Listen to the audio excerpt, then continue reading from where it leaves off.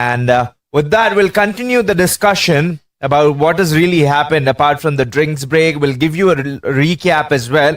So, drinks break isn't your real villain. It's something else. Stay tight.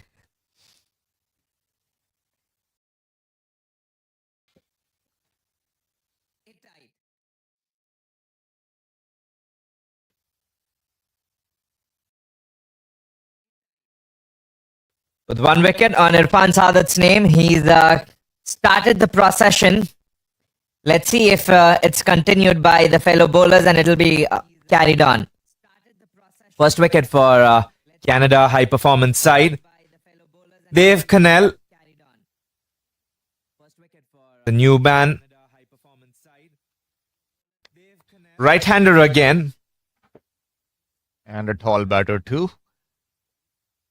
Laps of side like Venu was telling. Indeed on point Venu. But do you think that most of the striking was taken by Arjun Saud than the other batter? That's a good point actually, Abdul. I think we have seen in the last few overs that Arjun Saud has been farming most of the strike, and probably that also plays on a batter's mind when you kind of lose rhythm in batting.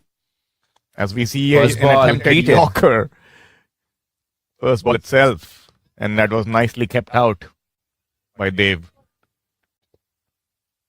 Yeah, I think coming back to your point, Abdul, I think we saw that most of the strike was farmed by Arjun Saud, and we saw a bit of lapse of rhythm from Anil's point of view, and I think that can kind of play on your mind as a batter when you don't get too much of strike, and then you suddenly come on to face a bowler whom you haven't faced much. You could probably end up... Oops! And as we see, another brilliant Yorker attempted. Unless he got some bat on it, this was really close. It should have been a plum if he hadn't got his bat on. I don't see a reason why the finger wasn't raised, and he was accused well of being before the wicket. Look at that, very close. Oh, very close. Might be bat sound, might be the ball hitting the ground. Various factors that constitute for this, but a very close. Would it prove costly, the decision? Tight call.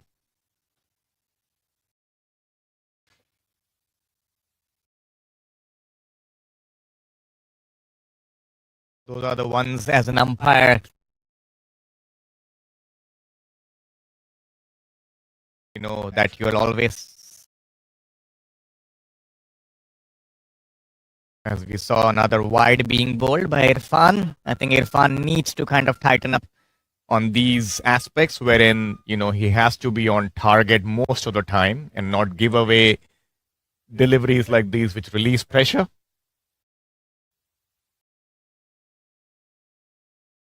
Nicely bowled once again, Irfan. And the ball is kind of, doing a bit in this over compared to the previous ones that we have seen. He's getting some in swing and, ball is tailing into the batter.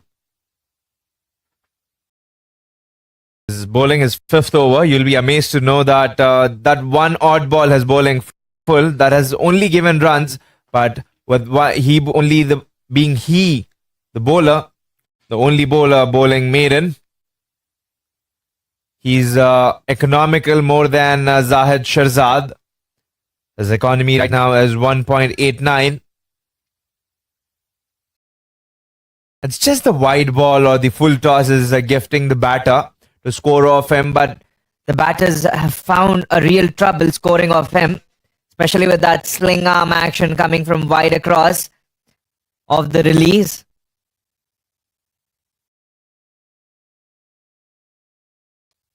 Nicely played. And he's given Dave Cannell a real trouble.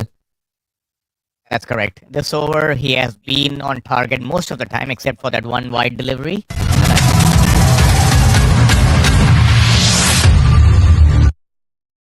Point, Abdul, I would probably want to see straightish short mid-wicket come in if he's trying to bowl full and straight. And if he's attacking the stumps, try to get the batsman to play more across the line and try to play it squarer. And that could get the LBW into play as well. 100%. Cannot agree more, Venu. Especially that's how if Irfan got his first wicket with his menacing pace, putting the batter on the back foot. Why shouldn't he try attacking the stumps more, keeping it back of the length, try more, exploit the batter's weakness, making sure his pace has been to his own benefit. He can make sure that the batter is trying to hit him across and then maybe try to sneak in. And the love affair of the ball and the stump continues. Absolutely. And as we see Sukhjinder Singh coming on from the northern end, there's been 2 overs bowled after the drinks break. We have not seen too many runs scored, just 6 of them, and they have lost their first wicket as well. So this is a good comeback here from Canada. I'm sure the drinks break would have helped them kind of rejuvenate as well as talk amongst each other and come up with a plan. As we see a slight delay here from Nepal's side, the batter getting some replacements and also getting his laces tied. This has always come with a move. The coaches send in with the message, with the glove chains, the drinks coming in at an unnecessary time, especially if it is not drinks break.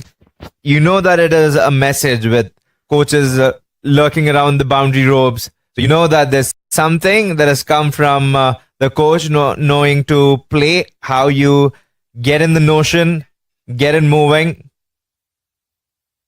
And that's how it comes. Yes, I think it's all a part of a bit of gamesmanship. Try to slow the pace of the game down, try to break the rhythm of the team which is on top. And as of now, I think it's probably Canada which is on top after the drinks break, getting that wicket and also bowling a few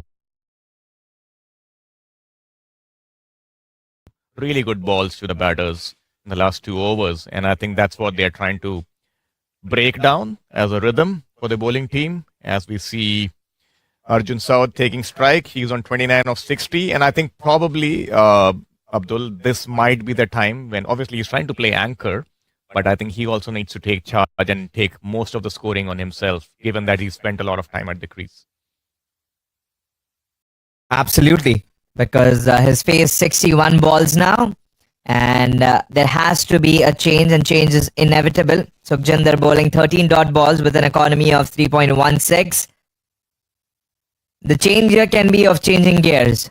If he does not give right talk at the right moment, then the Nepal vehicle will not do the climbing, because they'll have to go a long way.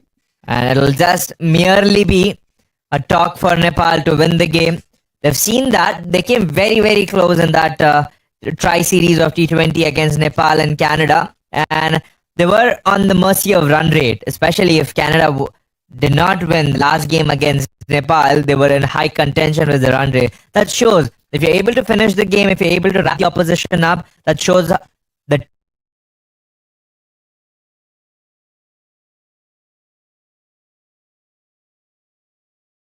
That's correct. Sukhjinder settling into a nice rhythm out here.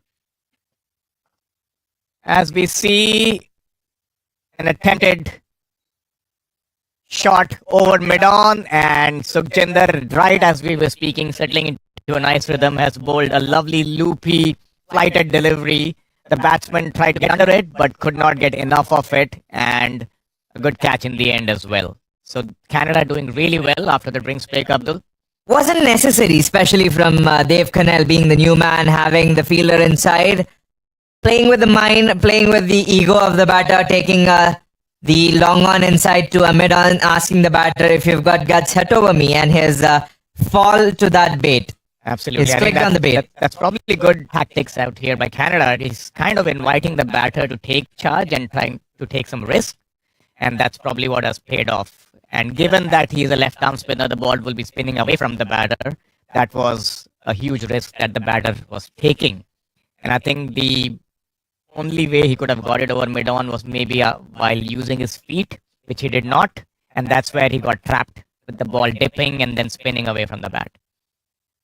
2 wickets down for Nepal. At once, wickets were looking difficult to get hold of from Nepal. Now, 2 in quick succession. In 2 overs, 2 wickets. Thanks to Irfan, who started the wickets procession.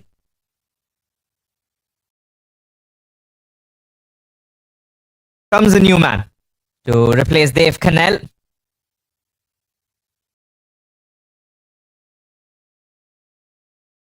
Well, that's lovely bowling out here by Sukhjinder, right on the money, targeting the stumps as well as pushing the batter back. We might see another loopy, flighted delivery enticing the batter. Bhim Sharkey. Nicely bowled once again. This is great bowling out here by Canada. That's the summary after 20 overs. Anil Kumar Shah being the highest run scorer of 34 runs in 49 balls, alongside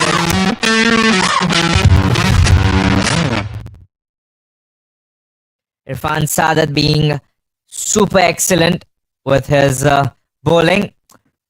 7 runs. He's given only one extra. And this might be a big boost to his economy, which shows 7.67. Has played mostly T20 games, a 50 over different game. So he's only given 7 runs, one extra considering. That means 6 if you take off that one extra in 30 balls. That means 6 runs only. Absolutely. I think this is exactly what we were talking about some time back about partnership bowling. How do they build pressure? How do they kind of curtail the scoring? And then, the wickets would follow. And this is exactly what has happened in the last few overs. What we have seen is an outcome of consistent pressure being built from both ends and no loose stuff. As we see Irfan charging in. Nice bowling and nicely played out here by Arjun as well. And I think now Nepal's innings kind of solely rests on Arjun's shoulders at the moment to kind of take it deep and build another partnership out here with Beam. It's not easy when you lose wickets around you. You have to kind of refocus, rebuild your innings with a new partner all the time. And nicely played out here. Could not find the gap though. Beauty of the game is that every game it is different, refocusing, but this is where team bonding comes into play. This is why the coaches tell you to take a jog along together, having those feeling sessions, having those get-togethers in the team, because you don't get much time going to your social life. The time you have is on the practice sessions, and this will give a statement and testify what Nepal team is. Excellent Yorker has bowled into the block hole. We have a slight field change this over, Abdul. As we speak, we have a deep square leg in place, which wasn't there in the previous overs. And I think that could be potentially for the short delivery coming in at some stage in this over. That's the only reason why I can probably feel that there is a protection there, or it could be an attacking position as well.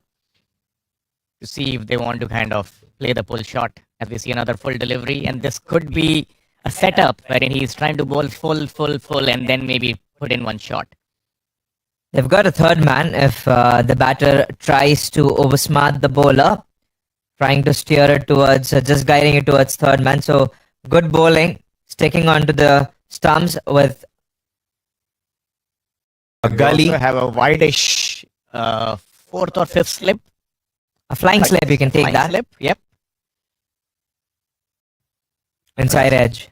Inside edge, beautifully bowled once again. This is a great over once again out here by Irfan. It's not giving too much away. He's attacking the stumps as we have seen. He likes bowling full. He likes attacking the stumps, and he's kind of using the wicket to his advantage, wherein some balls are kind of rushing through or keeping low potentially. And I think Anil Kumar was suggestive when he got out bowled that the ball probably did not bounce as high as he expected it to. Although he wasn't in a good position, to be honest, to play that pull shot.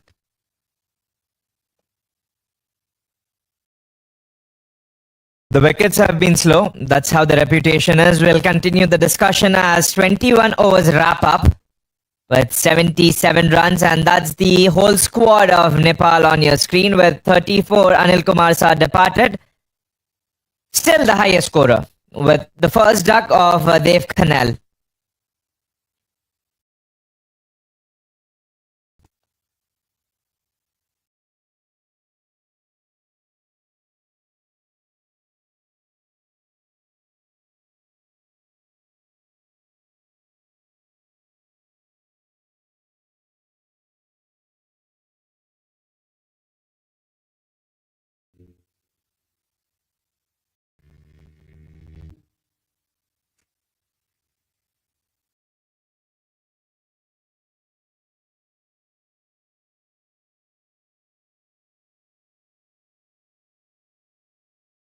Different ask. Sukhjinder, once again, trying to keep it tight. There's a single, looking for the second, and decide against it. An interesting field out here for Sukhjinder. He has a deep square leg in place on the onside. Which is interesting. And that's exactly where the ball has gone, towards deepish square leg. Who had to move towards his right. Good And I feeling. think- Saved 2 runs in the deep from long leg. Had to cover a lot of distance. And also, I think probably a decent shot as well, given that he knows where the field is. He saw an opportunity to kind of put it in the gap. So it has to have a tightish outside off stump line with this field. And once again, we see another sweep shot being employed, and this time the ball could probably trickle down to the boundary line. No, he just makes it in time. Right in front of us in the commentary box. We are getting a great view of the field as well as the angles that the batter is trying to make use The of. camera work from the production department, always making sure to keep us handsome and taking away the starlight. But the stars are playing on the ground. Where are we heading? Is where Nepal is against the high performance squad of Canada. It's a beautiful line once again by Sukhjinder. Great initiative from Cricket Canada for making sure that they have the pathways and transforming the coming talent where the veterans go away. Good fielding once again. Could not prevent the single, but put some doubt in the batter's mind. What do you think, especially cricket being talk of the town, a hot topic in the sports network in Canada, especially in North America? How is this program going to help Canada and Canadian cricket? Yeah, I think you're bang on there, Abdul. Off late, in the last few years, we have seen cricket take off as a sport here in North America, and this year's T20 World Cup as well in the US and the West Indies was, as we see the end of the over, Nepal 84 for 2. Continuing by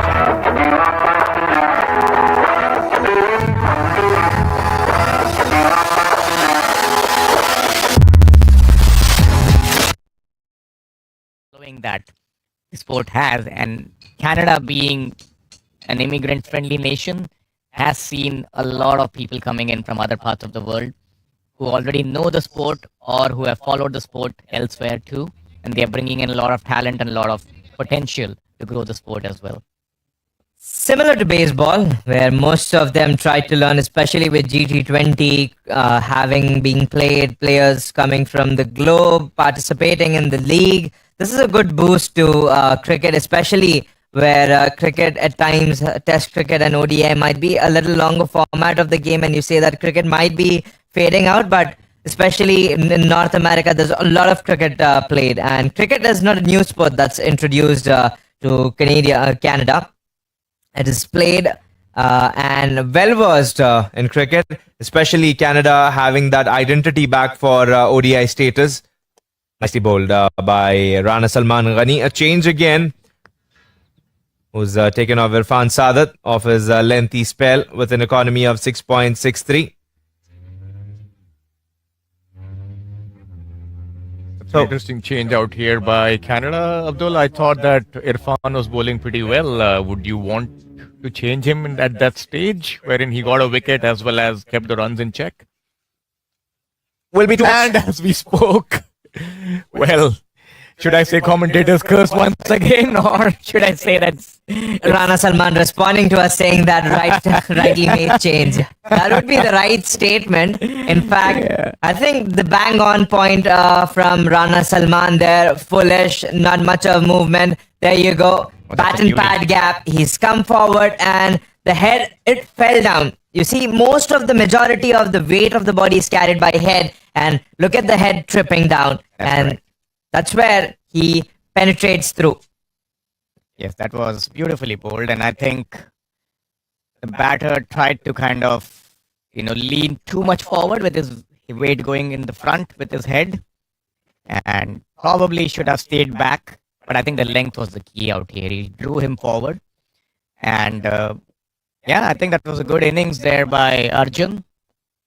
I believe he was the key for Nepal out there because he was playing the anchor's role, and that was a huge wicket given the situation. And the pressure was piling up on Arjun Saud as well. Has faced maximum number of deliveries. At once we were seeing the score being at 240, 250. That was okay. Right now the score is downslided. From here, if things go down south, who's going to take on the charge for Nepal here? Because you haven't got balls, you haven't got wickets, and now Nepal is in turbulent times.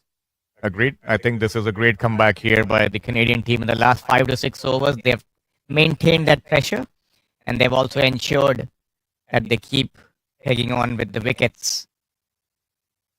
As we see Mohammad Arif Sheikh taking strike, tuck down the leg side towards deep square leg. Brilliant striker of the ball. Very formalized playing T20. A different assignment for Arif Sheikh. Will play against Canada high performance squad. Definitely the credit has to be going to the Board of Canada for organizing such Tournaments and the pathways where you can build a team taking into consideration the focus of the cricket and the future of cricket, having such talent on your bench. And if it goes in an unresourceful way, if it's not utilized, the resources, then it's all futile. I agree. As we see Rana coming in once again to Bhim Sharkey, nicely played. I think this is a great line out here by Rana. Good testing times for the batters. Both batters relatively new at the crease. This would be a period of consolidation for Nepal, given that they have lost 3 quick wickets after the start they got. And I think that is the key out here. 70 odd runs, the opening partnership, and now they're looking at 85 for 3 as we see an expansive drive played to mid-off. It's just not boundaries. Will take on, will argue.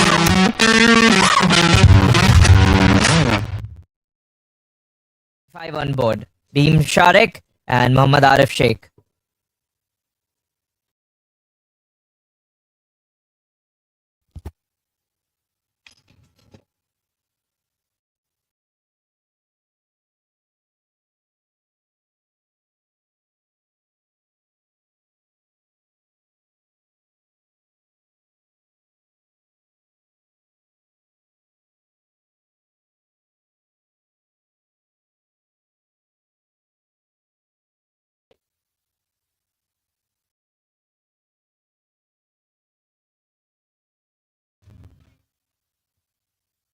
Sukhjinder once again from the northern end. I'm surprised to see that it's just not boundaries which have dried up. It is also the singles haven't been coming in full flow. The batters have struggled, especially having areas open. They'll have to be inventive. They'll have to contrive the ball. It's not going to be a bat and ball play now, especially losing 3 wickets, 2 new batters. They cannot just get reluctant and comfortable at the back on the back foot. Absolutely, and I think right now the situation of the game demands the batters to grind it out as well as look for those singles and rotate strike. It's good cricket all around here by Canada. They're trying to build that pressure. There's a noticeable change this over as well, where we see a short fine leg in place for the sweep. Oh, that's beautifully bowled by Sukhjinder Singh. If he's bowling to bowl like that, I don't think so. They require a fine leg too. Just bring on, attack the batter, give him one more slip, give him some more cushion so that Sukhjinder attacks. Look at the area, look at the drift and the sharp turn. He's spitting the venom. I think probably to answer your question, Abdul, I think the sweep.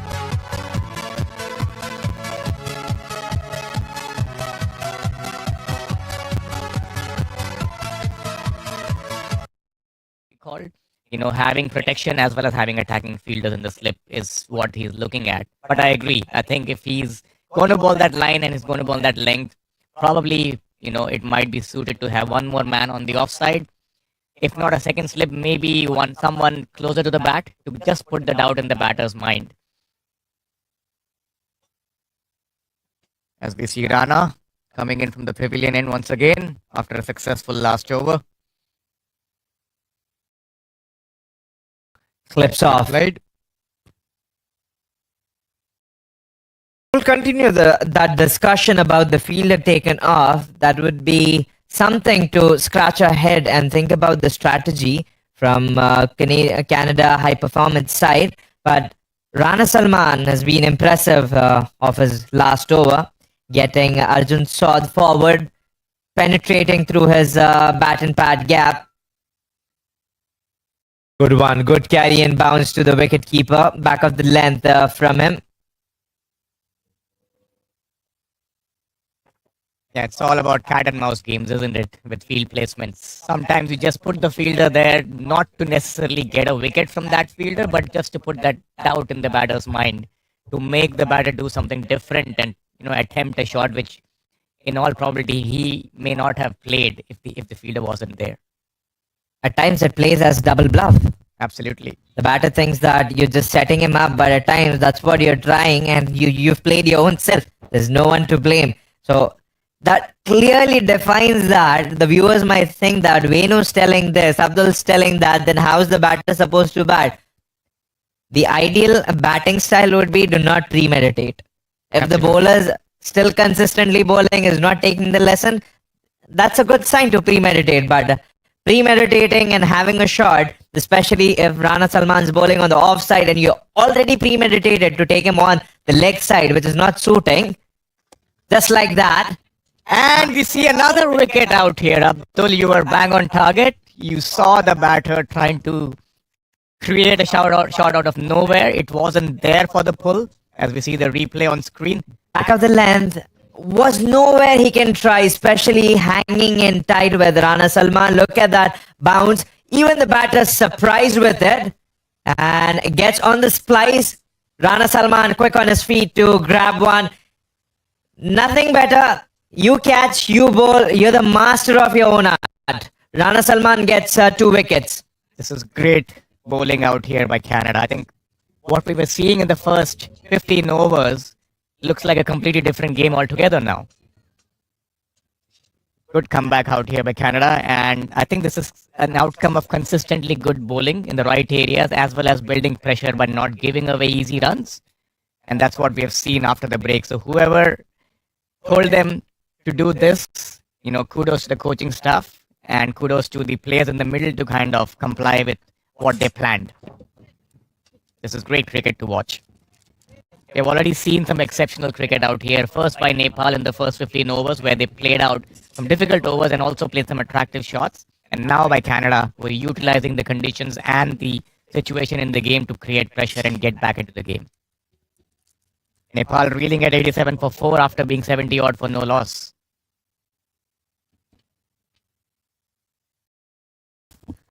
Nepal will have to revert back to their original game plan. They cannot sustain in a way their innings is treading right now. With 4 wickets in the early successions, you've seen 1 wicket leads to another one. It was Irfan Sadat who held the flag of high performance side, and then it was the Rana Salman over. With 2 wickets, has picked the gap, nicely timed. It should be a sigh of relief for Nepal and the coach, thanks to Kushal Burtel. Yeah, loose stuff out here. First delivery, a juicy half volley on leg stump. Any batsman or a batter would want that to kind of get off the mark.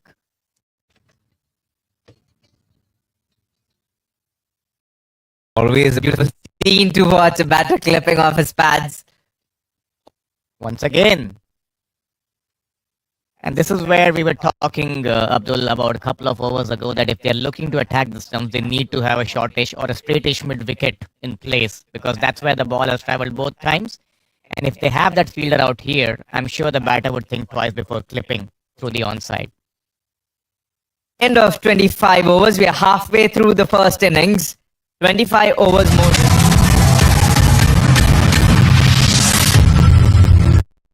It's good cricket all around out here.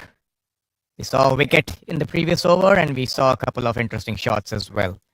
Getting And as we back. see another change in bowling from the northern end, another left-arm spinner.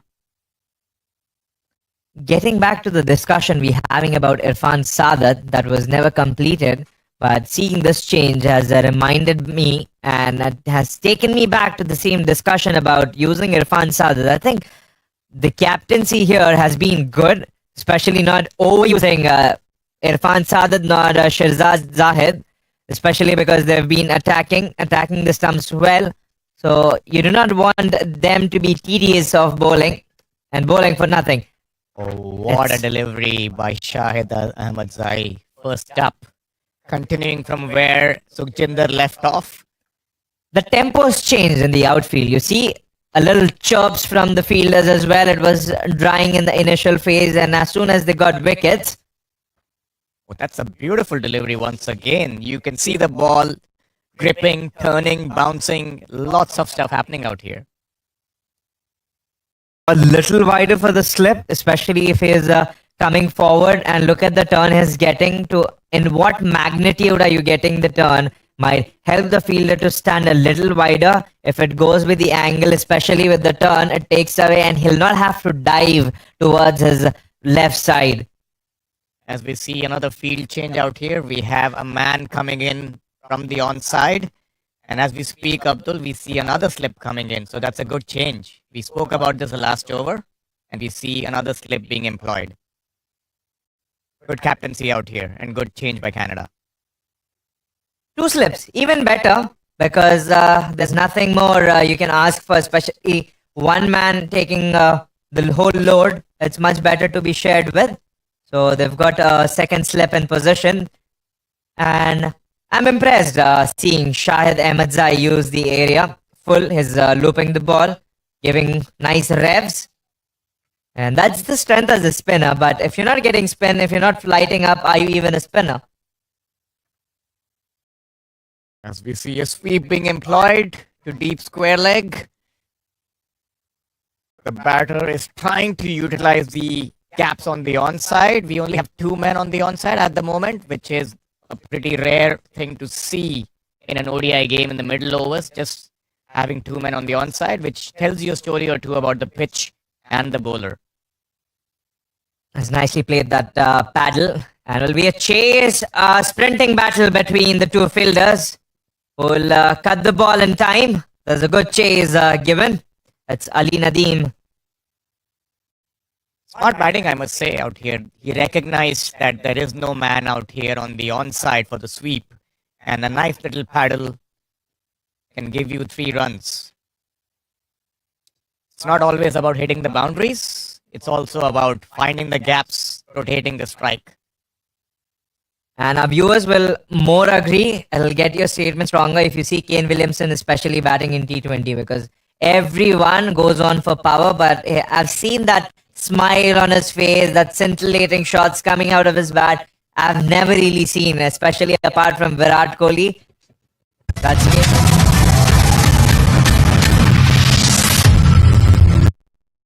Over 98 for 4. As they say, there's more than one way to skin the cat. So you see all kinds playing in the middle, and whatever suits you, whatever works for you, play the best of your ability to your strengths. And I think that's what Kane Williamson does. That's what Virat Kohli as well does. We saw the innings in the World Cup finals this year where India were reeling at 27 for 3. And that's where the game was about to turn. And Kohli ensured that, he bats through and also bats sensibly. It's not always about slam bang hitting in T20 cricket. It's also about using your mind and also using your ability to score runs all around the wicket and also have those singles and twos in place. How many times you've seen that from Kohli? 2022 MCG against Pakistan, goodness. 28 required. 2016 against Australia, he single-handedly 68 Mohali. runs. Mohali. And then it was Tri-Series Commonwealth Bank against Sri Lanka again. Peak Malinga. Nicely deflected. There's a third man there. It goes on, the list goes on, but He's at a different level. The game for Nepal and Canada right now played deliberately in that direction, having the third man. And I think that's the beauty of our sport, Abdul, isn't it? That we can always learn from each other, right? These associate nations, and that was the best part about the CS T20 World Cup as well. The amount of associate nations that played this sport had the chance to rub shoulders with the best in the business, with all the regular test playing sides. And we saw the competition being put up by, say, USA against Pakistan, by Nepal against South Africa, by Ireland, and all those other nations. Canada against Ireland. Nobody Canada against thought Ireland that, as well. especially that one game, Canada being the dark horses taking on Ireland. I was watching the game especially, and there was immense happiness. And if that would have gone in Canada's favor, game against USA, might be a different story. Canada would be the Super 8 team that might have walked into Super 8s very happily, and that game against USA was changed by Aaron Jones, who got unbeaten 80 odd runs, and that gives us a statement. I'm surprised, just as you are, not to see the umpire wave his arm. I think, was it evident, or the umpire thought there's something coming off his pad? I think the appeal kind of put him off, is what I could say. He Sen- might have thought it clipped his leg on the way. Off the back foot has found the gap and has found it well to at least come back for 2 runs. Yes, this is good batting out here by Nepal. I'm impressed by these two players trying to find the gaps and looking for those singles and doubles. Like we discussed a little earlier, it's not always about the boundaries. It's also about rotating strike. It's also about getting the game moving and frustrating the opposition.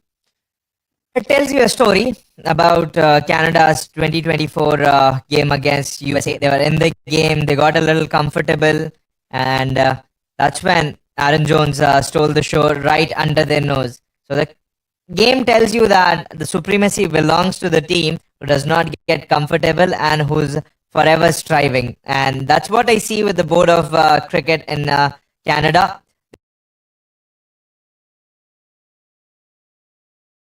Pathways created for players such as this in a high performance squad, GT20 tournament, especially with the college and cricket as well. Cricket being more adopted and taken into consideration, especially a lot of cricket was played this year. But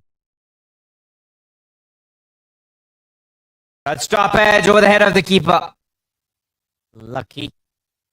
Looking for the second and just makes it.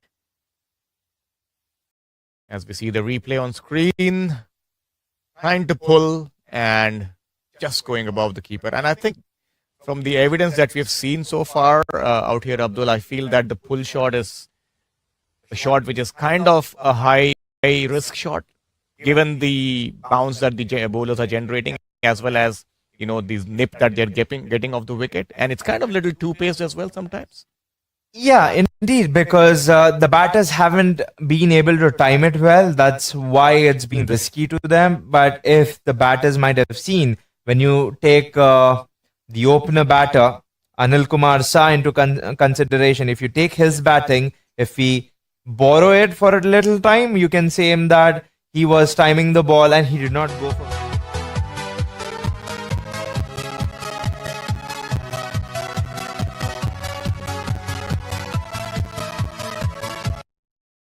what the bounce of the wicket is.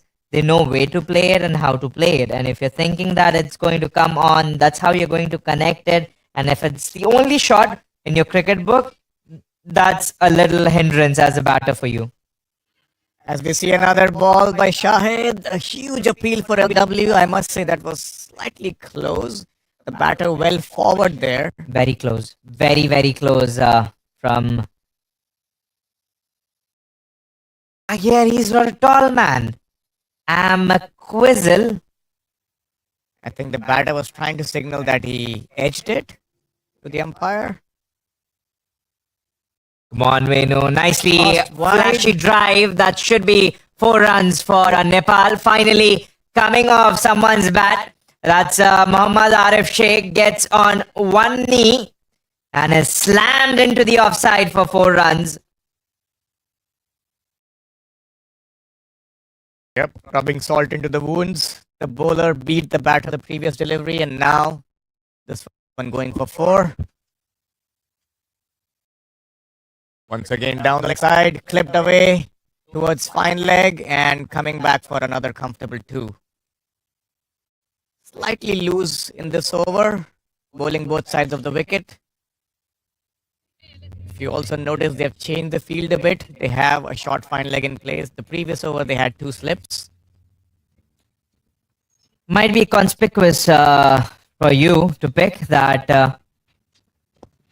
Shahid Ahmedzai has changed his length after being hit for that boundary. Has gone towards leg side. This is his natural strength, and let the batter hit you. If he makes the shot, the credit has to be given. That's a very unpredictable ball from Shahid Ahmedzai. Very close to the stump, involving high risk for the batter. That's right. More or less like an arm ball, did not turn much. Top spinning delivery, which kind of took off. And that's a nice finish to the over as well. End of 28, 109 for 4. Rana Salman being the top wicket picker with Irfan Sadat.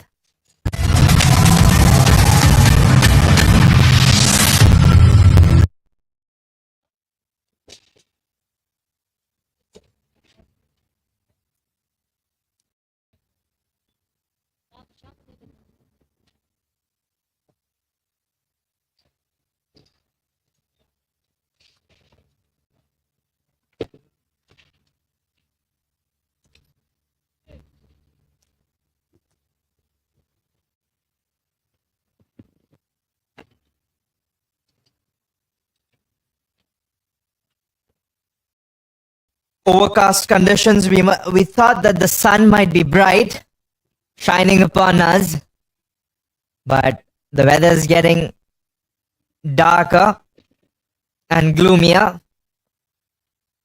Padam Joshi, with 158 matches played, his best figure is 6 wickets for 5 runs. Or the other way around, 6 runs, 5 wickets. Beg your pardon.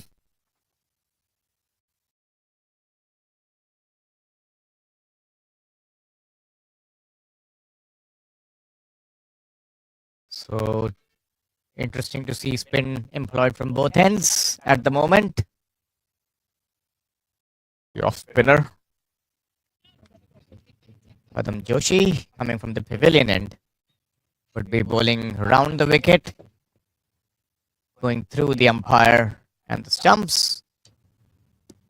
And a nice, flatter, quicker delivery to start off with.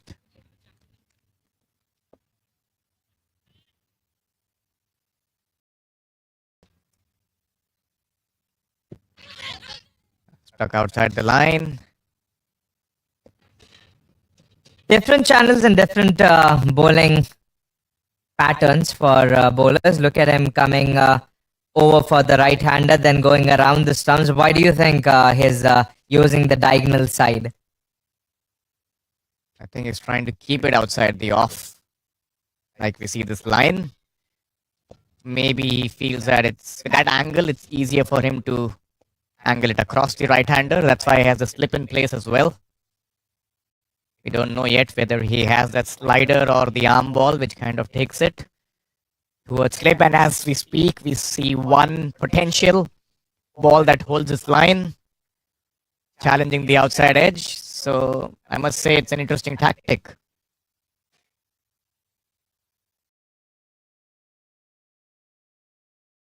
He has a lot of protection on the onside as well, as you can see, deep mid-wicket coming into play and good fielding and an excellent throw to the keeper. Screams no on the second one, sends him back. A good call, because one more wicket, half of the side would be sitting and chewing on their fingers, thinking half of the side is already in the dugout. Interestingly, they have 5 fielders on the onside, Abdul, something which we haven't seen till now.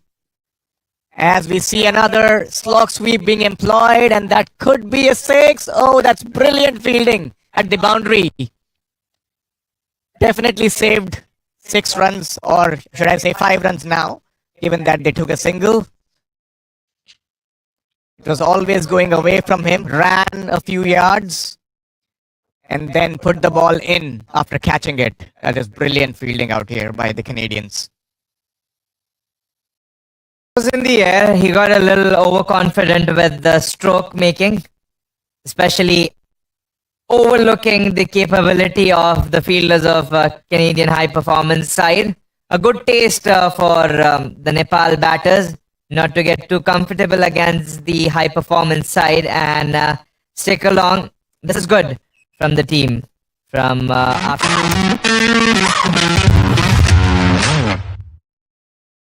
From the bowlers and the fielders that they're making sure that the batters run hard for every run. Yeah, the first real aggressive shot that we saw after a while, and I must say it was a slight high risk shot given that there were 5 fielders on the onside and it could have gone either way. They need that now. High risk is required now because 30 overs done and we haven't crossed 150 mark. Then what is it going to be from Nepal? If not now, then when?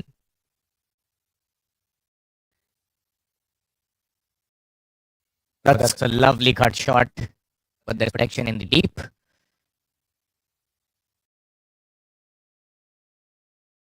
because the opposition will also have 50 overs. So you have to be mindful if the other team is capable of restricting you.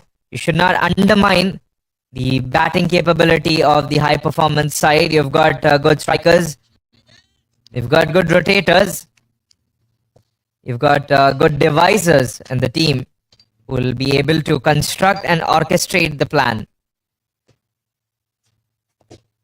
Swap, there's a fielder in place. That's precisely why he's been kept there, the fielder, for the sweep shot, for the top edge sweep. Why do the batters especially not run after hitting that six, knowing that if they've made a connection and the fielder is trying to scoop the ball out, should have been at least 2 runs. He wouldn't have been disappointed on that. Well, classic good old ball watching, I would say. 30 overs done, and me and Venu will continue after this over as we see 112 on the scoreboard after 30 overs, 4 wickets down for Nepal.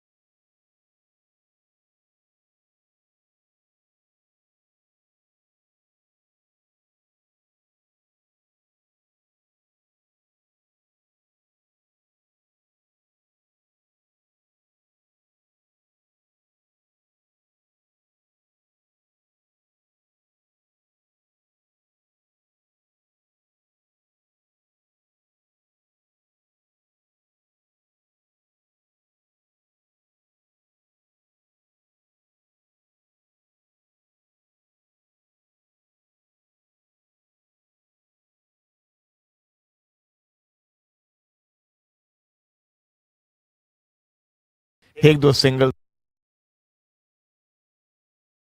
and twos. There's a lot of open gaps in the Whipped away.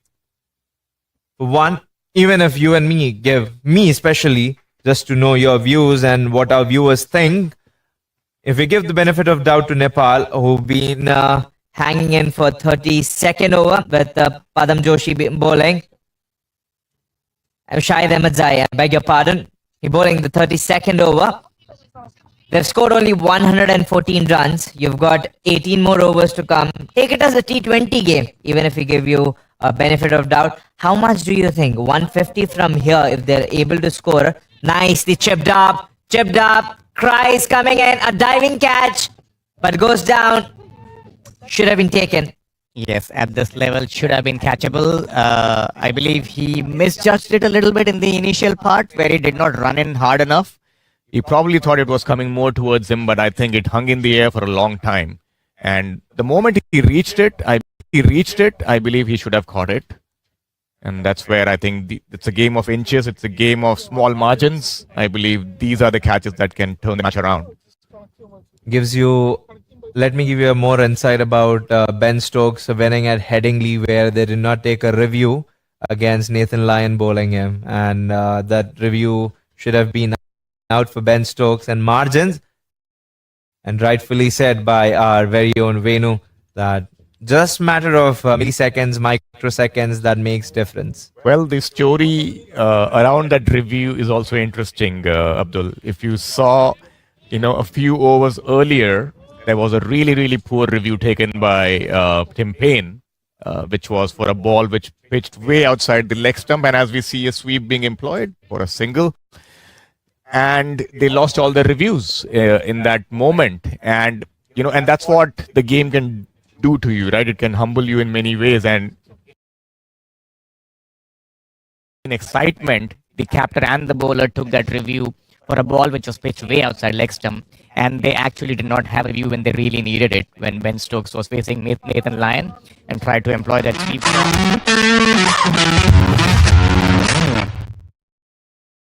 I believe it's not just about captaincy on field, but it's also about understanding the nuances of using technology to the fullest and not letting emotions overtake sane decision making. And sometimes and we have seen it with all bowlers as well. Sometimes the bowler would want to appeal for everything. They would think everything is out, right? And that's why the captain, especially if you're a wicket keeper, need to have a good head on your shoulders. And we see another slog being employed on the onside. In the gap. Nice save by Oliver Cox, I reckon, who's on the outfield. A real aggressive approach we see here from Asif Sheikh. Yes, that's a brilliant stop. Once again, we saw him taking the catch and putting the ball in a couple of overs back. That was also a really good stop. And we see that the boundary patrolling people are doing a great job here for Canada. As we see another stroke on the offside. Brilliantly played in the gap. There's no infield. There's no outfield. And that'll trickle away for 4 runs. Yes, I think that was a good shot given the field positions. It's a predominantly onside field and probably an error on Padam Joshi's part, who has been really good till now, but this one was slightly wider and tossed up. he was expecting maybe the batsman to slog sweep it from outside the off stump, but he was smart enough to play it over the covers. I think as a spinner, Padam can set him up here. Can be a good setup. Having no offside field, he's tried to score off 2 balls of him. And he may try to loop the ball a bit more, giving more air, invite him forward and say that how about you take on this, and the keeper trying to stump. And that's exactly what happened there, Abdul. You called it. But the slight fumble from the keeper's end, I believe. And maybe he just made it back in time. Yeah, that was a good call. That was exactly what Padam was trying to do, trying to entice him to come down the track. Excellent bowling between the sticks, with the ball remaining to call it off and over. And that's the difference. Getting back to the same conversation when you're telling about nuances, knowing the difference about desperation and intelligence. Absolutely. I think And that's where you need a calm captain and a calm wicket keeper. I think that's a pivotal position when it comes to reviews. I believe wicket keepers have the best view in the game, and I think they can definitely help in assisting the captain, or in fact, if you are the captain and the keeper, no better way to kind of go for the review by knowing what's happening on the field. End of 33rd over, 122 for 4. How about the combination? We'll talk through the combination about the World Cricket captains and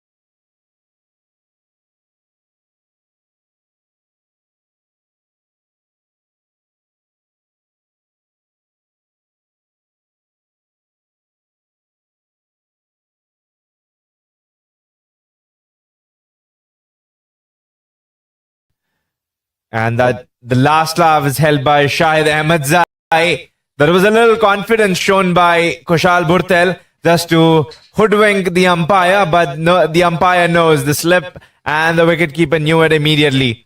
Even him as well just tried to elope the umpire, but this time it's not going to help him eloping Meet.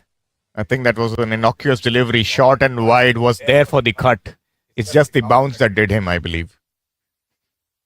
Well, yeah, it's a rank bad ball, a literal half tracker. Should have been put away. After all the good strokes that he played, I just felt that, yeah, he kind of took it a little too easy this time. You know, sometimes it happens, Abdul. It's the slightly bad balls which kind of gets you wickets after bowling a couple of real pitches. As we see a small water break being taken, and we'll come back to the viewers maybe after a couple of minutes.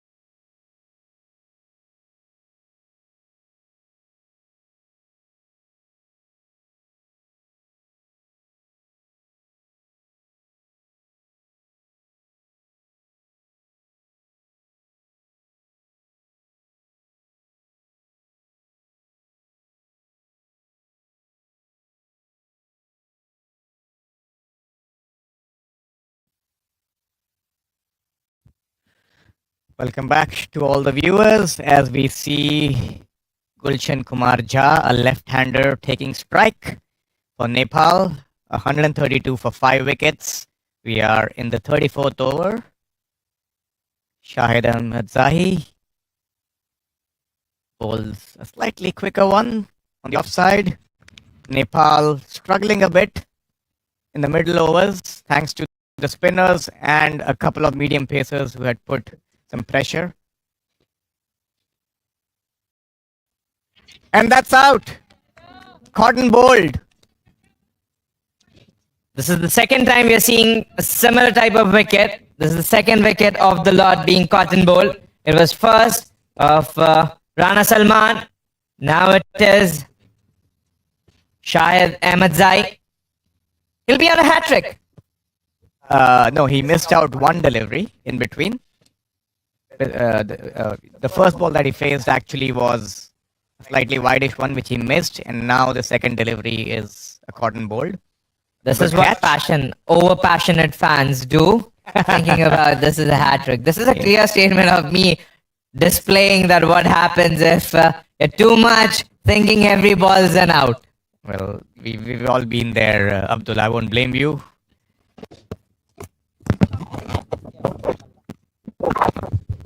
And Nepal are in more than a spot of bother. I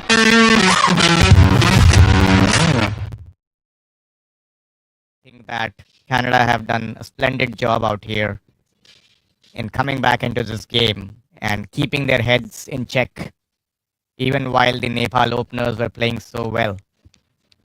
Kushal Mala, left-handed batter. Sees his batting card. But new over, Arif Sheikh being on the charge here, will have to wait till Kushal Mala gets on strike. 6 wickets down, just a couple of more to come. To see Canada high performance side bat. The projected score, that's a good backup, and a loose throw again from the outfield. Yes, 193 is the projected score at this stage. It's locked, tries of catches, would that be taken? And looks like it's been dropped there. Might go expensive. So far, there's been few grey patches in the fielding. And that'll only come with experience and time to the Canadian high performance side. That's correct. I think these half chances need to be converted to kind of really put more pressure on the batting side. As we see a change in field for the left-hander. First left-hander we see in the innings.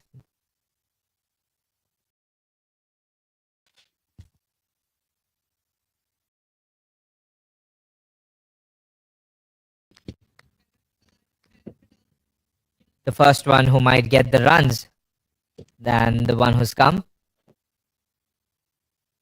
How important is right and left combination, especially playing a 50 over or a T20 game? Well, as a fielding team, I could say that I find it extremely irritating when you have a right and left combination in the middle to keep changing sides, to keep changing the field every ball. I'm sure And when as a you're a bowler as bowler, well. I'm sure you're more of a bowler than a batter. Well, it doesn't help if you are a fielder who has to do long on to long off every time or switch sides every time. As we see another single being taken. Yeah, I think it really puts off a few bowlers at times to keep changing their line and also to keep imagining the field for each right-hander and left-hander in combination. So it definitely helps having that combination in the middle because, you know, it provides that extra bit of advantage to the batting side. It's just not for you, for the umpire as well, who has to run around the corner for the right and left hand. What has the poor umpire has done to run around the ground for nothing?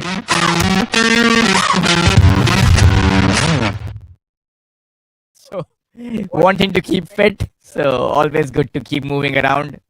It can be a tough job just standing in the middle and not moving around. It tests your patience, it tests your concentration. I'm going to tell Mead that you've told the exact statement that he needs to work on his calorie count. He's going to be upset with that.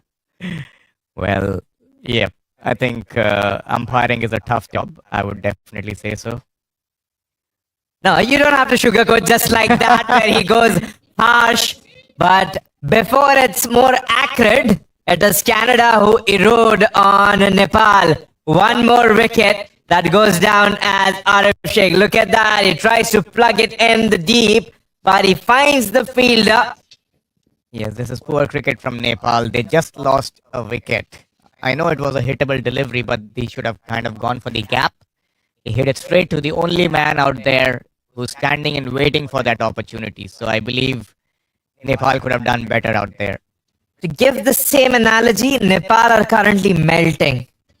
First wicket was right on top, the second one was better, and then everything started descending. And the credit has to go to the Canadian high performance side, and the coach has been working on them hard and trying to cherry pick the talent.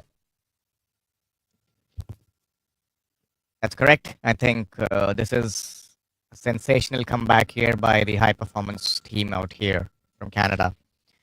Who would have thought at 70 odd for no loss after 15 overs, they would end up being 135 for 7? That partnership at once, I thought that 250, 260 might be scored on this game. Especially the cleanliness in the strokes of the opening pair between Arjun Saud and Anil Kumar Shah, that was giving us more optimistic signs till abrasive shots being played. Oops. And thanks to the batter, look at this, everything going in the high performance side's game. What has Nepal done? That's correct.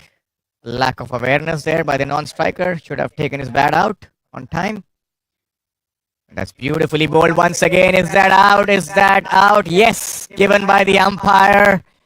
Lovely flight, dip, turn and bounce, taking the outside edge, and a good catch by the keeper as well. And he's feathered it right into the glove work of the wicketkeeper. Has been good and subtle with his wicket keeping today. Not much that you can complain to the wicketkeeper. And there was some weight by the umpire, and look at that on your replay to know that turn coming off the surface, taking away, and there's a hesitation, yes and no, might have got the outside edge, just nicking it. Yes, I think he was hanging the bat around and did not remove it on time. It's a case of following the ball after it pitches because you did not reach the pitch of the ball and you kind of take the bat towards the turn. At times, taking away your bat and doing nothing, also a big ask and a big surprise at times that puts the batters in, because you have to be best at doing nothing as well at times. You cannot always take away the limelight, you cannot always be on groove. So, giving that wear lift is also an art.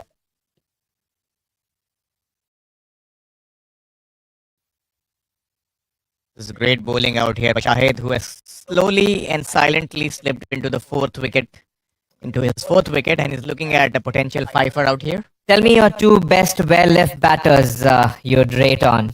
Who's got the best wear lift? Have fun. If you ask me seriously, I would obviously rate Rahul Dravid and Cheteshwar Pujara really high in that regard. And if you ask me sarcastically, the great Courtney Walsh and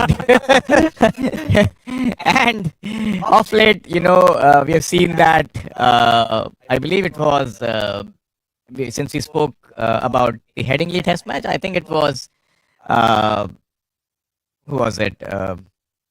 As we look at this delivery, I think it was Jack Leach who had the best one not out in the history of Test cricket in that game. I'd say you mine after this over. 36 done, and take a look at the follow wickets. It was 70.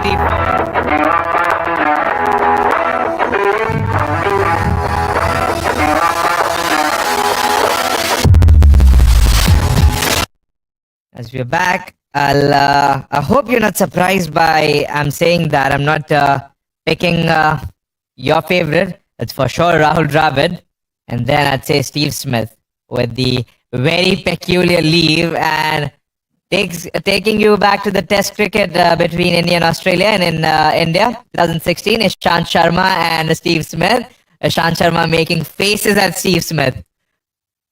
Well, the Steve Smith leave and even the Manas Labuschagne leave is probably one of the more popular ones. And I just love the way they leave the ball and say, no run. They talk to themselves. It's like the pad check, glove check, the bats check, the helmets check, and then Steve Smith's ready. Yes, he's pretty fidgety when it comes to getting ready for facing the ball. Has to keep everything immaculate.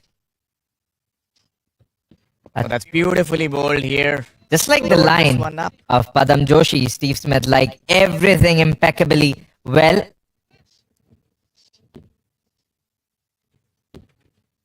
This is great cricket all around here. 185. Do you think the projected score would be enough for Nepal to defend? Well, at this stage, I would say that they would really do well to get to even 185 at, from where we are. I think 135 for 8 doesn't look like crossing 150 or 160 at this stage, given how well the high performance team has bowled in the last few overs, especially the spinners. Tossed up once again in the air and just clears mid off. That's more than a shot. That's more than a shot from Kushal Mala, and you'll agree to that, Venu, because look at him clear his front leg and timing, playing it inside out really well. That's way better from a left-hander, especially losing wickets. Yes, I think it was a well thought of shot. No slogging, just placement and timing combined together. Beautifully bowled once again and very, very sensible batting out here. That ends the over with a single. 36 done, 140. 140 on your scoreboard. 8 wickets down. It's just a matter of 2 wickets for...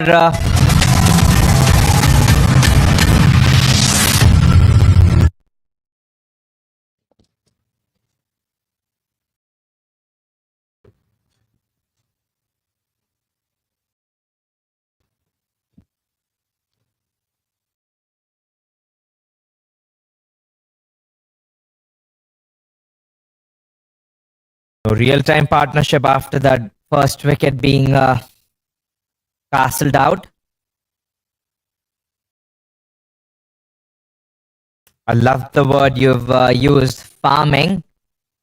To farm, you need to cultivate. You need to show affection. You need to show that candor. We haven't seen that from the other batters. We see Shahid Ahmed Zai looking for his 5th wicket. Would be a well-deserved 5-wicket haul, given the way he has bowled today.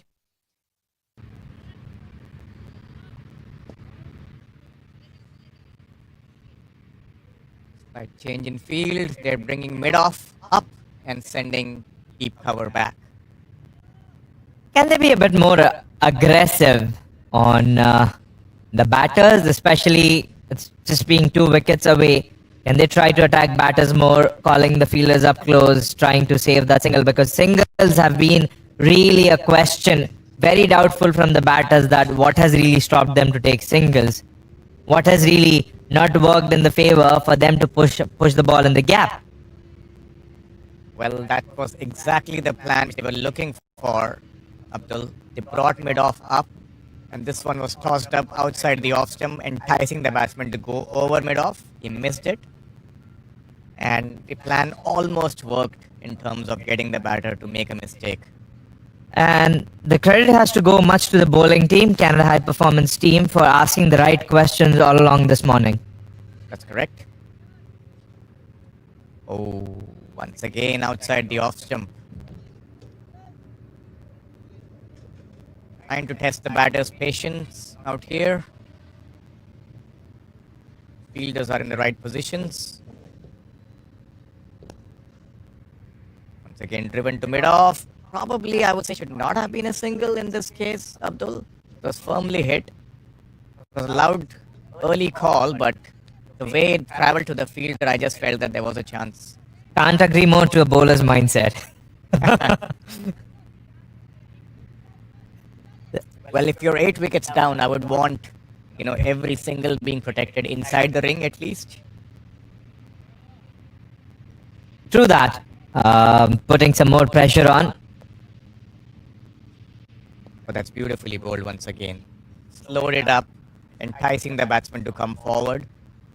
But nicely played as well in the end. That's Nepal. been the scorecard. Nepal 141 for 8. 38 overs being bowled. Just a timely reminder to our viewers, this is the Nepal national cricket team versus the Canadian high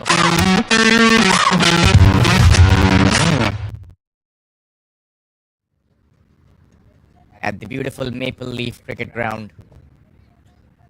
Nepal claiming the toss to bat. And just 2 wickets away for Nepal. Has that worked in the favor for Nepal? One key takeaway, what do you find from the batting so far? I think the wicket is definitely assisting some spin out here, Abdul, and I just feel that you should probably make the most of the initial few overs, and that's what we saw. Even though Canada really bowled well in the opening few overs as well, but I just thought it was relatively easier to bat on against the faster men. And as we have seen the innings progress, I just feel the wicket has slowed down a bit, and it's difficult to time the ball. It's gripping, turning, bouncing, and also doing a few things differently. As we see another change in bowling, we have Gurpal Sidhu coming in from the pavilion end. The bowling was changed, especially after Gurpal being hit for that boundary. That was a good change. And 141, I doubt it, especially having that much score in the bag.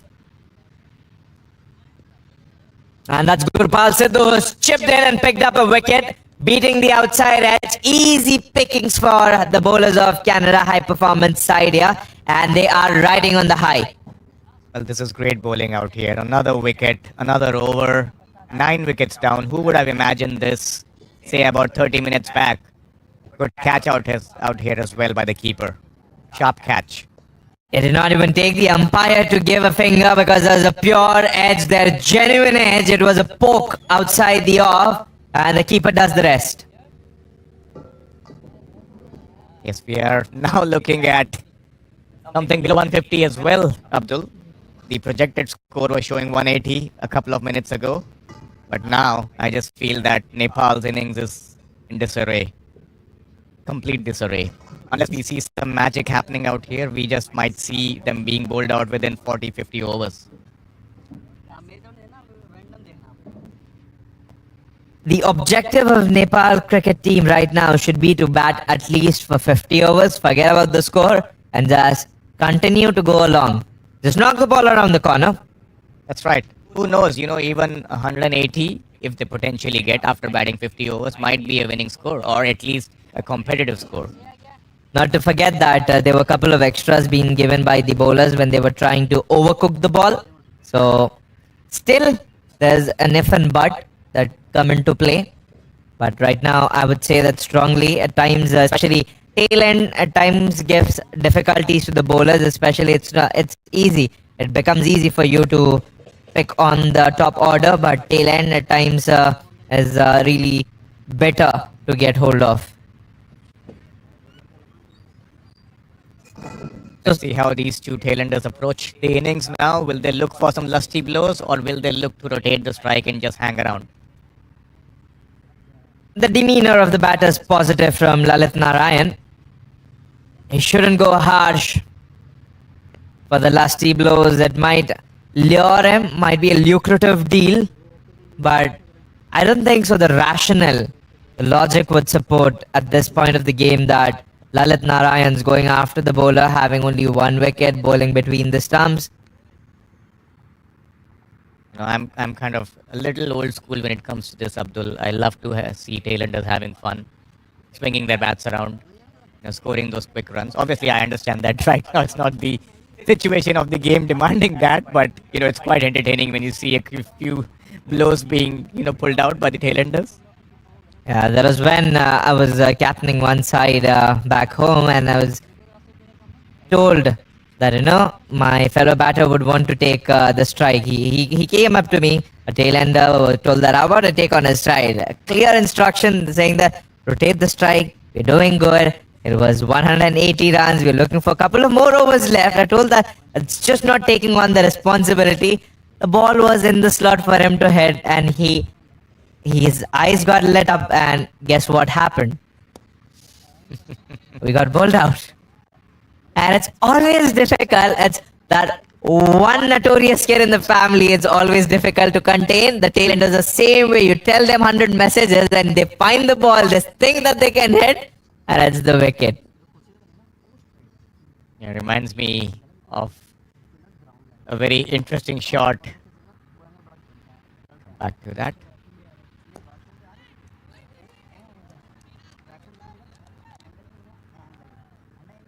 Yeah, I was coming back to, I think it was a test match wherein Yasir Shah of Pakistan was bowling, and West Indies were 9 wickets down, and I believe they had just 1 over left to defend and draw the game.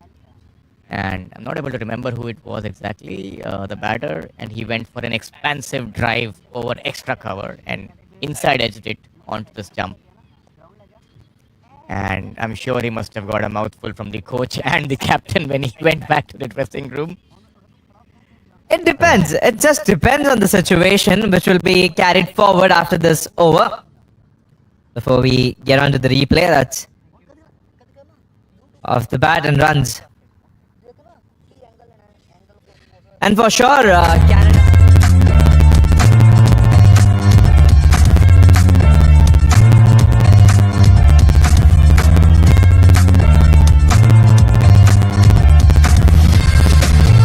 Haven't offered any frills out here. There are no thrills even for the Nepal batters by Canadian bowlers. So they need to show some thrills to get some frills. You need that, where to go. One-stop shop, no frills. Absolutely. One of the sponsors for the Canadian national team, as we see Shahid Ahmedzai coming in once again, looking for that 5th wicket, that elusive 5th wicket. I'd love to see Shahid Ahmedzai go with that 5th wicket, especially being an off-spinner. So there's that branching towards him. Lovely bowling out here. He's picked 4 wickets, and apart from me branching, the viewers and you would not agree more than to what I'm saying is that he's done hard work and he should be rewarded for his hard work. Absolutely. Oh, that's beautifully bowled once again. That was a ripper. That was a ripper. You could see the ball angling into the batter, drawing him forward, beating the outside edge, turn, bounce, guile, everything that you want for. He was a duck standing. He did not know what the ball was going to do. Once again in the air, and that's it. That's the end of the innings. And as you called out, Abdul, 5 wickets for Shahid Ahmedzai, and well deserved as well. Beautifully looped up, enticing the batsman to come forward. Did not reach the pitch of the ball, and a simple loopy catch to extra cover. Hard hands from the batter. Got his bat in time, saving his wicket. He thought that before the man at short covers plugged out the catch. And that's it for Nepal cricket, who've been dismantled at 143. 10 wickets picked up by Canadian national, my apologies, the high performance side. And it's Shahid Ahmedzai who's picked up 5 wickets for 27 runs, who's been super commanding on his bowling. And 2 wickets taken first by Rana Salman, a wicket later by Irfan Sadat. And then came in the spinner, Subhajit Singh, who was able to pick up a wicket. High performance side needs 144 runs. And we'll be joining you shortly.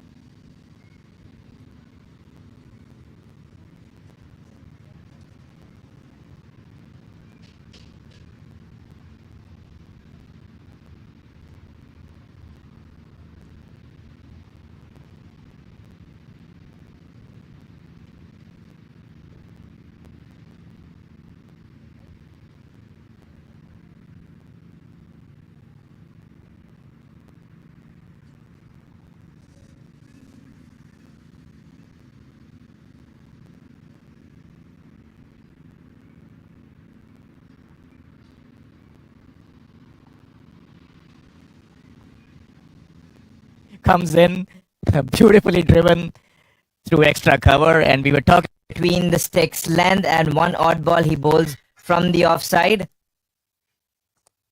Like this one is played away. That's going to run away. Oliver Cox on the move, trying to cut the ball. Diving effort saves a couple of runs.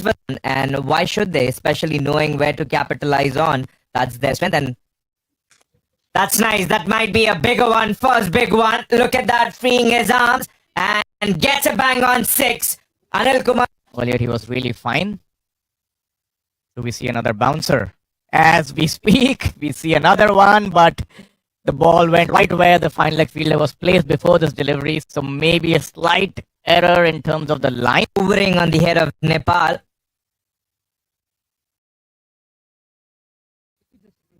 They've got to change Rana Salman Ghani. And not a good start out here. Way down the leg side for a wide, but 6 sixes. It was off charts and mind-boggling to see any batter who can do it. oh, that could be overthrows and probably 4 of them. Well,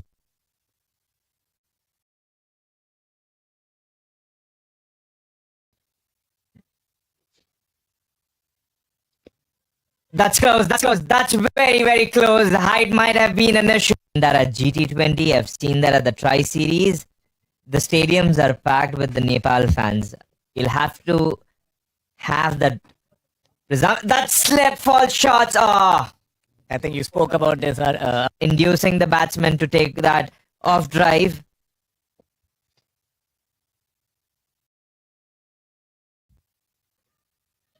It's down the leg side, an appeal for caught behind, but probably Not a bad ball either, Venu. He used his feet, made sure that he reached the ball.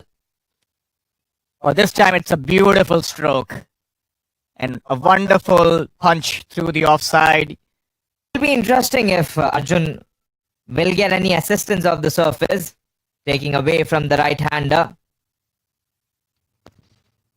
Nicely played in the gap once again, looking for 2.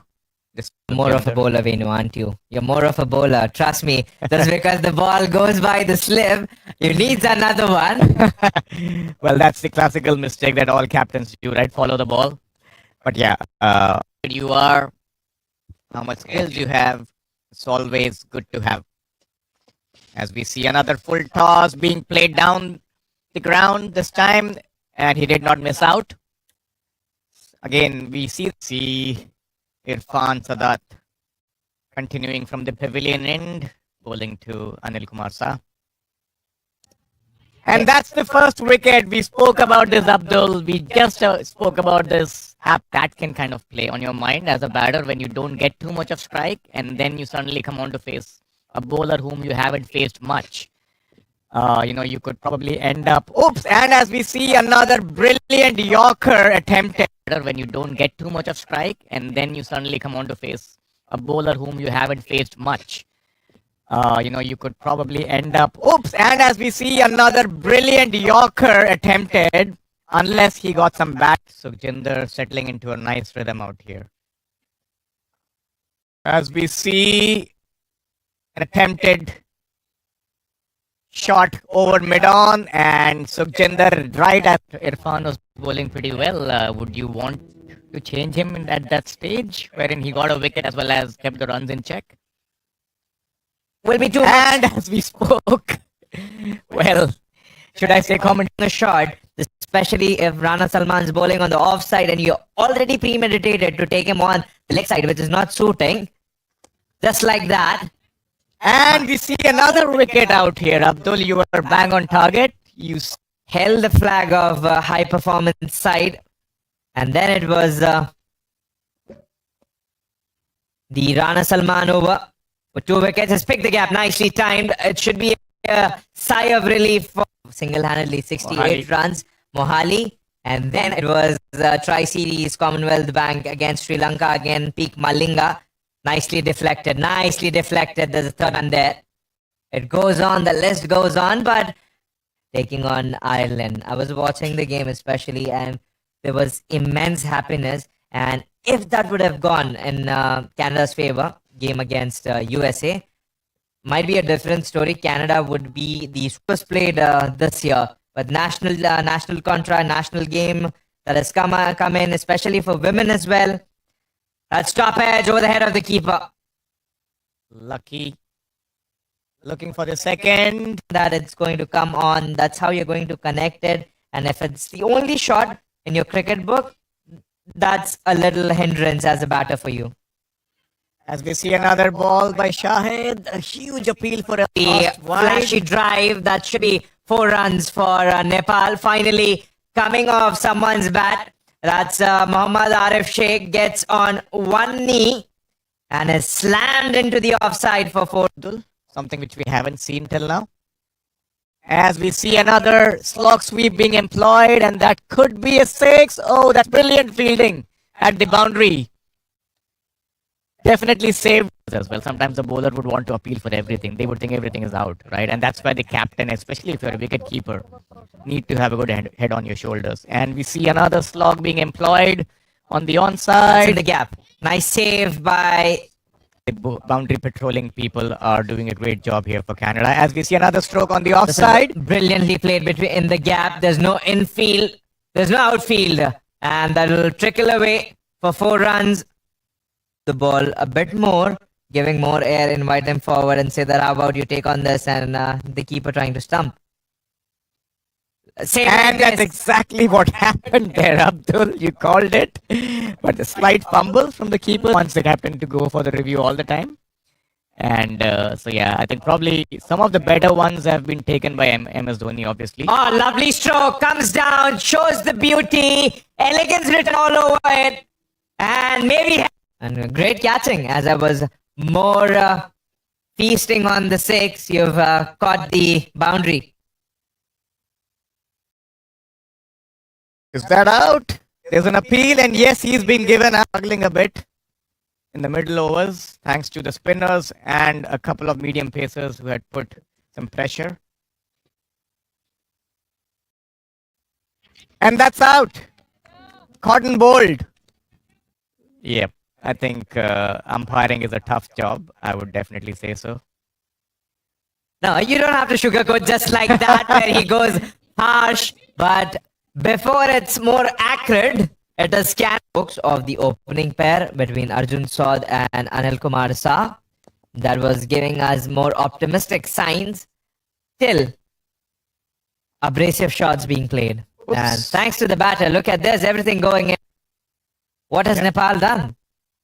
Correct. Lack of awareness there by the non-striker. Should have taken his bat out on time. That's beautifully bowled once again. Is that out? Is that out? Yes. To getting ready for facing the ball. Has to keep everything immaculate. Oh, that's beautifully bowled here. Just like the line of Padam Joshi, Steve Smith, like 150 or 160 at this stage, given how well the high performance team has bowled in the last few overs, especially the spinners. Tossed up once again in the air and just clears mid off. That's more than that was a good change. And 141, I doubt it, especially having that much score in the bag. And that's good. Gurpal Sidhu has chipped in and picked up a wicket, beating. Remember who it was exactly, the batter, and he went for an expansive drive over extra cover and inside edged it onto the stump. And I'm sure he must have got a mouthful from the coach and the captain. And apart from me branching, the viewers and you would not agree more than to what I'm saying is that he's done hard work and he should be rewarded for his hard work. Absolutely. Oh, that's beautifully bowled once again. That was a forward, beating the outside edge. Turn, bounce, guile, everything that you want for. It was a duck standing. He did not know what the ball was going to do. Once again in the air, and that's it. That's the end of the innings. And as captaincy, especially look at the way he's bowling. A bowler who uses his shoulder more often, hitting the deck hard. Oh, that's beautifully bowled, Abdul. You were just talking about the two slaves. I wonder if we had one more that would get out here. The one which we are used to seeing in the 90s and early 2000s, or even earlier, maybe. Who blinks first? Oh, lovely bowling here. This time slightly fuller, enticing. That's been pretty impressive so far. Takes me back to Glenn McGrath and Brett Lee. And as we speak, the commentators comes in, beautifully driven through extra cover, and we were talking Between the sticks length and one odd ball he bowls from the offside. Like this one, this is played away. That's going to run away. Oliver Cox on the move, trying to cut the ball. Diving effort saves a couple of runs. And why should they? Especially knowing where to capitalize on. That's their strength. And that's nice. That might be a bigger one. First big one. Look at that. Freeing his arms. And gets a bang on 6. Anil Kumar. earlier, he was really fine. Do we see another bouncer? As we speak, we see another one, but the ball went right where the fine leg fielder was placed before this delivery, so maybe a slight error in terms of the line. Hovering on the head of Nepal.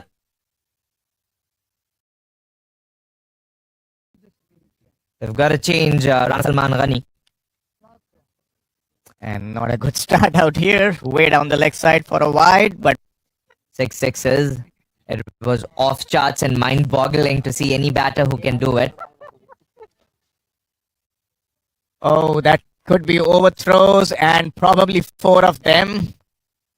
Well,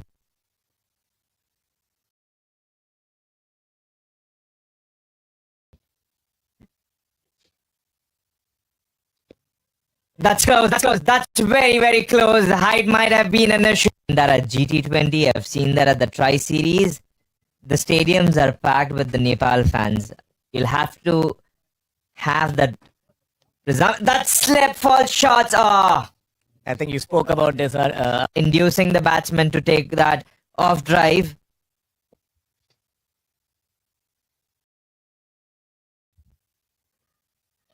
It's down the leg side, an appeal for caught behind, but probably. Not a bad ball either, Venu. He used his feet, made sure that he reads the ball.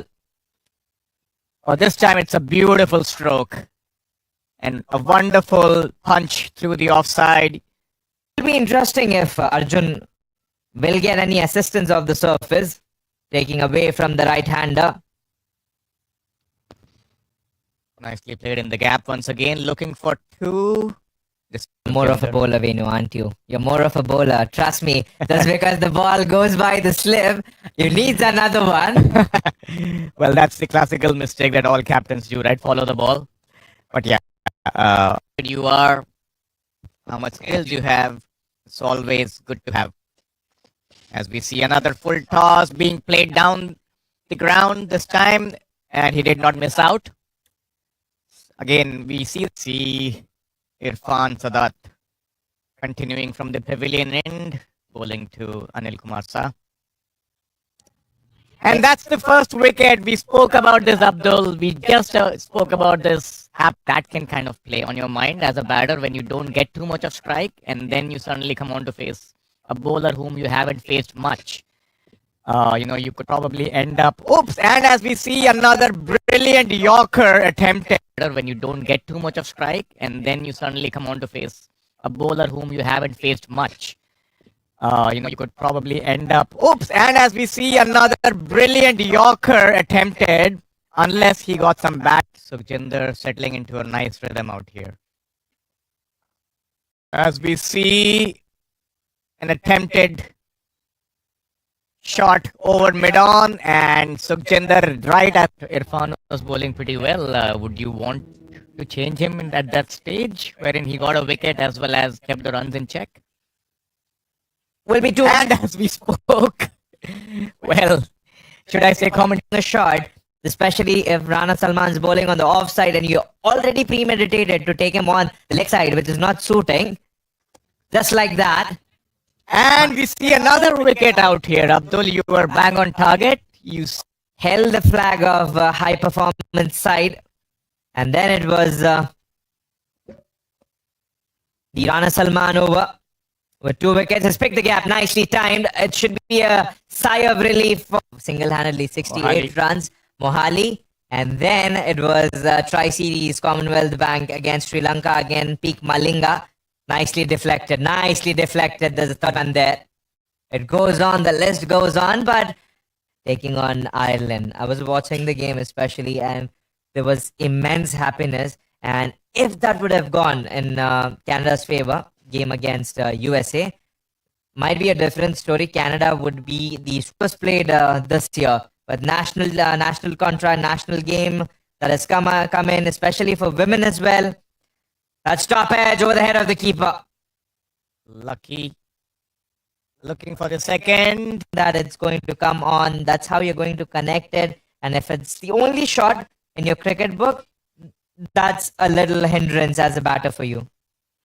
As we see another ball by Shahid, a huge appeal for a The flashy drive, that should be 4 runs for Nepal. Finally coming off someone's bat. That's Mohammad Arif Sheikh, gets on one knee and is slammed into the offside for 4. Something which we haven't seen till now. As we see another slog sweep being employed, and that could be a 6. Oh, that's brilliant fielding at the boundary.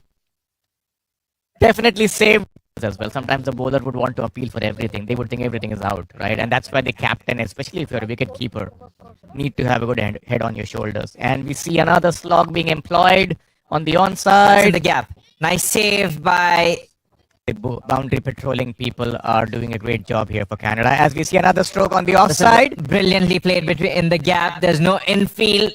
There's no outfield. And that will trickle away for 4 runs. The ball a bit more, giving more air, invite him forward and say that how about you take on this, and the keeper trying to stump. And that's exactly what happened there, Abdul. You called it. But a slight fumble from the keeper wants the captain to go for the review all the time. And so, yeah, I think probably some of the better ones have been taken by MS Dhoni, obviously. Oh, lovely stroke. Comes down, shows the beauty. Elegance written all over it. And maybe... And great catching, as I was more feasting on the 6. You've caught the boundary. Is that out? There's an appeal, and yes, he's been given struggling a bit in the middle overs, thanks to the spinners and a couple of medium pacers who had put some pressure. And that's out. Cotton bowled. Yep. I think umpiring is a tough job. I would definitely say so. No, you don't have to sugarcoat just like that, where he goes harsh. But before it's more accurate, it is scan books of the opening pair between Arjun Saud and Anil Kumar Shah. That was giving us more optimistic signs. Till abrasive shots being played. Oops. And thanks to the batter, look at this, everything going in. What has Nepal done? That's correct. Lack of awareness there by the non-striker. Should have taken his bat out on time. That's beautifully bowled once again. Is that out? Is that out? Yes. To getting ready for facing the ball. Has to keep everything immaculate. Oh, that's beautifully bowled here. Just like the line of Padam Joshi, Steve Smith, like 150 or 160 at this stage, given how well the high performance team has bowled in the last few overs, especially the spinners. Tossed up once again in the air and just clears mid-off. That's more than... That was a good change. And 141, I doubt it, especially having that much score in the bag.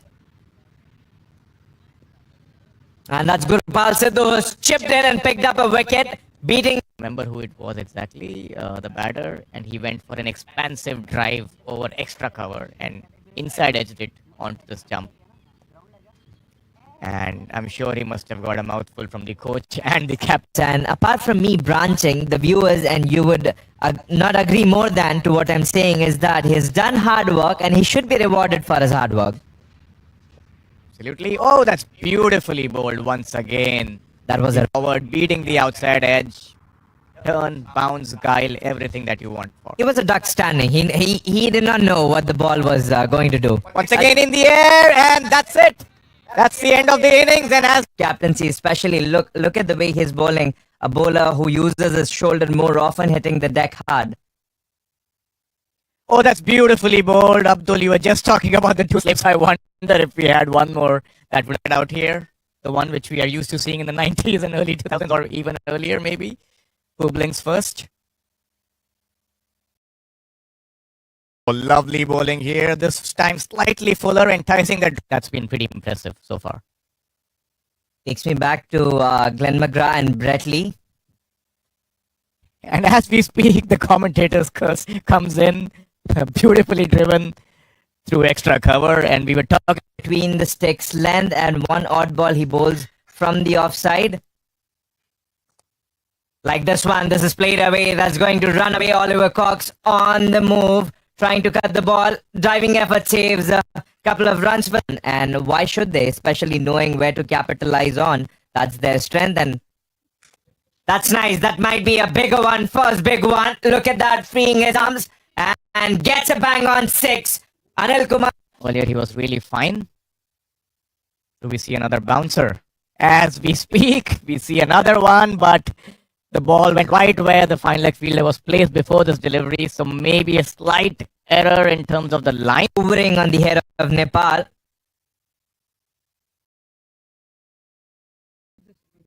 They've got to change Rana Salman Ghani. And not a good start out here. Way down the leg side for a wide, but 6 sixes. It was off charts and mind-boggling to see any batter who can do it. oh, that could be overthrows and probably 4 of them. Well,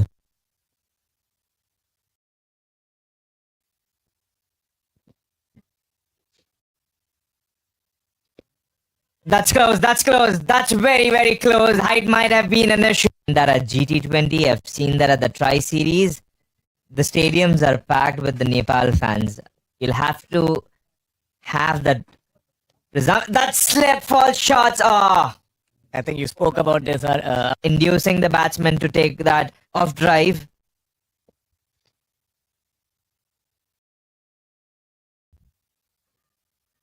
It's down the leg side, an appeal for caught behind, but probably Not a bad ball either, Venu. He used his feet, made sure that he reached the ball.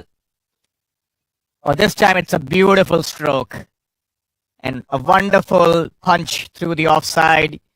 It'll be interesting if Arjun will get any assistance of the surface, taking away from the right-hander. Nicely played in the gap once again, looking for 2. This More of a bowler, Venu, aren't you? You're more of a bowler. Trust me. Just because the ball goes by the slip, you need another one. Well, that's the classical mistake that all captains do, right? Follow the ball. But yeah, you are, how much skills you have. It's always good to have. As we see another full toss being played down the ground this time, and he did not miss out. Again, we see Irfan Sadat continuing from the pavilion end, bowling to Anil Kumar Shah. And that's the first wicket. We spoke about this, Abdul. We just spoke about this app that can kind of play on your mind as a batter when you don't get too much of strike, and then you suddenly come on to face a bowler whom you haven't faced much. You could probably end up. Oops! And as we see, another brilliant Yorker attempted when you don't get too much of strike, and then you suddenly come on to face a bowler whom you haven't faced much. You could probably end up. Oops! And as we see, another brilliant Yorker attempted, unless he got some back. Sukhjinder settling into a nice rhythm out here. As we see, an attempted shot over mid-on, and Sukhjinder right after Irfan was bowling pretty well. Would you want to change him at that stage, wherein he got a wicket as well as kept the runs in check? Will be too much. And as we spoke, well, should I say comment? The shot, especially if Rana Salman's bowling on the offside and you're already premeditated to take him on the leg side, which is not suiting. Just like that. And we see another wicket out here. Abdul, you were bang on target. You Held the flag of high performance side. And then it was the Rana Salman over.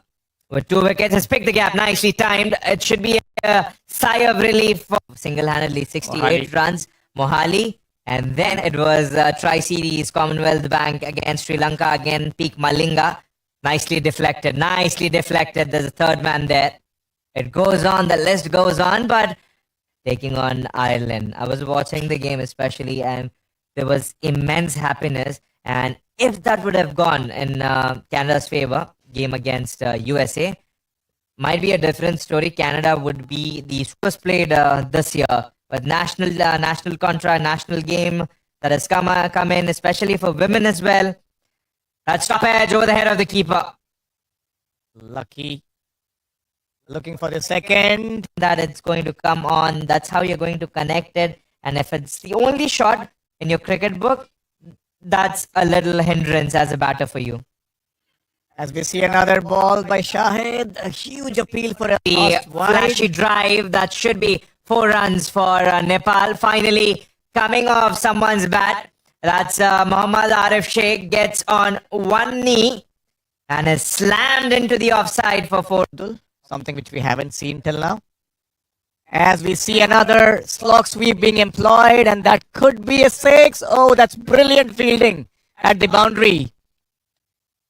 Definitely saved as well. Sometimes the bowler would want to appeal for everything. They would think everything is out, right? And that's why the captain, especially if you're a wicket keeper, need to have a good head on your shoulders. And we see another slog being employed on the onside. In the gap. Nice save by the boundary patrolling people are doing a great job here for Canada. As we see another stroke on the offside. Brilliantly played in the gap. There's no infield. There's no outfield. And that will trickle away for 4 runs. The ball a bit more, giving more air, invite him forward and say that how about you take on this, and the keeper trying to stump. And that's exactly what happened there, Abdul. You called it. But a slight fumble from the keeper wants the captain to go for the review all the time. And so, yeah, I think probably some of the better ones have been taken by MS Dhoni, obviously. Oh, lovely stroke. Comes down, shows the beauty. Elegance written all over it. And maybe... And great catching, as I was more feasting on the 6. You've caught the boundary. Is that out? There's an appeal, and yes, he's been given struggling a bit in the middle overs, thanks to the spinners and a couple of medium pacers who had put some pressure. And that's out. Cotton bowled. Yep. I think umpiring is a tough job. I would definitely say so. No, you don't have to sugarcoat just like that, where he goes harsh. But before it's more accurate, it is scan books of the opening pair between Arjun Saud and Anil Kumar Shah. That was giving us more optimistic signs till abrasive shots being played. Oops. And thanks to the batter, look at this, everything going in. What has Nepal done? Correct. Lack of awareness there by the non-striker. Should have taken his bat out on time. That's beautifully bowled once again. Is that out? Is that out? Yes. To getting ready for facing the ball. Has to keep everything immaculate. That's beautifully bowled here. Just like the line of Padam Joshi, Steve Smith, like 150 or 160 at this stage, given how well the high performance team has bowled in the last few overs, especially the spinners. Tossed up once again in the air and just clears mid-off. That's more than that was a good change. And 141, I doubt it, especially having that much score in the bag. And that's Gurpal Sidhu, who's chipped in and picked up a wicket, beating. Remember who it was exactly, the batter, and he went for an expansive drive over extra cover and inside edged it onto this jump. And I'm sure he must have got a mouthful from the coach and the captain. Apart from me branching, the viewers and you would not agree more than to what I'm saying is that he's done hard work and he should be rewarded for his hard work. Absolutely. Oh, that's beautifully bowled once again. That was a forward beating the outside edge. turn, bounce, guile, everything that you want for. He was a duck standing. He did not know what the ball was going to do. Once again in the air, and that's it. That's the end of the innings. And as Captaincy, especially look at the way he's bowling. A bowler who uses his shoulder more often, hitting the deck hard. oh, that's beautifully bowled, Abdul. You were just talking about the two slaves. I wonder if we had one more that would get out here, the one which we are used to seeing in the 90s and early 2000s, or even earlier, maybe. Who blinks first? Oh, lovely bowling here. This time slightly fuller, enticing. That's been pretty impressive so far. Takes me back to Glenn McGrath and Brett Lee. And as we speak, the commentator's curse comes in, beautifully driven through extra cover. And we were talking Between the sticks, length, and one odd ball he bowls from the offside. Like this one, this is played away. That's going to run away. Oliver Cox on the move, trying to cut the ball. Diving effort saves a couple of runs.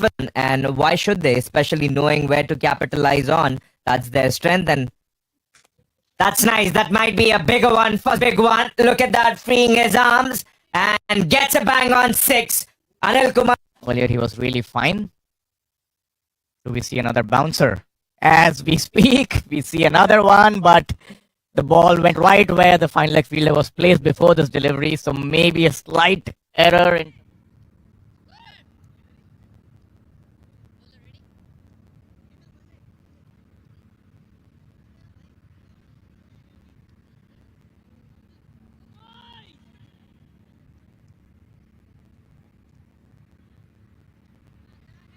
Good afternoon and welcome back, everyone. We are now about to resume the game with Canada chasing 140 odd, which was made by the Nepal team batting first today. Sompal Kami charging in to bowl to Ali Nadeem. Left alone.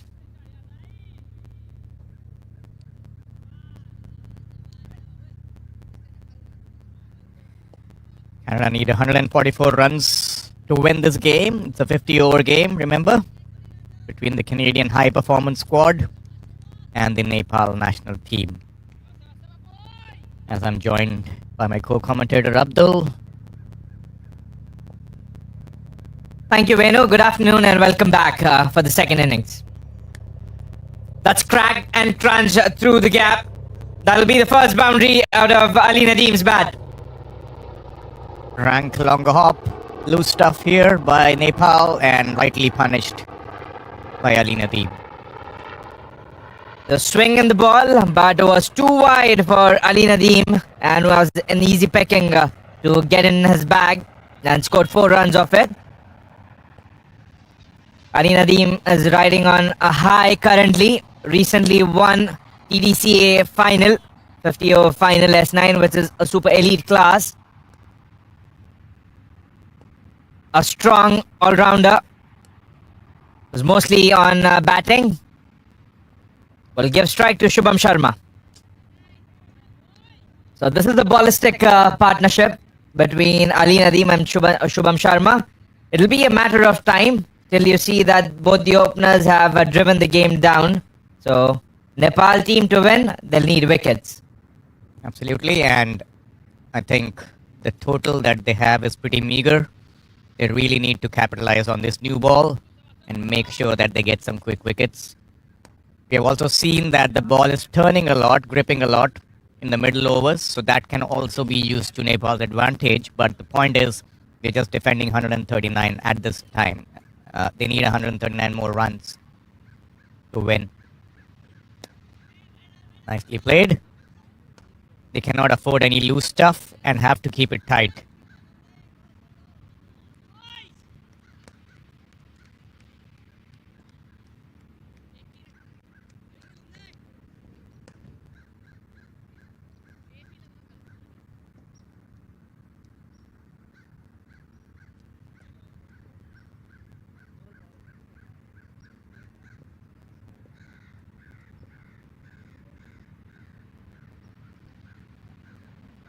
Sompal Kami.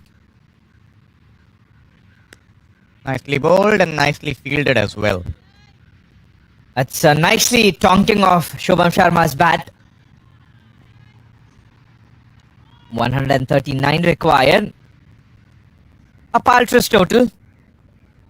Set up by Nepal for Canada high performance side.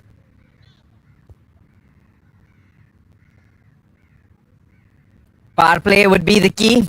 They'll want to build in the power play before that advantage being taken away.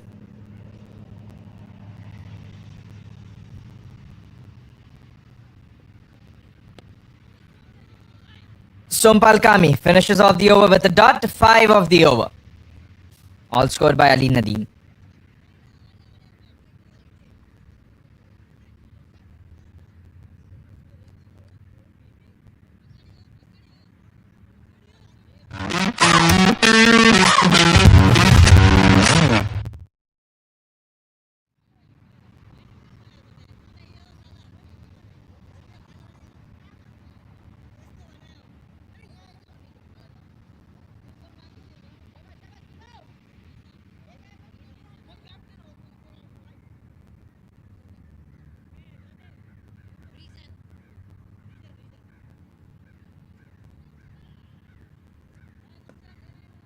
Shubham Sharma on the other side still has to open his account.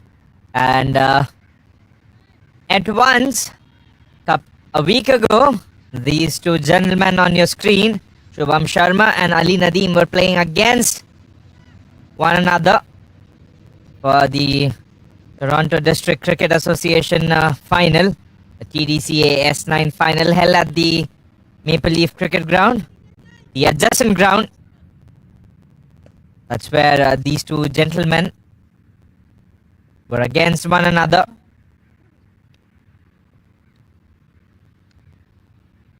Now in the same unit, we see them batting together. It's Rijan Dhakal. And this is not required, where especially Nepal are in some noise, especially trying to get a calm start. A misfield is something that you'd least expect out of them.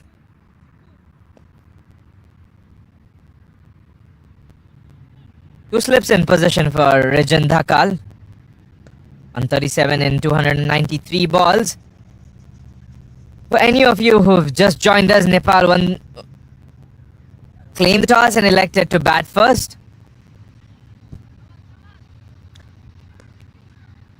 They're coming live from King City. Excellently bowled by Rijan. He just needs a little support from the fielders. The captain's given him 2 slips to support him.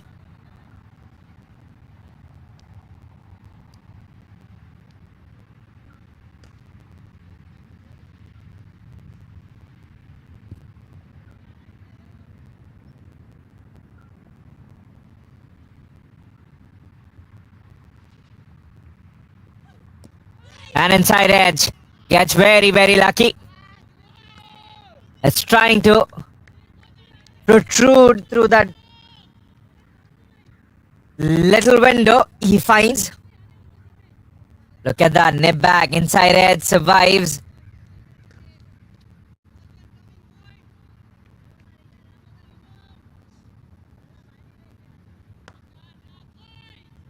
Might have been unlucky for the bowler, where he could not get the ball on the stumps.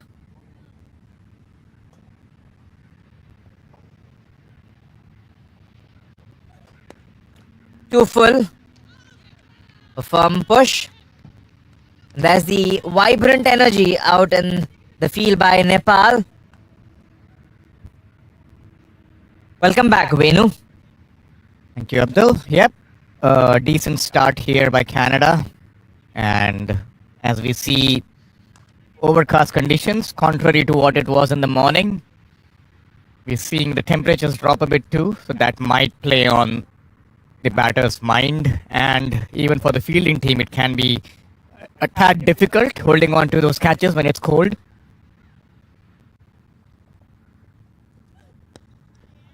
Nicely defended. And that's the fifth ball of the second over. We were expecting rain a day later, not today, not tomorrow. And I did not expect that it would get this tricky.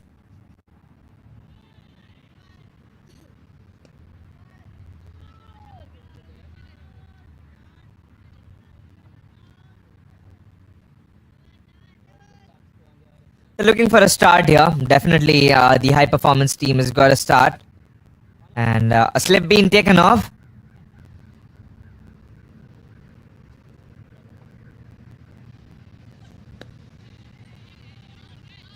End of a good over here by Shubham. I beg your pardon, by Rijan Dhakal. Nepal being bowled out for on the 40th over. And the man in action by picking five wickets was Shahid Ahmadzai. Who bagged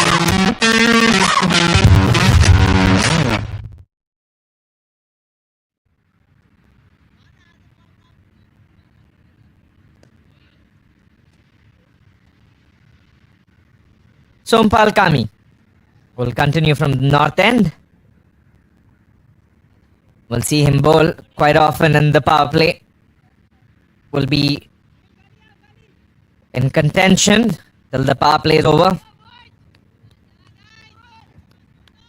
Nepal, Canada 8 for no loss.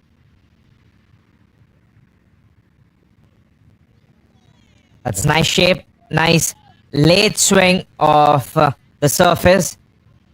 That's been aided nicely to Sompal Kami's action, and the areas is looking to bowl.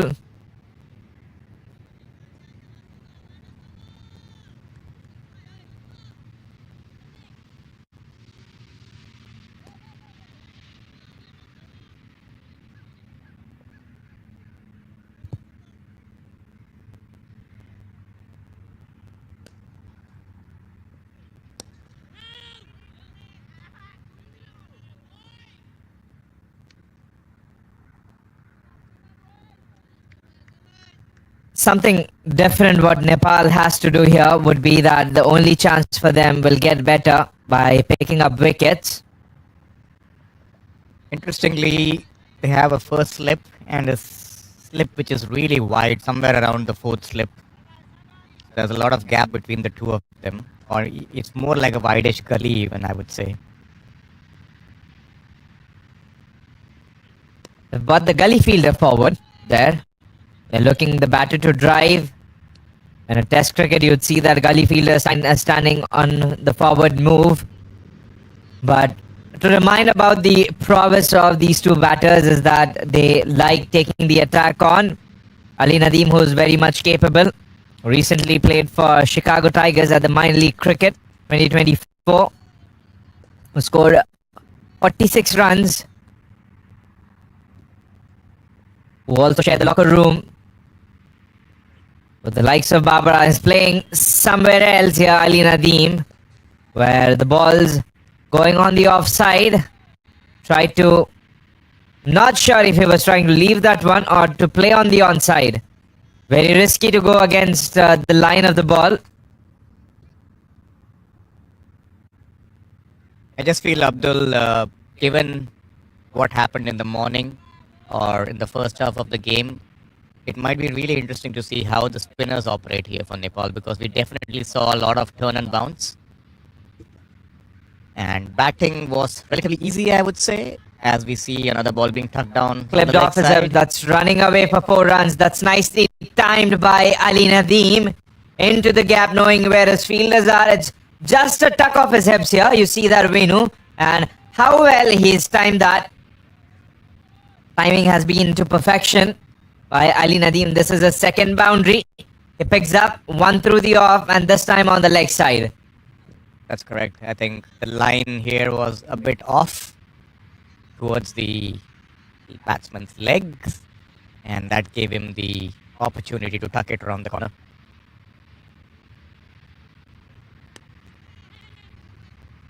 Good single by putting that in the gap. Ali Nadeem will keep the strike.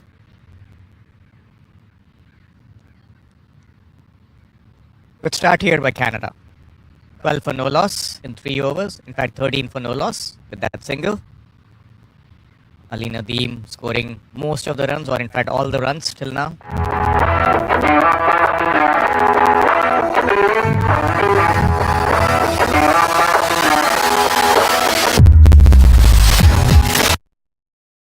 The youngsters get more chance and more exposure to the game. The muscle twitch for the team is activated and they don on the colors with pride and making sure that they help them. This is the sole objective of this program. But what will aid this program, what will help it better is that, especially this game, Nepal hasn't got much runs on score. So they may try to use their youngsters, young budding talent, and they may try to experiment a little with a cushion given from the experienced veterans who are there on the lines. They can definitely try to mix and match. Absolutely. This would be a nice test for their bowling unit to see how they go about defending a really low score out here. With conditions now being overcast, and we also saw that there was a lot of turn on offer for the spinners as well. But for spinners to come, it'll be at least after the power play because the ball is new, there's nip in the air, they're getting swing. Will be a bad decision for the captain of Nepal to bring on the spinner early on. It might produce them a wicket, but to underutilize your fast bowler, Sompal Kami, he's been looking good.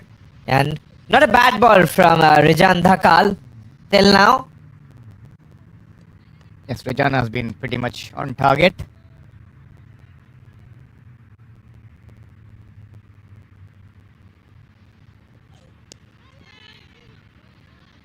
Flicks away where the fielder is at the square leg.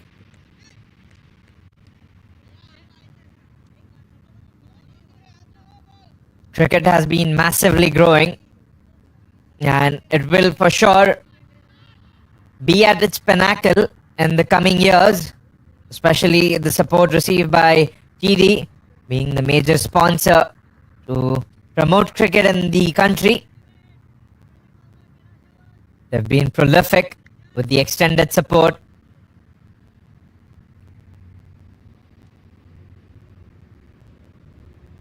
And also, the support also comes in with the resonance and the response from the viewers, from the spectators, from the lovers of the game, from the enthusiasts. And it has been equal and much more to grow. It's heartening to see a lot of sponsorship support for Cricket Canada, and the more support it gets, the better it is in terms of the growth of the game, more local sponsors and local talent coming up as well. And that's the whole idea behind putting up this high performance squad against an international team here. Nicely clipped away to the fine leg. Protection in place, will be only able to get one. Now every sport, anything you're constructing out from scratch takes time to build. Castles aren't built in a day. For any sports to gain popularity, it took time.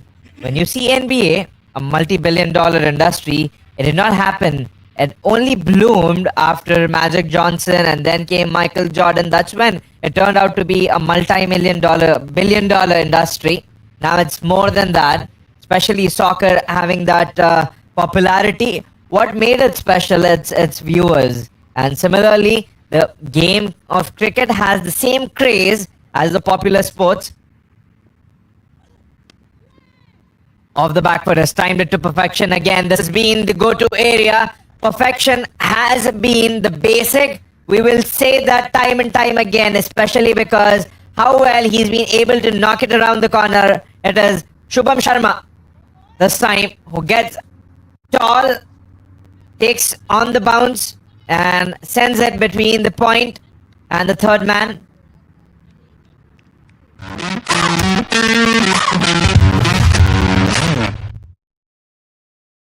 Abdul.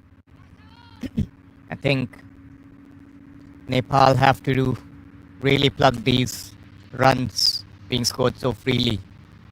At the moment, I think it's way too easy for Canada.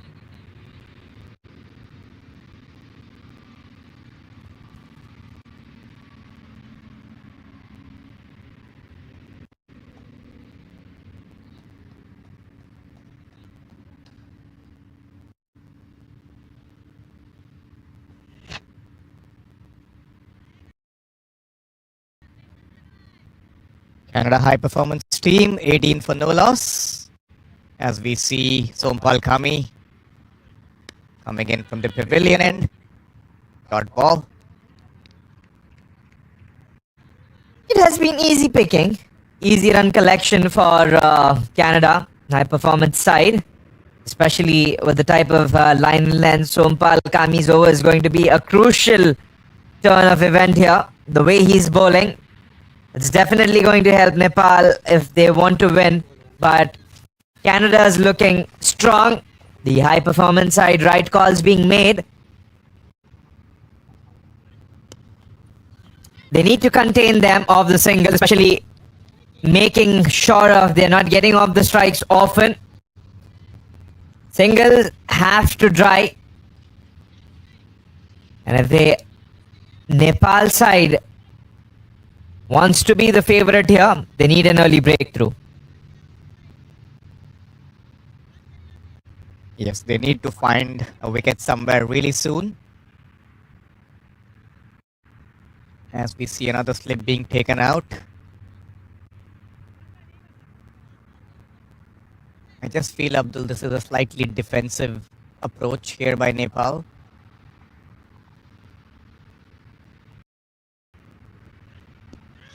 That's close. LBW, and that's given.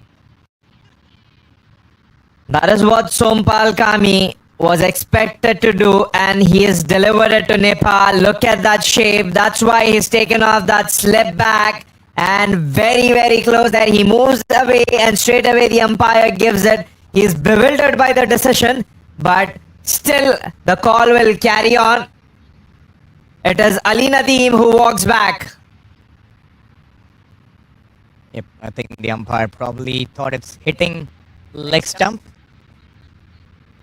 I think the follow through of the batter probably made it look closer than it was. I just felt my initial reaction was it might be slipping down the leg side, but yeah, the umpire thought it's kind of hitting Midland leg. Tough to say, especially after that ball's nipped back in. It's difficult to make any predictions here or make any judgments because the ball was definitely going down the leg. But the umpire who's standing up close might have seen a different story there. Who got the better view with his own eye and may look different here because it's the game of angles. The cricket has always been the game of angles. Even you're bowling, you're batting, or you're watching. And interestingly, we have the slip coming back in for the new batter. Very young Ajay Singh.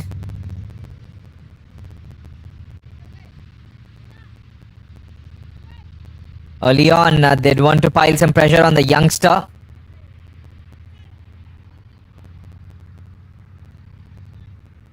Good experience for him. Looks confident.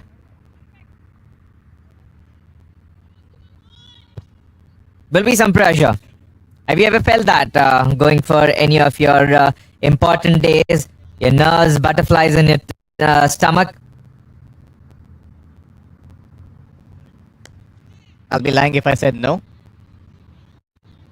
It's always there, and it's always good to have some pressure. Pressure means expectations. Expectation means you're there to do a job, and people want you to do well. So, yep. I think a little bit of pressure, a little bit of butterflies in the stomach is always good. It keeps you focused. It keeps your ego in check. Unless you're Sir Vivian Richards, who can just walk with that swag out and think as if he owns the world and play beautifully as he does, or as he used to do.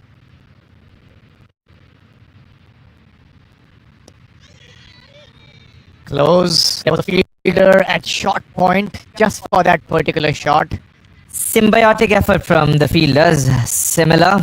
It's just not the one who's close at point.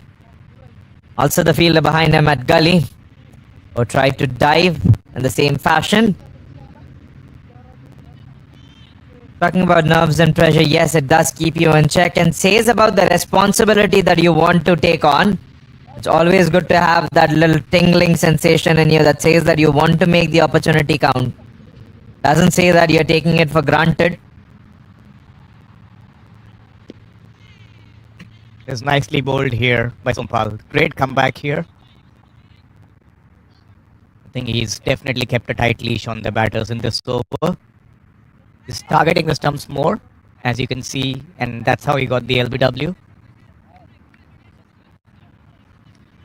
High Performance Canada team still 18 for 1 after 5 overs. Now the boundaries may dry up, especially with the departure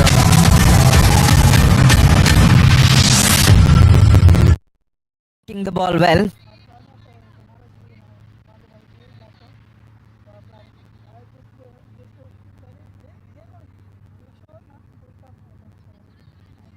Now it'll be Shubham Sharma who'll have to play along the youngster. I'll have to talk to him and make sure he keeps in check with what is expected of youngster to make sure the fluidity comes in for him.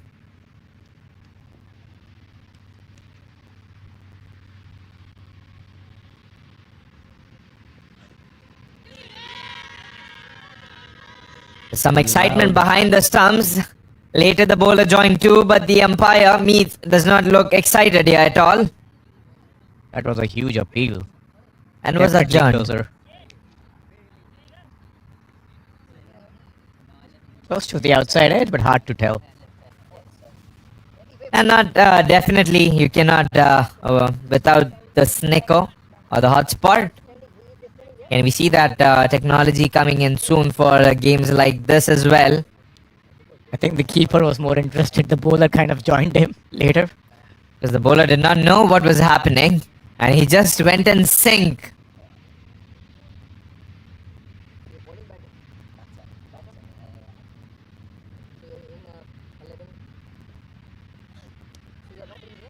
Taken off of his thigh pad nicely. Down to deep fine leg where Bhurtel is.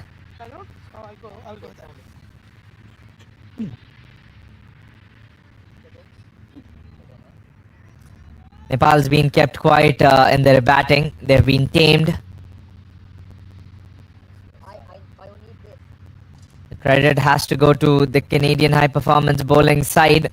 The coaches were along the lines, taking laps, while the bowlers were doing the job. And every time, Coach Kuram Chauhan alongside Zahur Bhatt, they saw an opportunity. They did speak. And timely messages were also sent. This is nicely timed. Again, contemplation from the batter to know what he's doing. Look at that, how tall he stands on the rise of the ball as it peaks up.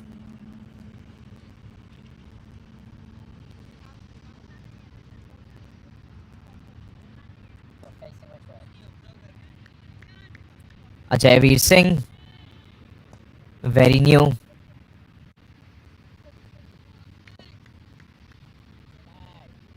To the game of cricket, and yes, he has played, but the field of cricket on he's playing is new. Nicely bowled there. This one darting back in. I think these are really good conditions for bowling out here, Abdul. It's nice and overcast. We saw a bit of nip in the air in the morning as well. There was swing on offer. I think the tall Canadian bowlers used that to their advantage. Reminds you of England? Rajan yes. Dhakal's been using that as well to his advantage, but Sompal Kami, it's just he has been wicketless, and the areas he's used has been disappointing. Back of the length, he may want to target.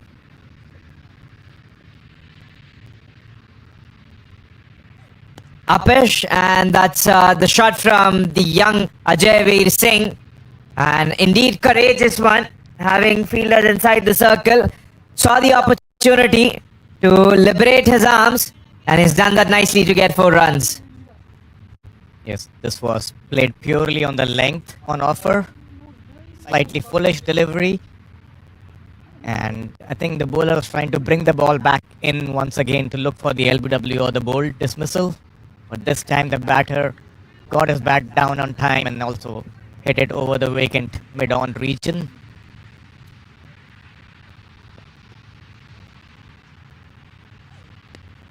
Let us not forget that the left-hander is bowling him over the wicket for the right-hander. And it is expected with that gap between the mid-on and mid-wicket that's open, that's vacant. So he'll have to be very mindful, especially using that angle. The batter also knows that the ball is...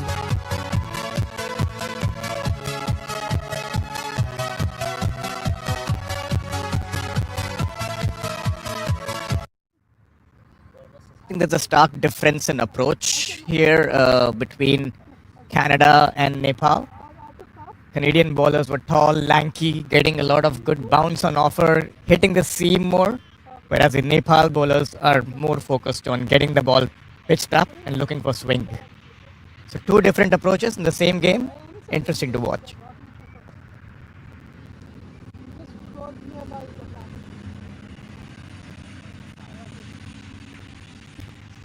Here comes Sompal Kami once again. Oh, that's beautifully bowled. That's the right channel. That's exactly what we saw this morning being bowled by the Canadian bowlers.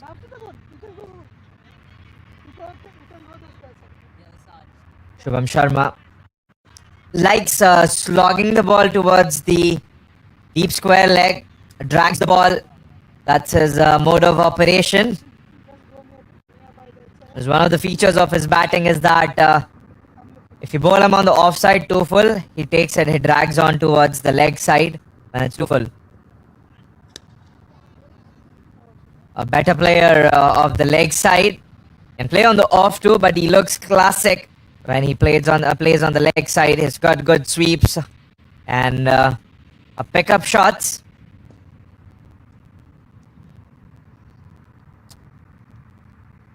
Likes to cover the power play. Very mindful as a batter. Knows what his ranges are, his areas are.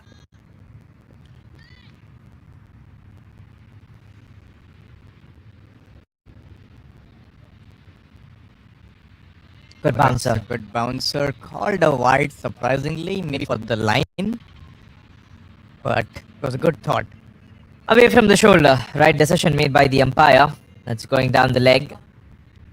Should have been more between the stumps. Especially if he's bowling that, may want to target the off stump, the first stick. Third stick, if it's been considered towards leg to off, then the third stick, so that if he's getting some seam off the surface, it does not bother the bowler and his effort.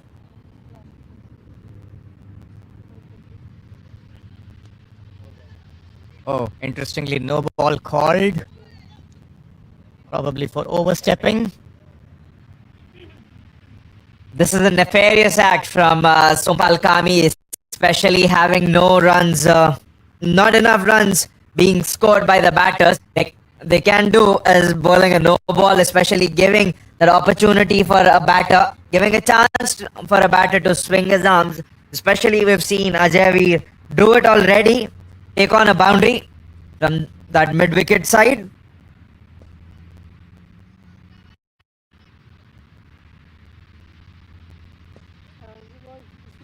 Free hit.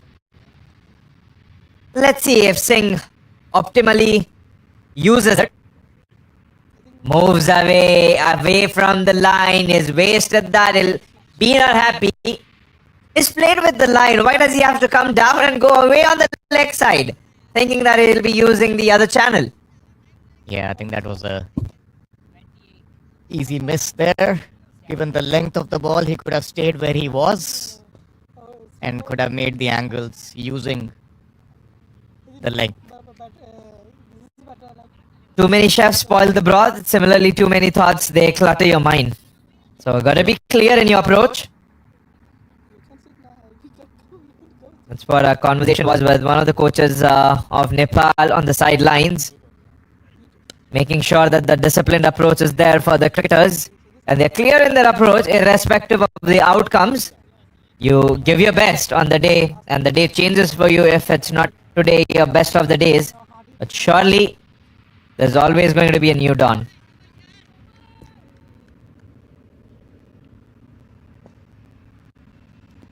"29 for 1 Canada. We are in the 7th over. Ajayveer Singh and Shubham Sharma trying to build a partnership after losing a wicket early. But that's brilliant. What a ball that was. Incredible. Just took off a good length. There's hardly anything that a batter could do in that occasion.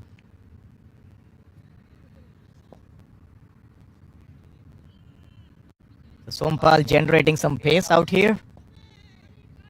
Has his tail up after getting the wicket in the previous over.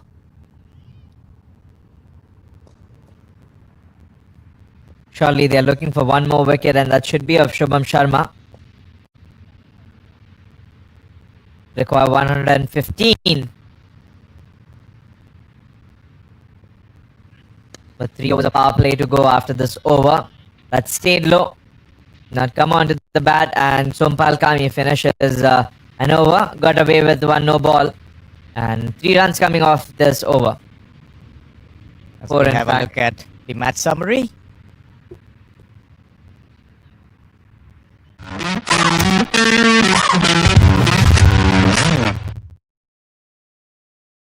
We are living in a digital age.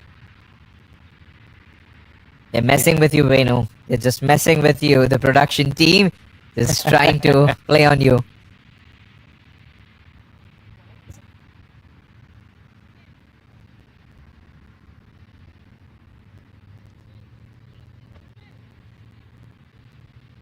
All right, back to the action. What do you make out of the start from Canada? I think it's decent. Yes, obviously he would have loved. They would have loved not to lose that wicket early, but apart from that, I don't think they've had any trouble yet. This was sharp inside to the batter. It came in sharply, as if a spinner was trying to twirl the ball into a right-hander. I think we can see some signs of inconsistent bounce at the moment, and a bit of the ball holding up. So there's something happening with the wicket. I believe Nepal could probably use that to their advantage by targeting the stumps more, bringing Bold and LBW into play. Might see some drizzles coming. I hope I'm not hallucinating. They want to. Again, the ball keeping low.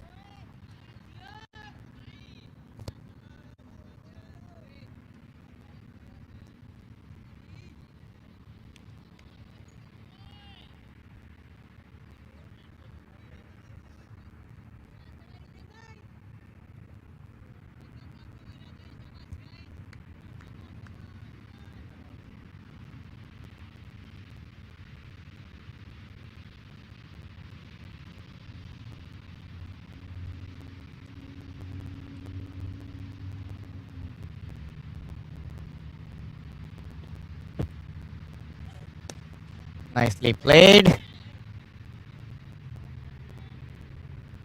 Rijan has done a good job so far in this over. Let's change this angle, bowling around the stumps. Good bowling attack, having a left arm bowler. If you have a left arm bowler who can bowl in the inception of the innings, you need that lefty who can bring ball towards curling inside the right hander, as we speak about. That's a good bouncer. Got hold of it, looks like that. And 1 bounce, 2 bounce. That stays on the ground.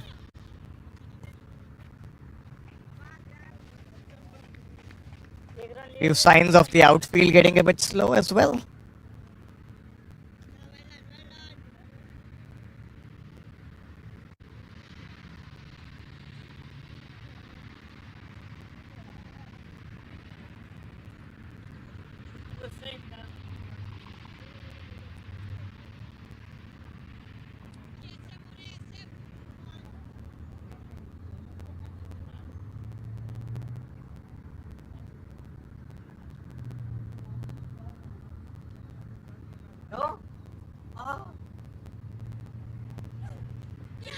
Charging down the track, and he's been given out. It's an outside edge. Look at the aggression from Rajan Dakal. He sends him, shows the way where he has to go. I like it from the fast bowler. Comes down the track, and he has to show some respect to the veteran. Ajay Veer Singh being treated little harshly by Rajan Dakal here. Very close to him. Not happy. He'll take some accurate taste of the battle.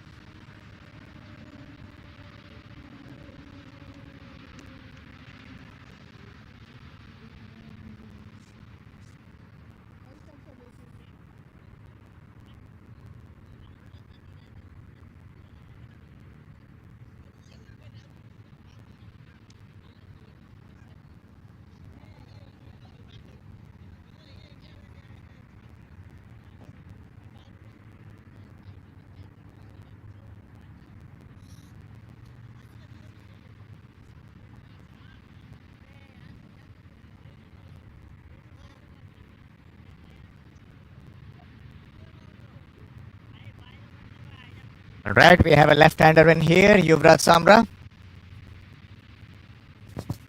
A versatile batter, Yuvraj Samra. Gets on the crease, is young.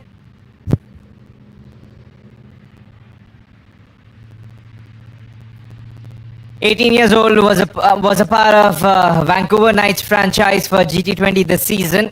His club cricket skills have been highly praised and spoken about.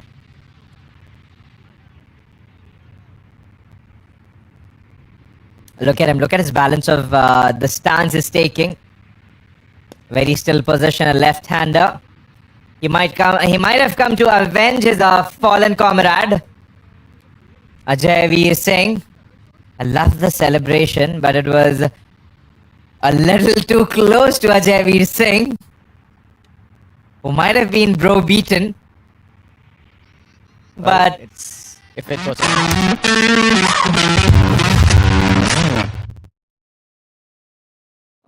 very close, very close.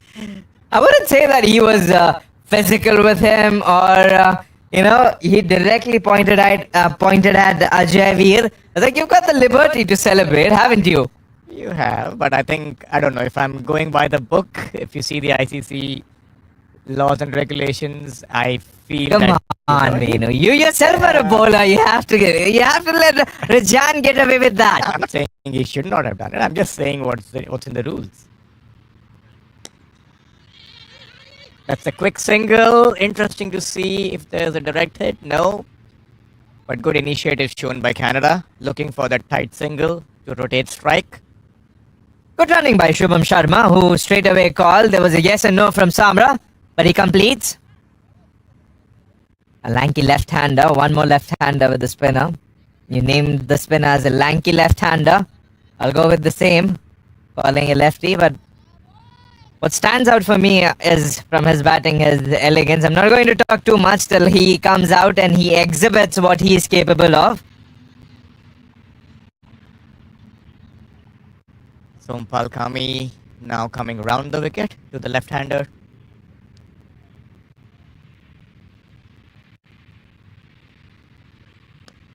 A name that resonates often of Yuvraj Samra, is because he was a part of nation tour against Hong Kong and Malaysia. He was a part of that ODI one-day game. And when Canada toured Malaysia and playing against Hong Kong, he scored 128. The very first game, he was dismissed cheaply. And knowing he was where his error was, he's rectified that. And the next game, he smashed 100. That says a lot about the character of a young lad. That's a lovely looking drive. Well fielded in the covers. Nepal fielders are supporting the bowlers well out here. The fielders are making sure they keep their palms warm. As we know, at this time of the year in Canada, it can get pretty cold pretty fast. But I wasn't expecting this cold, especially this morning. It was hot. Yeah, sudden drop in temperatures post lunch. Gets you more drowsy. Absolutely great conditions to take a nap menu for you. Well, the commentary box is so cozy at the moment. I can assure you of that. We are feeling the cold out here. It's the part of a job that you're supposed to be at times in sun and rain and also in cold, but love doing this. Yeah, Just love doing it for the passion of the game. Absolutely. I think you've seen all 4 seasons today. Just the rain part is missing. I hope it keeps out. And the spectators know who to blame if it's raining. It's not me, clearly. It's not Abdul Mukhid. It's Venu. You know your man. Send in your bills.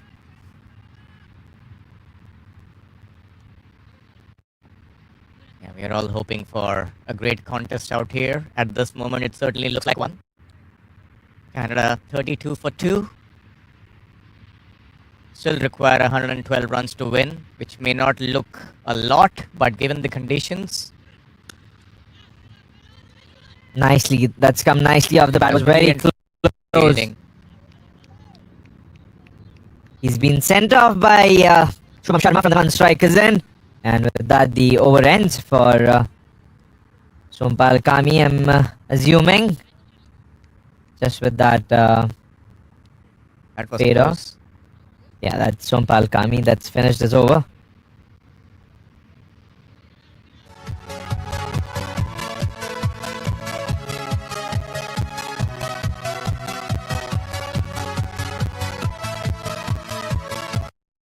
Would have been out. Indeed. Awareness from the keeper. Could have stood on the stumps as soon as the ball was sent off the bat. 9 overs done, 32 for 2. Yuvraj Samra batting still yet to open his account of 6 deliveries, and Shubham Sharma hanging in the middle tight. And 7 of Nepal 16. going unchanged as well with the bowling. Oh, that's beautifully bowled. He's creating some issues out here with this angle.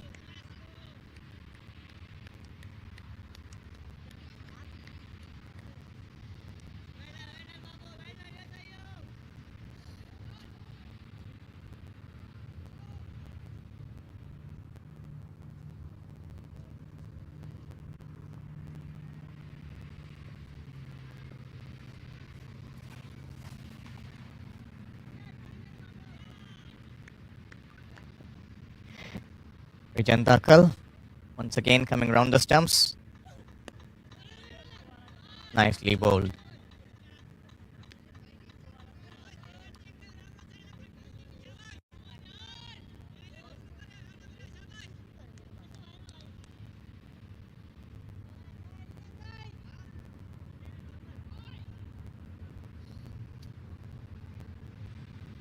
Might have been a tricky time for Samra and Sharma to hang on. Opens that front leg. He's still looking out for that range hitting in the leg side. When you see that front leg being open from Shubham Sharma, will be a ball and a scored. That's a good bounce from the wicket keeper to the wicket keeper. Beg your pardon. Just absorbing on what Rajan Dhakal's bowling. 1 wicket for Sompal Kami and 1 picked up by Rajan Dhakal by his fantastic celebration. I think I was about to say that Shubham has to be a little careful out here, given how Ajay Veer Singh got out in the previous over. It was a similar delivery that just took off from a good length. And it's that one spot which Rajan Dhakal is trying to target now, where the ball is just taking off from a good length spot. This time it comes in. It becomes at times difficult for a batter to get your reach towards that off direction, especially if you're standing on the first stump, opening that front leg. You're more trying to expose your stump, looking for that slot ball in your region, in your range, and that's when you'll be able to hit. But look at Rajan, how smartly he's bowling away from the batter. He's kept that and bought this one sharply. Look how Shubham's taking his stance. It's more a little away from the stumps. He's not covering it completely, but more towards the leg side he wants to access. It's very evident what he wants to do, and see what Rajan does. Goes down, that's poor. That's very, very poor from Rajan Dhakal. We were expecting that he might bowl on the offside, but it has come off his leg side, trying to clip it away. And look at him, he's ready at the leg side to take that ball on, and he hasn't been in any confusion.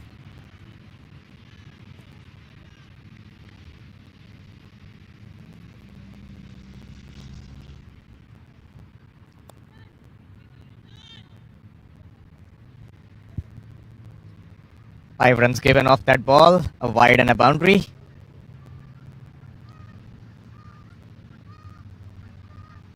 Region once again. Nicely played on the offside and just stopped inside the ropes.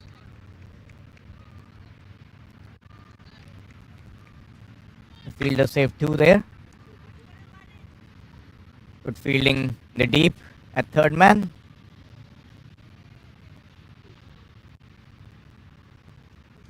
As we approach the last ball of the 10th over. Canadian high performance team, 39 for 2.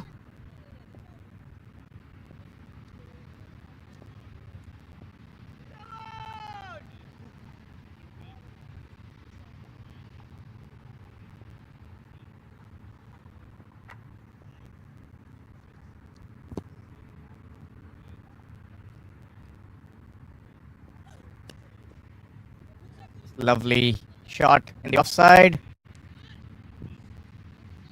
And that's the end of the over. Canada high performance team going at 4 and over, 40 for 2 after 10. End of the power play. That finishes off the power play with 2 wickets for the high performance team. With 2 wickets, one Ali Nadeem, the opener, and then it was Ajay.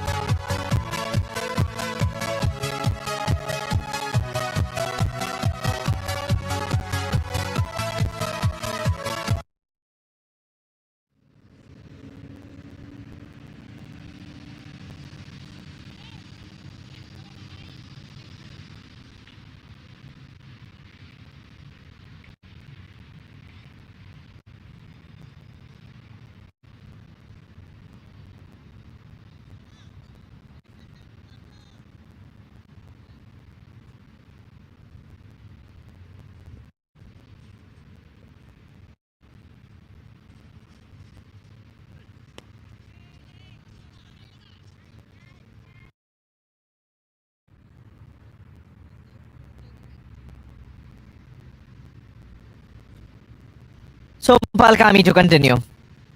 Will be his 6th over, and they're using Kami's skill to scalp another one. I'd say that they're not going to take overs home, so good captaincy from the captain to keep the attack on.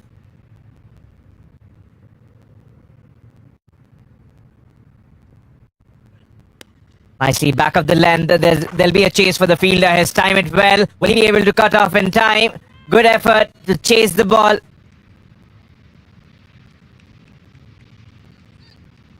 Solid timing from the batting. Shubham Sharma looking in good touch, giving us glimpses.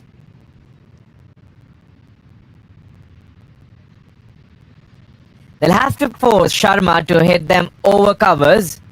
They'll have to force him to play that false play, making sure that he is not able to access the leg side. That'll be one way they can bind him.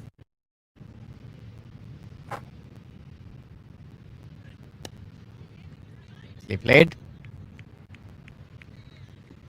Do you think it'll be a lapse of concentration from the non-striker as well, just keeping Samra away for a longer period of duration from the strike, and they keep on Shubham Sharma, just get him a little frustrated so that he doesn't score runs? And what do you think about that? I think we saw a glimpse of that in the first innings as well. And when both the Canadian openers were playing, Arjun and Anil. And Anil was kept off strike for a long time, which kind of reflected in the shot that he got out with. No ball signal once again. This is not good from Nepal. I think they can't afford to give away these freebies. This is the second no ball being bowled by Sompal Kami, and he cannot afford any no balls or any extras, especially with 2.58 an over. They require only 3 runs an over, close to 3 runs an over, and they've still got enough batting depth to come. And good opportunity for Yuvraj Samra to swing his bat around. Yep. As a batter, I would be licking my lips and fingers.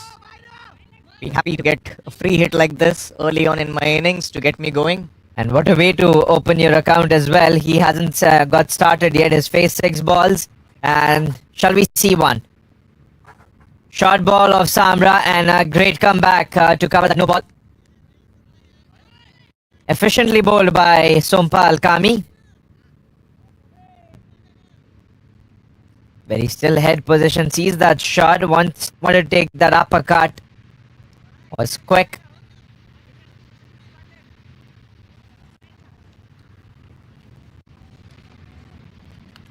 "18-year-old little fella, but has got his heart of steel."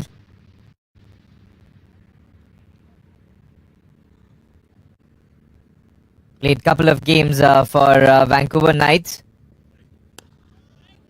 Was sent down the order, who usually comes, likes batting on top of the order. On a game he was not out. I was very surprised and stunned to see Samra not get enough opportunities in Vancouver Knights, especially because he was not out, and most of the batters were failing. They're not getting as many runs as was expected on a tricky surface, but he could have been one of the options, especially where he scored some runs for the team. Did not have enough balls. That's away. It's nicely played in the gap. There was a fielder at gully waiting for that shot, but he played it away from him on purpose.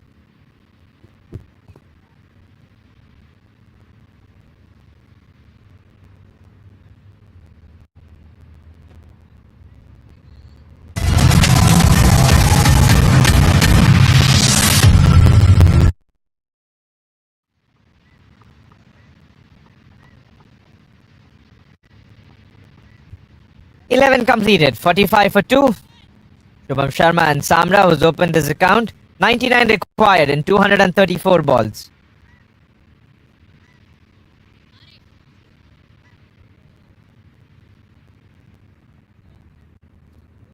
Might see the first change for Nepal. Arif Sheikh, who might bowl spin.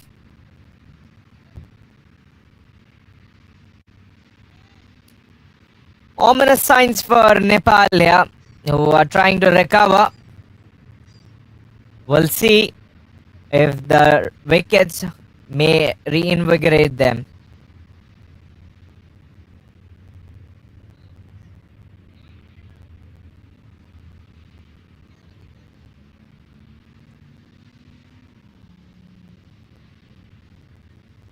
Yes, interesting change here. Spin being brought on early.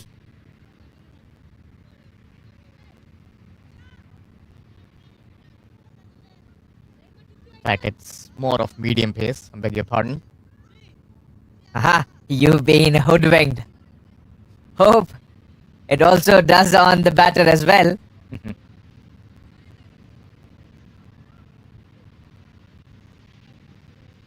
99 runs required, and keeper standing up close may frustrate Samra to get off the crease and play his shots.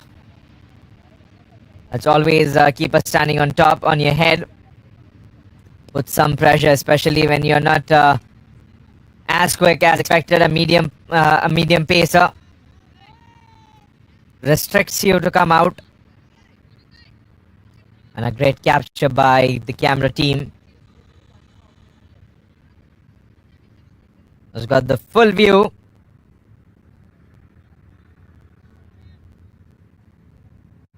Can go back like how the climax builds, just with every ball he bowls, just with that wider angle as he runs in. That's a lovely place to play Getting cricket. narrower.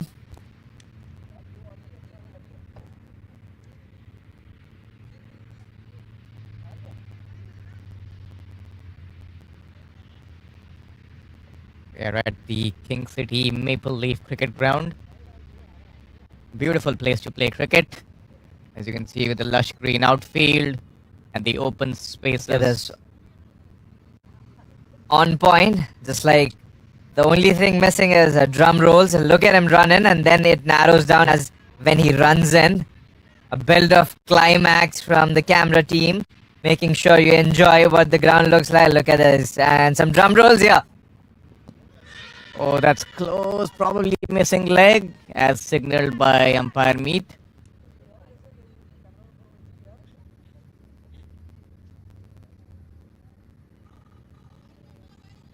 Yes, you could see off and middle. That's Definitely missing leg. the leg stump. For sure, his leg going. If he's standing away from the leg stump, there's more possibility that he may be missing the leg stump. That's why he's taken that guard. That is a nice ball. Coming in. I think he's looking for that gap between bat and pad. With that wide stance of his. To get that, he'll have to delude the batter, thinking that he's going to take the ball away, and he'll have to set him up, which will take some time. Bowl the ball near the off stump and then take one to zip back in. Just like that one. Excellent running by Samra and Shubham.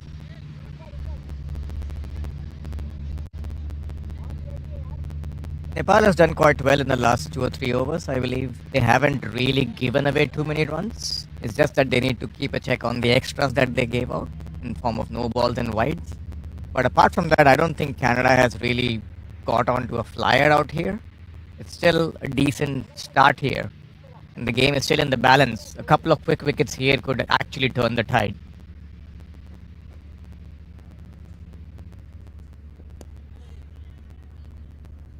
Put that in the gap. And good thing is that after those 2 wickets, they haven't really gotten away with the boundary. End of the over.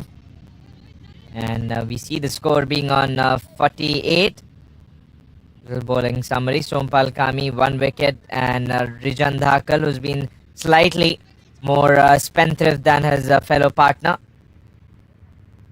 An economy of 5 and over, with Sompal Kami 3.33 and over to pick the wicket. Current run rate, they're going on 4, required 2.53 and over.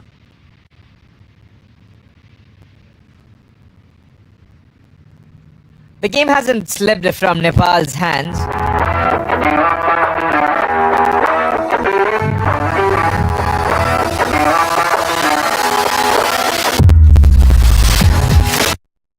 Because the capacity the team has to build onto a heavy high target run, but they haven't really explored it today. Agreed, especially after the start that they got in the first innings. Everybody was looking at a score of at least 250 to 270. But a good fight back by Canada in the middle overs. As we see a bowling change, Gulshan Kumar Jha taking over from the pavilion end.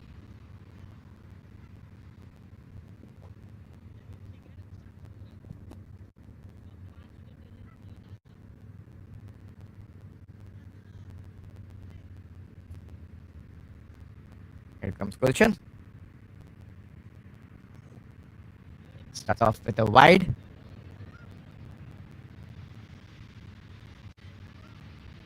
Arjun Saud has been kept busy today behind the stumps. A no ball, a wide going down for 4 runs, and whatnot. Especially having a low scoring game, you're not having much of runs to defend. You'll be more finicky about where you're bowling.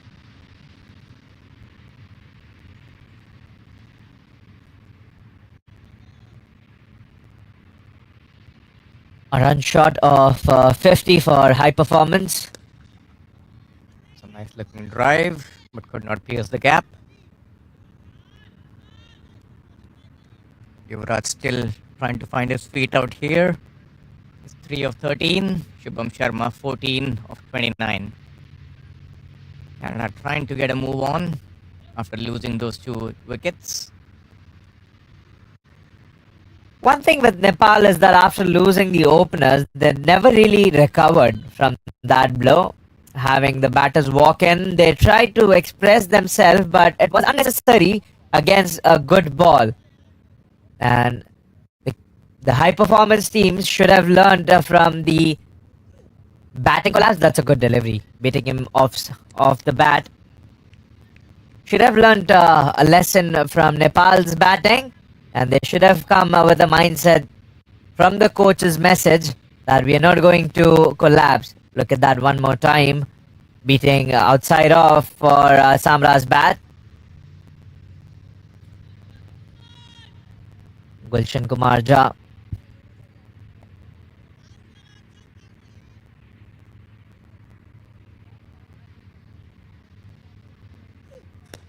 Nicely driven. That's a beautiful shot. Deserved 4. I doubt it.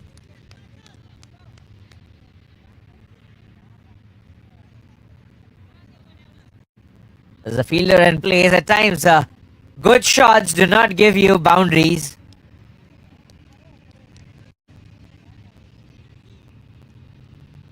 You'll have to wait and stand there. You may expect that you've played that good shot, but this builds on the confidence. Samra will have to take a lesson that is taking the ball well enough. Once again, great fielding out here by Nepal. I think that's the kind of effort they need. Defend this total.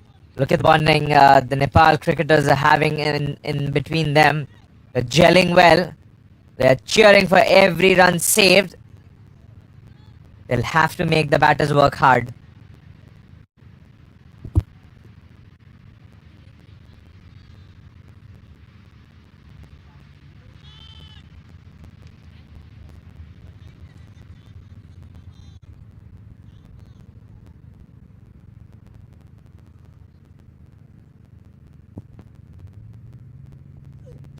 Nicely driven on the up. He's found the gap. Save your legs for a shot like that. Brilliant from Yuvraj Samra, who gets on the roll this time.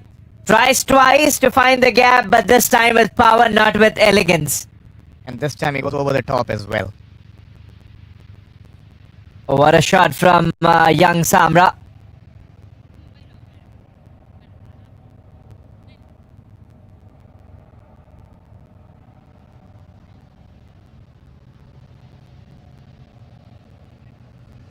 Thank you.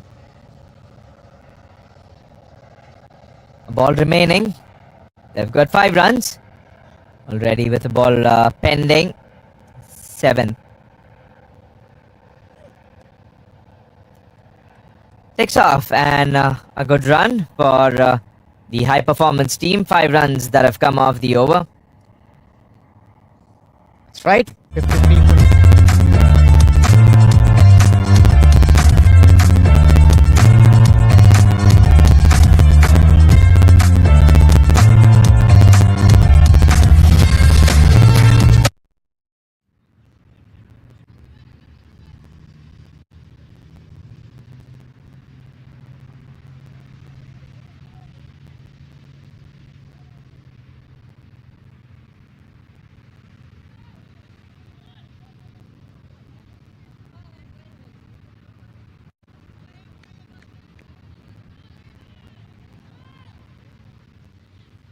Muhammad Arif Sheikh continuing from the northern end.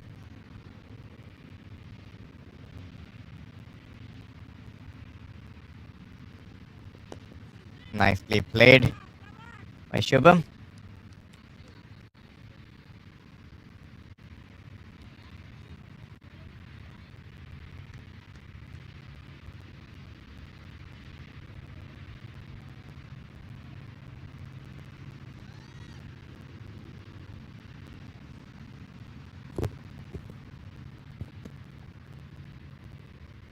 Arif Sheikh back.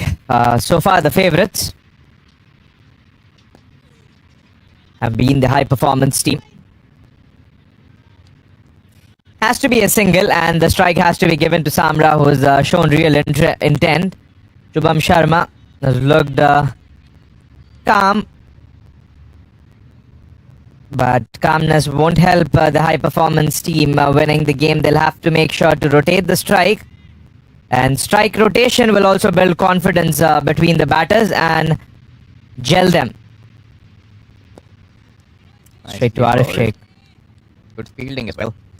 Yes, you're right, Abdul. I think Shubham is kind of looking a bit stuck right now at 14 of 33 or 32. I beg your pardon. And I just feel he has to get a move on, look to rotate some strike, also get the odd boundary. Because we all saw what happened in the morning session when Arjun got stuck and eventually he threw his wicket away, and that's what kind of caused the slide. A quick single. Good calling here by Yuvraj. And it's imperative that in a low-scoring game like this, you need to kind of keep the scoreboard moving. Otherwise, the scoreboard pressure gets to you at some stage. And we saw that the easiest way to pick wickets was to stop the flow of runs, as we saw in the morning. The channel for the fast bowlers, if we compare over by over, we definitely cannot go back to 40 overs what they've bowled, but taking sessions, bits and pieces of 10 overs in the initial stage of Canada high performance teams bowling. Nicely bowled, nicely hit, but that'll save very straight, too straight for Samra to collect any runs. Yep. The bowling has been between the stumps for the high performance team, and that's how Sompal Kami was trying to bowl, but then a bit later, different areas, and they'll have to contrive, they'll have to create a shot out of ingenuity. They cannot play ball by ball, game by game. There'll have to be something they'll have to inflict.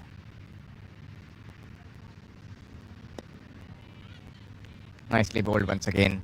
As we saw, again, he was targeting the stumps, bowling straight, giving nothing away. And this is the exact kind of bowling which is needed to restrict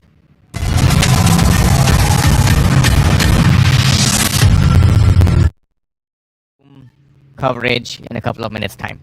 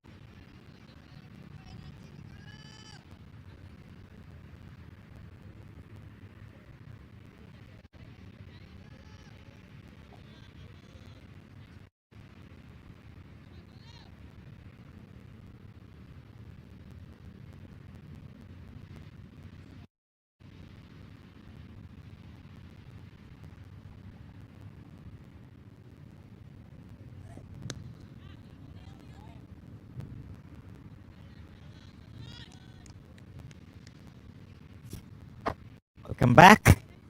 As we see Yuvraj taking on the initiative in this over, scoring a well-needed boundary right after the break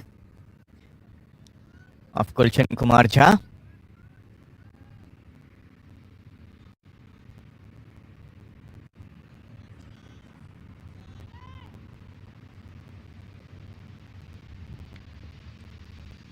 Shubham Sharma also trying to get a move on, batting on 16 of 34.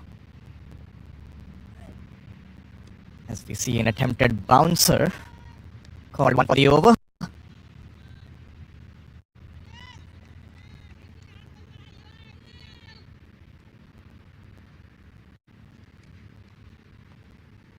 The Canadian high performance team 60 for the loss of 2 wickets. This is the 15th over in operation.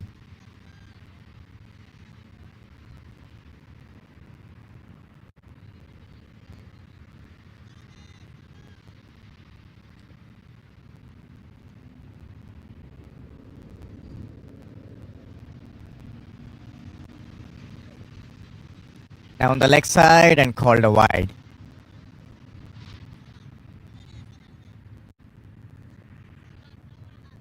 Still waiting to see when the spinners will be brought on. They had a huge impact in the first innings of the game, in the middle overs.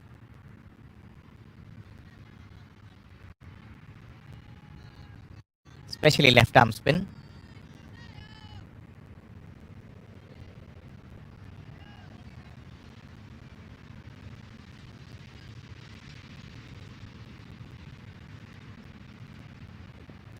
And that's down the leg side and just cleared deep fine leg by a few inches for a 6.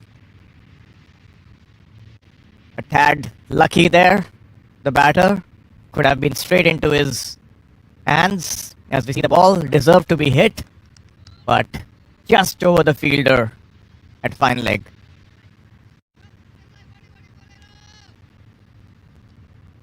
So Canada getting a move on after the break. 4 of the previous over and a 6 now.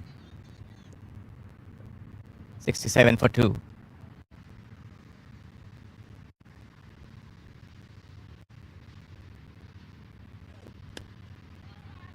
Nicely played.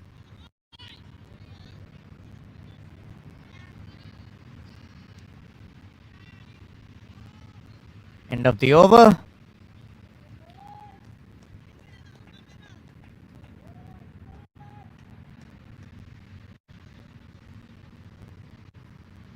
Canadian high performance team 67 for 2 in 15 overs with Shubham Sharma 22 of 37 deliveries and Yuvraj giving him company.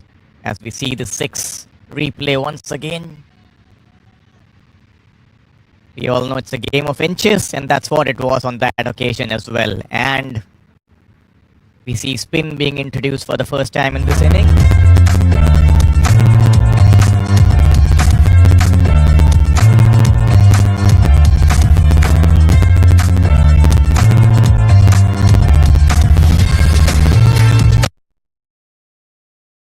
For a while. It's all about strike rotation and cashing in on the bad deliveries as we see the batter exchanging gloves. Anil Kumar Shah, the tall opening batter who looked really good in the morning session, would be bowling to Yuvraj, who's on 12 of 22 deliveries. And we all saw the ball turning big in the first innings. Would be interesting to see how it plays out in this innings.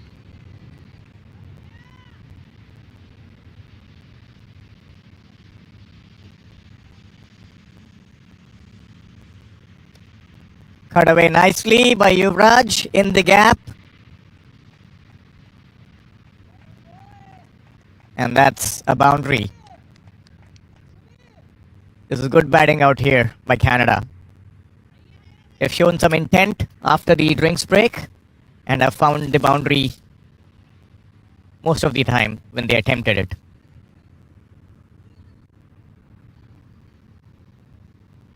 was a loose delivery, short and wide, and had to be dispatched. Flip taken out. Once again, short and wide outside the off stump. This time hit in the gap, just for a single. Too long off.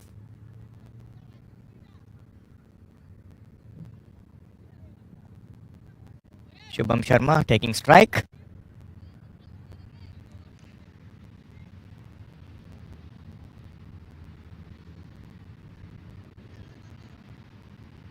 Changes in the field. It's always difficult with a left and a right hand combination.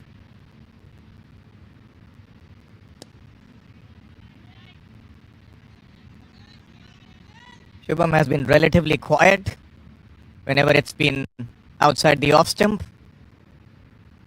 He just looks to dab it on the offside just like that. Oh, attempting a run and could have been close. Canada need to be careful out here and not give away a wicket in this manner. Right now both the batters are looking set and would be a crime to kind of give away a wicket in the form of a run out like that. Nicely tossed up, played back to the bowler. End of the 16th over, 72 for 2.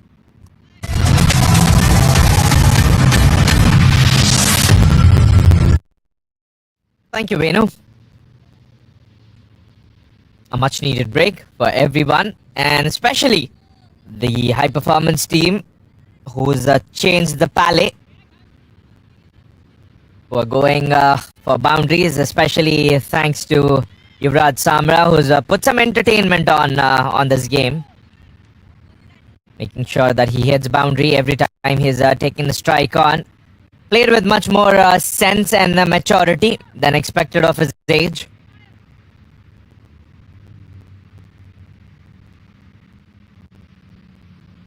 Batting on 17 of 25, Shubham Sharma 22 of 40, and for sure there's no harm Shubham being playing slow here. Is taking the innings, building it. That's come off the edge and very short.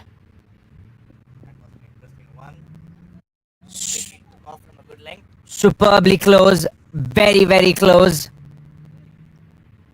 And he survives. Was one ripper that the bowler bowled. Gulshan Kumar Jha.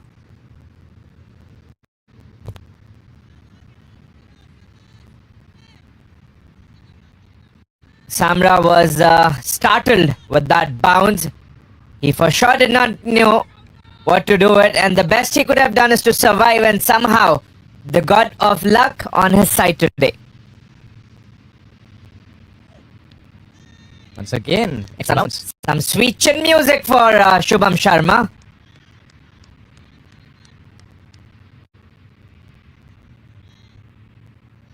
There's one from Zahid Shirzad. Now I see that from Gulshan Kumar Jha, who's got that fire in their belly as a fast bowler. Who's making sure the batsman rises to the standard to play him. Back to the length. Pushes that in the gap. It's going to be a good game between Samra, who's sometimes found it difficult to go against bouncers. Oops. A bit of sloppiness in the field. The ball ricocheted off the stumps. And they took an extra overthrow as well. So Nepal just need to tighten this up a bit.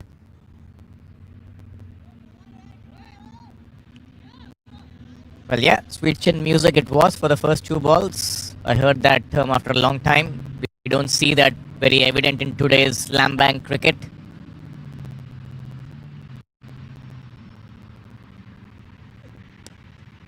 Taken off again. Pushes in the gap.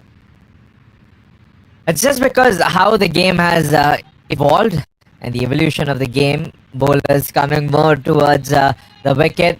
You'd see that making Yorkers good length. They're stock balls, not many bowl bouncers, especially you'd see that bounces being used only in test cricket. ODIs have also dried with bounces, not many. sometimes bowlers forget the variety they've got in their artillery. They have the different areas to explore. Nicely timed in the gap as well. That's a That'll beautiful run away. shot. What a shot that is. Sublime, subtle and classical from the left-hander. Yuvraj Samra was looking amazing. Look at that. A classy shot from Samra. Just times it well. And he even did not know that that'll pass away from the fielder. 4 runs. I'm sure his dad will be watching him. Every time he plays, his parents are there to support. His father's put in a lot of effort grooming Samra. He himself played cricket, but he sees Samra flourishes. And he says that he takes a lot of pride seeing him play. Yeah, that was beautifully timed and more importantly in the gap as well.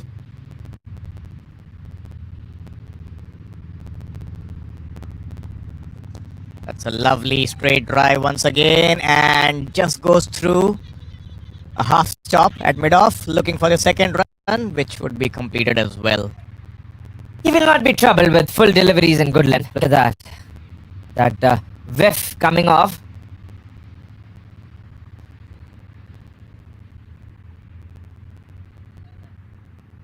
"51 runs in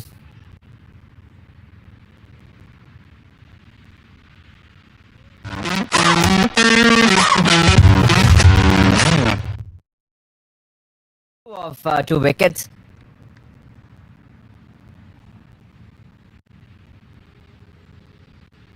Would be interesting to see. Yes, that is Anil Kumar Sar continuing from the northern end. Looks like a dead end. They are heading towards Nepal team.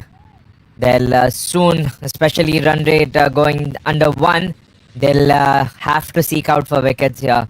That's going to be their only guiding light in this match. If not, they are for sure heading towards doom.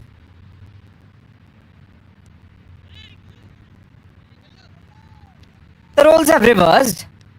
It looks like Yuvraj Samra has spent more time than Shubham Sharma on crease. And interestingly, Abdul, I think if you compare this with the morning session, we have seen a complete reversal as well. If you remember, in the morning session, there was hardly any trouble for the batters in the first 15 overs, and they didn't lose a wicket. And right after the break, they lost a flurry of wickets. Whereas here, they lost a couple of wickets in the first few overs, and after that, especially after the drinks break, they've kind of found some rhythm in batting.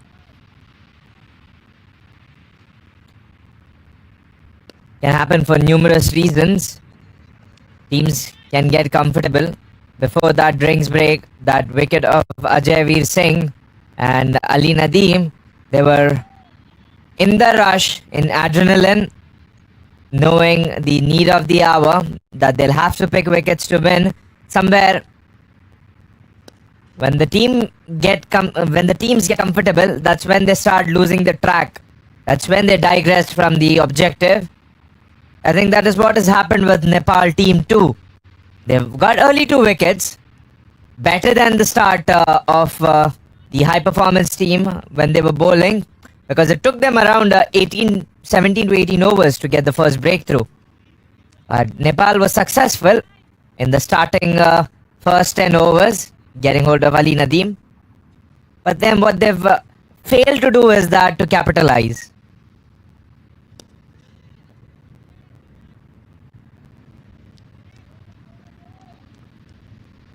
End of the over. 18 overs gone, 85 for 2. Shubham Sharma on 27, and Yuvraj Samra has caught up pretty fast at 25 of 31 now.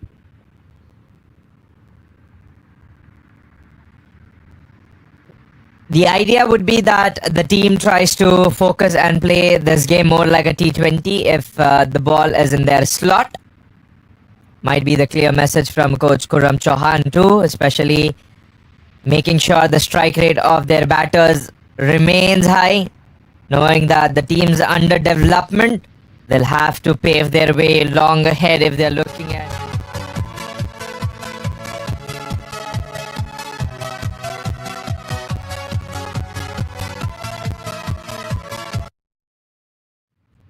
because it's going to be a gigantic climb for them. Would be interesting to see left arm spin being introduced now. We saw that left arm spinners had a huge impact in the game in the morning session.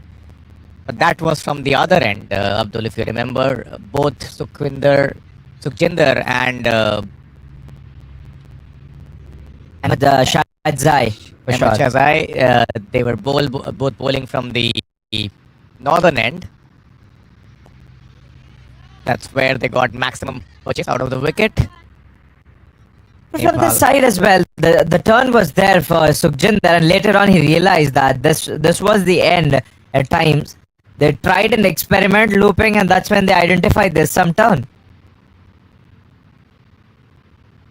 But do you think they've invited spinner a little late because you've been talking about the sides they could have used him from here? That's correct. I just felt that, a couple of overs before or even during the, drinks break, they would have directly got spin. That would have been a smarter move just to change the pace of the game a bit. Oh, and as we speak, he bowls an arm ball and beautifully deceives the batter. And Shubham Sharma played all over it, left a gap between bat and pad, and the ball sneaked through. My jaw is absolutely dropped. Look at that. Big gap. And the way he penetrates, it's like a rocket coming into you. And how come? Look at that forward strike. That's a dream delivery for an off spinner. And you even were jubilant on that ball hitting onto the wickets. Look at that. It gets just better from a closer angle. Comes in and they're all happy here. Shubham Sharma. Played for the turn. It did turn. But the bowler's having a better of him. Is that the break which Canada needed? Beg your pardon, which Nepal needed? Does this open the doors for Nepal to come back into this game, which was kind of slipping away from them with this partnership?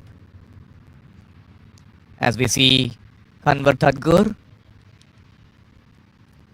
Will be acrimonious of saying that it does not ajar the opportunity for Nepal to come back, because every wicket is a climb back. So this is a good opportunity for Nepal to come back in the game. They're still trying their level best to creep back in the game. So this is good. Good fighting spirits from the Nepal cricket team and the captain of Nepal to ensure that they're still going hard at the Canadian high performance team. On your screen is Kanwar Pal Tadgur.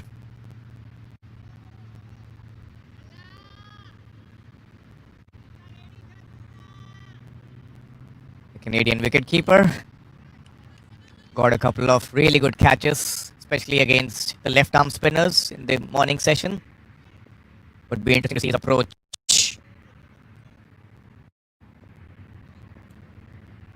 Was played for under 19 in India. Kanwar Pal Tadgur misses on, and Kanwar straight away opens his account. From one end, they're trying to put the pressure, but the fielding has been a little disappointing for Nepal.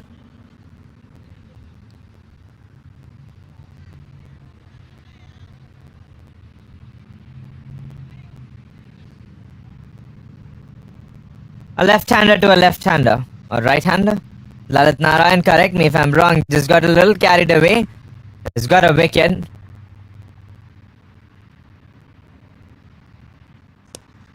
Nicely played. That's going to be a sixer. As flat as it gets for Yuvraj Samra. He has blasted that one out of his bat. That sounded really sweet. The moment it hit the bat, he knew it was six. Picked the bones out of that. Over wide-ish long on. Picked the right ball as well to play that shot. Right in the slot. As we see another angle. Beautifully timed. This guy looks a huge prospect for Canada. This young lad, the way he keeps his head still while striking the ball is just amazing. Once again, a beautiful looking straight drive. I think we are sitting pretty far away, Abdul, from the action, but still you could get that sweet sound of the ball hitting the bat when Yuvraj Samra is batting. And that's a big feature of, knowing when a batter is in good nick and how well he is timing the ball as well.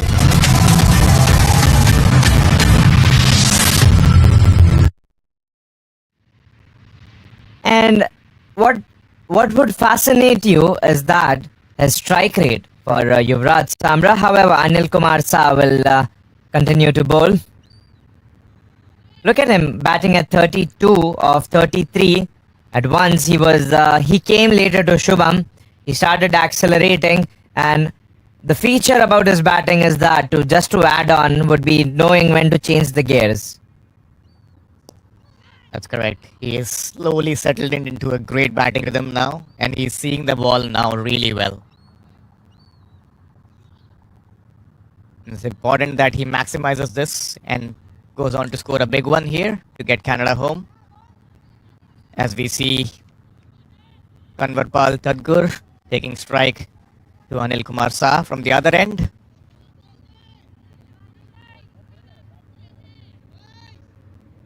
A lot of chirping going on in the Nepal camp. Nicely bowled, nicely played. Tossing the ball up this time. That was the angle how Lalit Narayan got hold of Shubham Sharma. That's where the angle, he felt that it might go away, but it came back. That was nicely bowled once again. He's getting some turn now. Anil Kumar Saha. Inside edge saves him.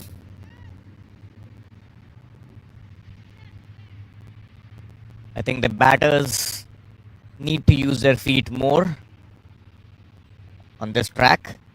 As you can see that there's turn and bounce on offer. So unless you reach the pitch of the ball, it's kind of little difficult to play the ball perfectly. As you saw on two occasions in this over that the ball was hitting the shoulder of the bat more than the middle of the bat because of the excessive bounce and the turn as well. A ball before we finish the over. This will be the 20th over bowled by Anil Kumar Saha. And Kanwar will have to wait to get off the strike. He's batting on 1 of 6 balls. Yuvraj Samra on 33 of 34. 20 overs completed. That's how the score looks like for the high performance team.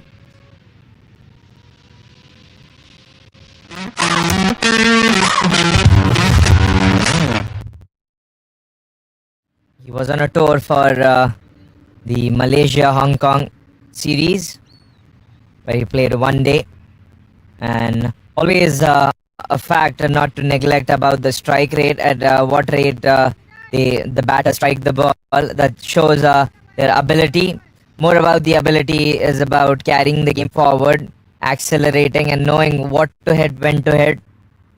Especially if you're playing in middle orders, you don't have the liberty to enjoy the power play. That's correct.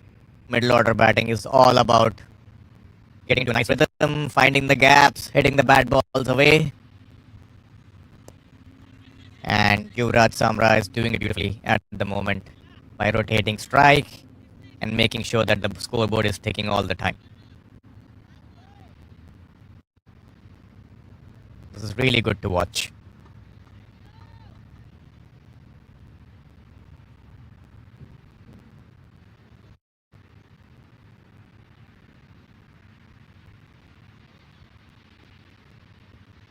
It's Kanwar Tadgur against Lalit Narayan.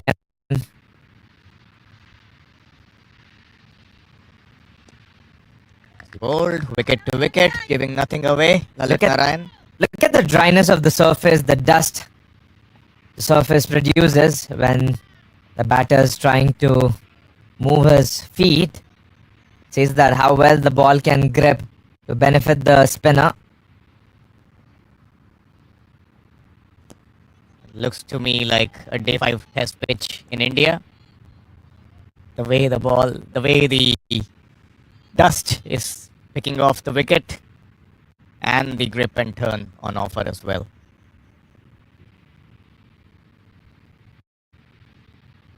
That's beautifully bowled and nicely played as well.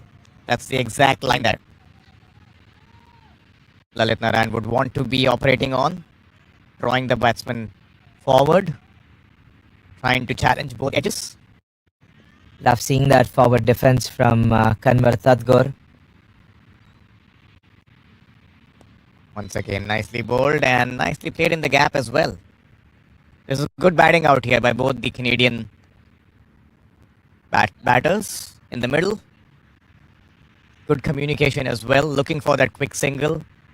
As we discussed this morning as well, it's the singles and these rotation of strike that kind of puts off the bowler and the fielding team as well, and especially when it's the left and right hand combination. This will hurt Nepal. This combination, right and left combination, will hurt Nepal or any team, especially in middle overs. It tires the fielders off knowing that it's a left-hander. That's the scorecard, the highest scorer so far.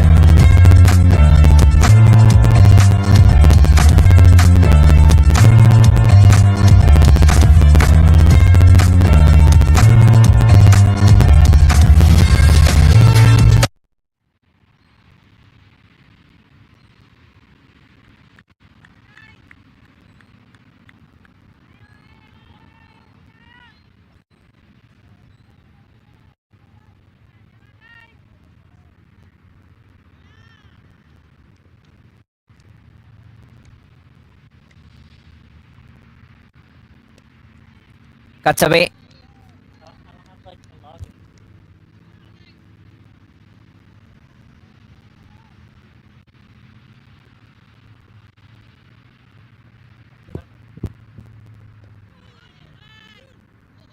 Takes off a good drift of the surface. Anil Kumar Shah. 48 runs required. And the sailing has been smooth for Canada except for losing two early wickets. And that hasn't bothered much for the likes of Samra and Kanwar Tadgor, who's just walked in. That's close. That's very, very close. That's very, very close. And he's unhappy. Similar to the yesterday's dismissal against Oman. One more time, Kanwar Tadgor goes on a low scoring. As you see, played across the line, but I'll say a tad unlucky there. Very unlucky for me. Very unlucky. Look, have a look at that replay one more time. Looks that he's definitely missing the leg stump. Is suggesting, he's alluding the umpire somehow that he's standing away from the leg stump, but the first point of contact might have showed that he might have hit on in front of the leg stump. Look at that in the slow-mo, where Anil Kumar Shah comes to bowl, is leaving the leg stump and standing there, gets onto his back leg, not the front leg, and Kanwar Tadgor. Even then, Abdul, I just feel that it was still missing leg. Even then, even after the shuffle, it was evident that the ball was excessively turning and bouncing as well, right? So hard to. I mean, it's a little hard on the batter. I just felt. Unlucky dismissal for Kanwar Tadgor. Untapped potential walks out of the middle. As we see Christian Kalicharan walk out. Hails from Trinidad and Tobago. Quite spoken about, Christian Kalicharan. He's played List A games for Windies. Nepal trying to make a match out of it. 96 for 4, Canadian high performance team. This could get interesting if they get one more wicket now In quick succession. The wicket should be of Yuvraj Samra.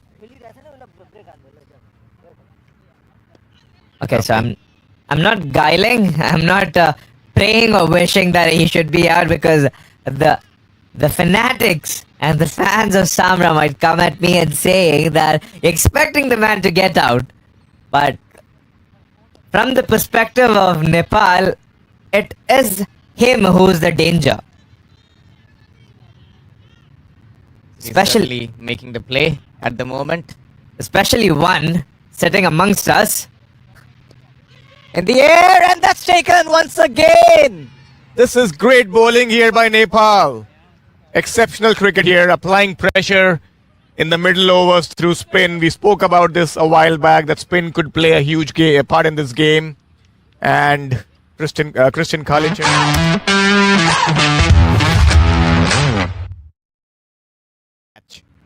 Wanted to push it on towards the offside, but the turn took it to the leg side where the short mid-wicket fielder was.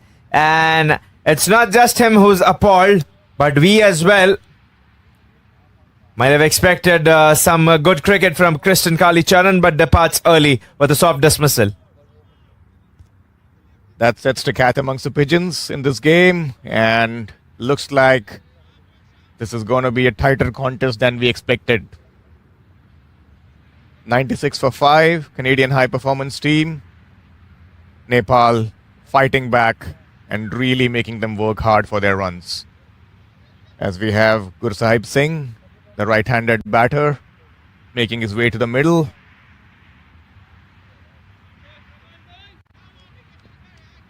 And we have another over from Lalit Narayan from the pavilion end coming up. A lot rests on the shoulders of Yuvraj Samra.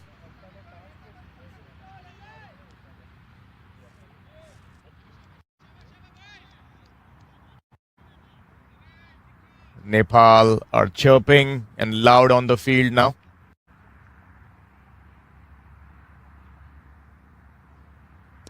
Nicely bowled by Lalit and tucked around the corner for a single by Yuvraj Samra. And I think his wicket, as you said rightly, Abdul, in the previous over, is the key for Nepal to make amends. With the new batter in, right-hander facing the left-arm spinner. We see a slip coming in. That's a good move. And we might see some more close-in fielders trying to put some pressure on the batters in the middle.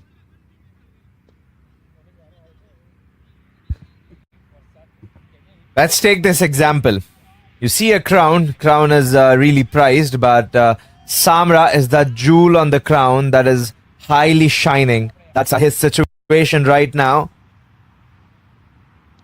Oh, that's a ripper. Beautiful delivery.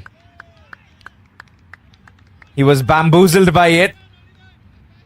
Unplayable. For a batter facing his first ball, hard to put bat on ball to that one.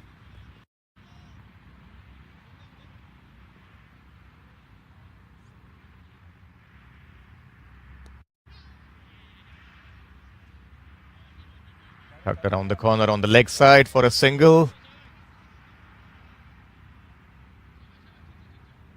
As we see the Canadian high performance team approaching their 100. Yuvraj Samra taking strike to Lalit Narayan. I wonder what must be going through his mind now. He's been constantly losing partners on the other end the last few minutes. As he goes for the sweep and perfectly finds the gap at the square leg boundary. Beautifully played. Losing partners hasn't been a concern for Samra, who's looked confident. Look at that bat come down and a stylish stroke again from Samra to pick the gap at the deep fine leg. Will only get better on the replays.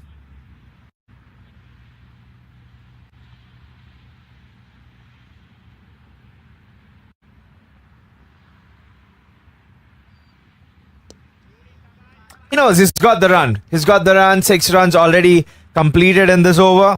So he hasn't got to take risk.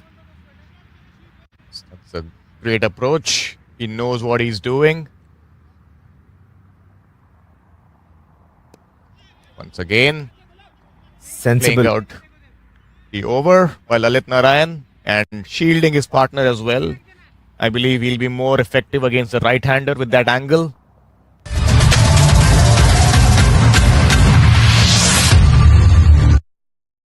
And I love the fact when you told amend, not change. It's just not change, but also to improve. Is that if they could have got spinner a bit early, if they could have got the introduction to the innings, they might have felt. But again, a question of new ball. Would the spinner be getting enough turn of the new ball? He'll have to try. the same gamble how Mahendra Singh Dhoni used to take on Ashwin. You have to be confident on your players because that's one different bowler. Especially might be biased because Ashwin is one of the off spinners that stands out alongside Nathan Lyon, especially with a great control. But it's not easy. Always there's a drop in the captain's head when they go out with the finger spinner on the new ball. And the best part is Ashwin also confesses that he loves bowling with the newer ball, which is what you want from your bowler. Oh, that looks close again, and definitely looked closer than the previous one, Abdul. What has just happened here? I'm as surprised as you are. Why wasn't... Look at that pitch. Oh, it's below the knee roll, Venu. Probably did he feel it's outside the line of off stump? Umpire suggesting that the impact... Okay. It's kind of touch and go. Gursahib Singh.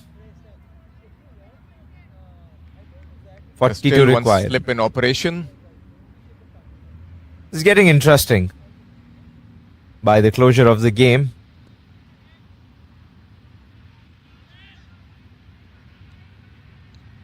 It's pretty overcast and dark even at the moment. It is just 4. Short delivery. Poor ball. Could not put it away, but still gets a single.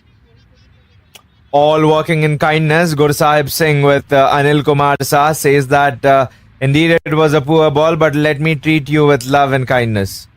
Gets only 1 out of it. Canadian high performance team on 103 at the moment. As we see another one tossed up and driven down the ground by Yuvraj.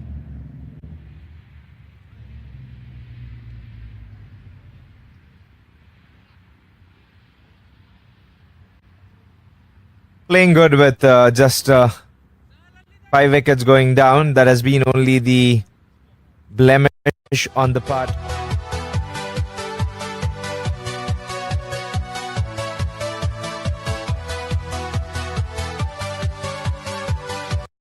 Batting strong on 40 of 41. Has been marvelous so far with the stroke making. The only ugly shot of his bat was he being bamboozled by the delivery bowled by Gulshan Kumar Jha. That is the only time he had no answer, but he's been scoring offside, leg side, sweeping. As we see another delivery bowled by Lalit Narayan. Just took off from a good length. There's a lot of turn on offer and a lot of bounce as well. So as you see, Samra coming down and tapping on that area of the pitch from where it took off. Lalit once again. Oh, that's beautifully bowled, and probably the same issue here as once again stuck outside the line of off stump. I felt there were 2 sounds here. I felt a little that we might have heard 2 sounds here very close to the bat, and would have been a detrimental blow to the Canada high performance side if this wicket was taken out. Once again, a puff of dust as he played that shot. Shows that these are dry conditions at the moment and ideal for spin bowling.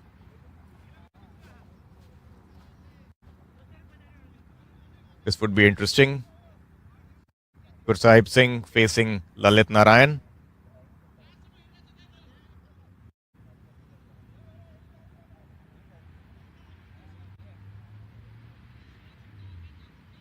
And we see a bit of attacking field out here. They have a short extra cover slightly closer to the bat.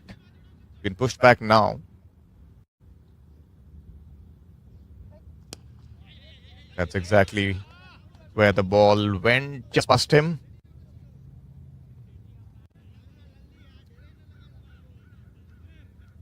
Yuvraj is making sure that he's taking the strike on Gursahib Singh till he finds his rhythm. This is a young team, a lot of young players in this high performance squad. especially looking at the future. If you're forecasting what the future might look for Canada. This one keeping low. But nicely played in the end by Yuvraj. He was watching the ball closely. He's dealing well, knowing how the ball's reacting of certain areas and how it's coming on to his bat. Soft hands is the key here. He hasn't tried to hit the ball too hard. Even if you see it, it looks like he's coaxing away.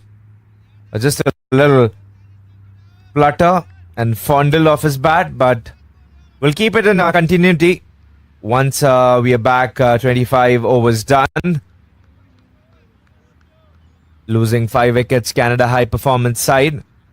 Scores 106. Samra 9 short of his half century. Complete his 50 runs. And to win 38 required. Hopefully Samra would be looking to contribute.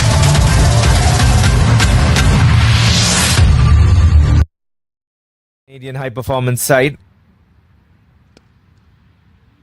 Off the back foot, looking steady to take the second, but will only be able to do one.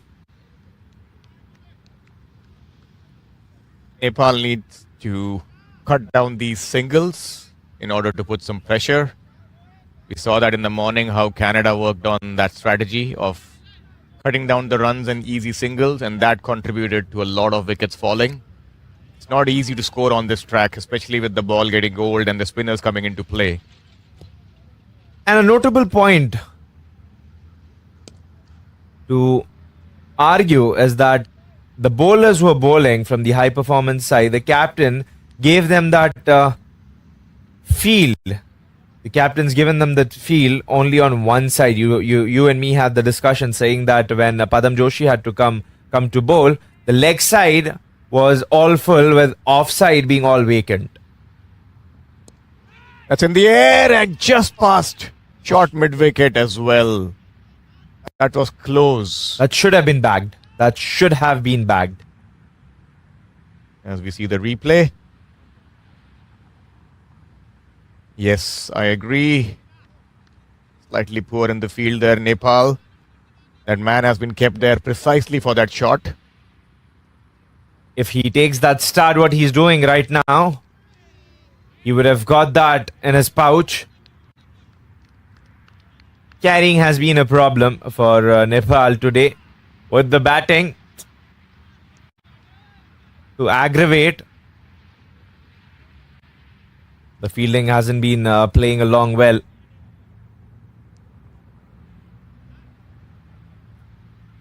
A ball remains for Gursahib Singh to come to the keeper's side to face one.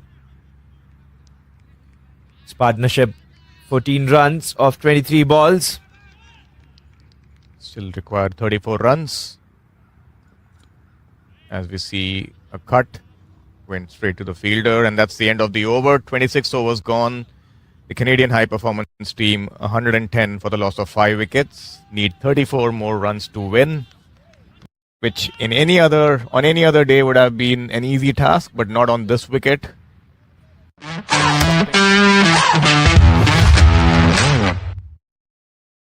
Back in the game, and the same is the case now with Nepal and their spinners trying to make amends.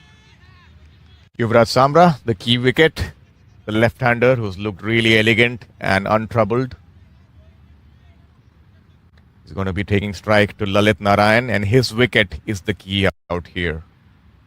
As we see Lalit Narayan bowl to him.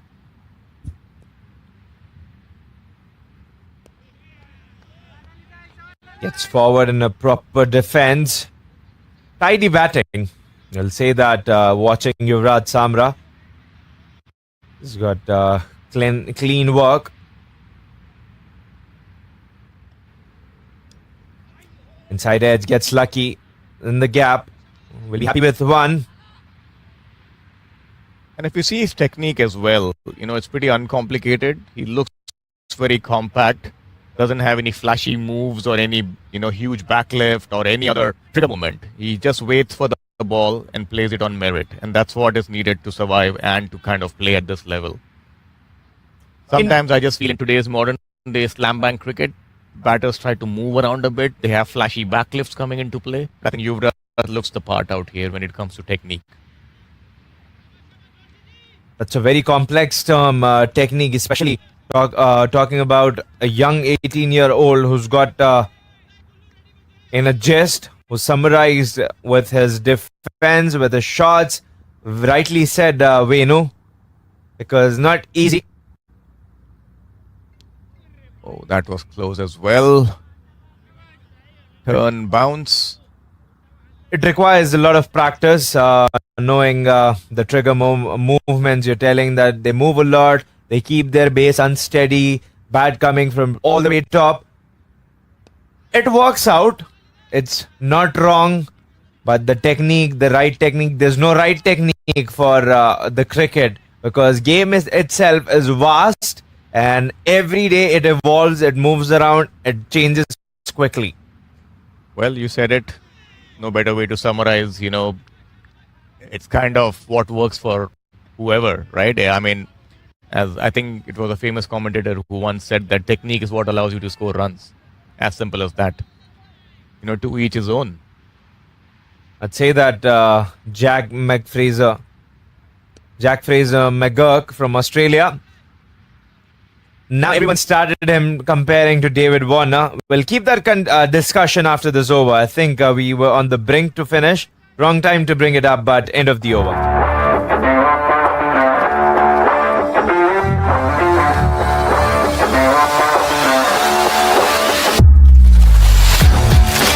Talking about Jack Fraser McGurk, who's got that heavy, high bat lift, where he brings it like a baseball slog, where he tries to hit that, and it's evident and very apparent when he hits the ball that he's using much of force on the swing. So the more you swing, the languish you have, the more languish you get, you weaken yourself. On the other hand, that's one of his technique, but it works for him because he has the impact on the game. If he's playing T20 cricket and he has to have an impact of the game, and if he's trying to get the maximum out of the ball, that's how his technique is. On the other hand, let's flip our pages and go back. Virender Sehwag, a lot of people criticize the critiques of the game, telling him that he did not have footwork, but he scored 300 runs in the test game, and then he scored a couple of double centuries as well. So technique worked. And then later on, Rohit Sharma was criticized as well for fitness, and still he is. But the amount of timing he generates out of his batting, I don't think so any player would be able to play the amount of cricket, especially at India, if you don't have fitness. Absolutely. And look at David Warner too. And Joe Root. When you look at Joe Root, the Fab Four, one of the ambitious candidate in the Fab Four category. Oh, that's beautifully bowled, just as we were speaking. An arm ball with dead Yuvraj Samra went through his defense. That is the beauty of a delivery. Round the wicket, hits the top of off. It would take a special delivery to dismiss him, and it is that special delivery from Anil Kumar Shah, the opener, gets the top of off, like Venu says, and look at it. There's no real-time bat and pad, but gets better of Yuvraj with beating him through the air. Look at him. He was expecting the ball to come slightly slower and beats quicker through the air. He was ready for that pace he got accustomed to, and Anil Kumar Shah. We've seen this fall of wicket often today. This is not rare. First time it was Ahmed. And then it was Sukhwinder Singh. Sukhjit Singh, I beg your pardon. Now Anil Kumar Shah. That was a brute of a delivery. Honestly, we have seen Yuvraj playing the same defensive shot in the previous overs, where he was playing for the turn. This one went through straight with the arm and at rapid pace too. It needed a special delivery, like you said, to get him out, and this was what Anil produced. Surely, with the right paths, he sticked a harsh dismissal, but the bowler worked really hard to get the wicket. And when I tell this, Anil, trust me, it wasn't the batter who got out, it was the bowler who took the wicket. Absolutely. It is the bowler's name written all over the wicket. Beautifully bowled and nicely played down the ground as well. So Nepal showing some real fight in here. Remember, it's not over till the fat lady sings, and this game can throw up some really big surprises. Cricket, as they say, is a game of glorious uncertainties, and surely we are seeing a lot of things happening today which is leaning towards that direction. To extend that conversation, reminding you about 2023 Maxwell special against Afghanistan, when everyone thought that Afghanistan had better of Australia and they would have trounced them for 2015's defeat. But Maxwell had different plans. He came out of the book. His bat was nothing more than a magic wand, just being around everywhere. Absolutely. I think that was probably one of the best innings you would have ever seen, given the context of the game, given what was happening there. And I just felt that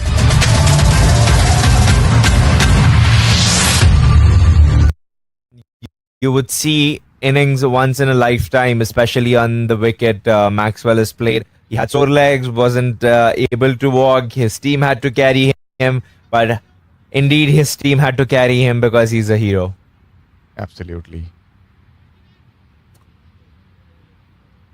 Reminds me about the growth of cricket, especially when seeing Afghanistan has grown and most of the players from Afghanistan playing for the franchises across the globe.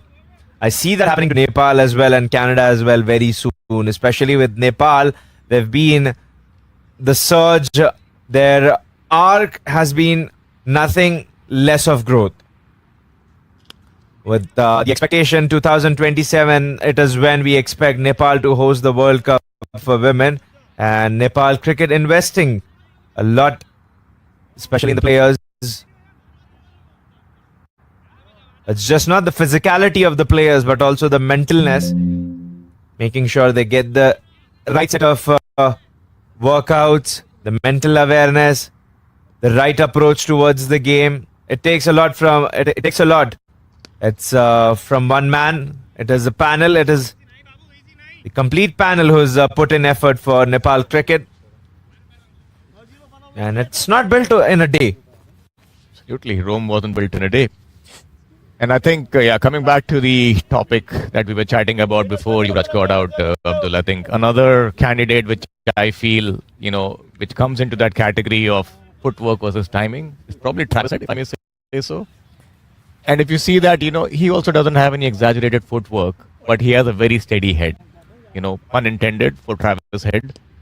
His head is pretty steady while he bats, and the way he times the ball and meets the ball at the right angles, that's what matters. And I think to conclude our discussion, I just felt that, yes, of course, footwork and technique sometimes might be overrated, but I think what's needed to kind of survive and thrive in that environment is a steady head to kind of, meet the ball at the right place at the right time. He brings one out. Glorious looking cover drive. Inside out shot. Gets 4 runs here. Gurnik. I won't say he timed it perfectly, but he placed it well. He knew that the man was up, and he just went over mid-off, or kind of wide-ish mid-off, and a risk worth taking, given the ball which was slightly full. 25 runs required. 4 wickets. Can we see another blow from Nepal? Actually, I wouldn't mind that if I was the bowler. I would want the batter to play that shot.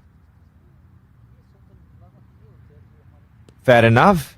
Just because he's falling to the trap, the cobweb you created.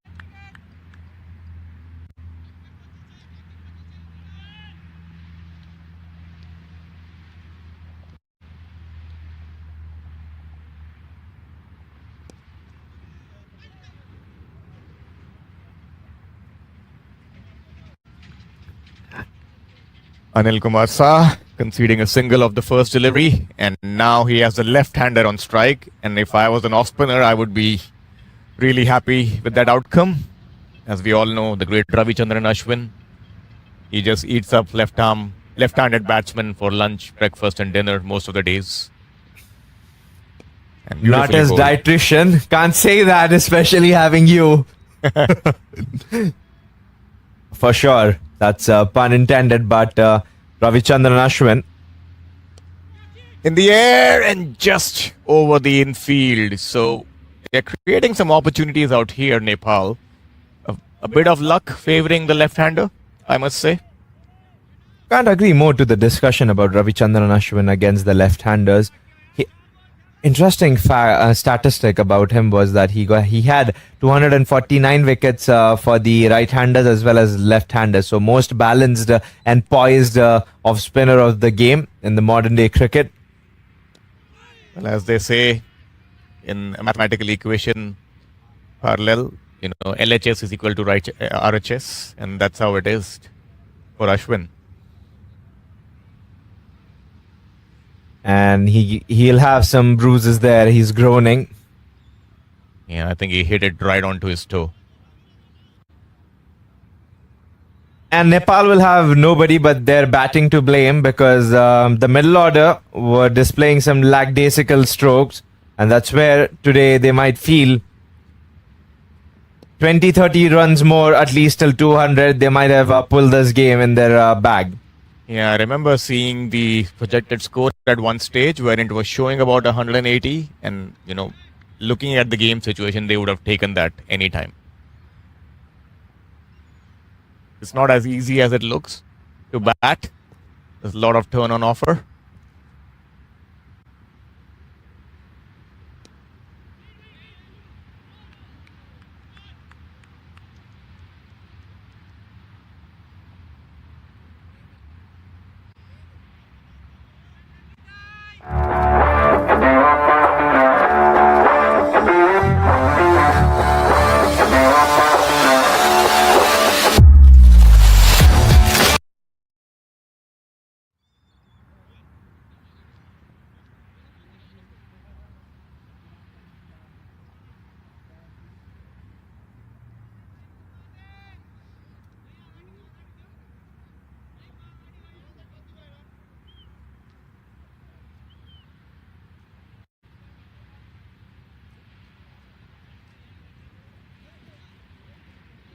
Lalit Narayan resuming.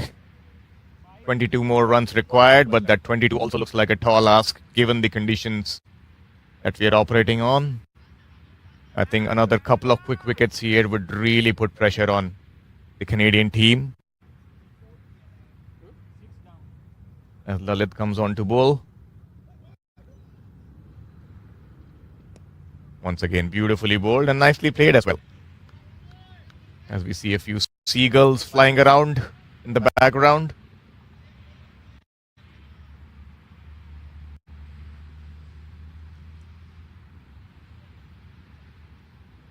Gursahib Singh batting on 10. In the air, once again just falling short of the fielder.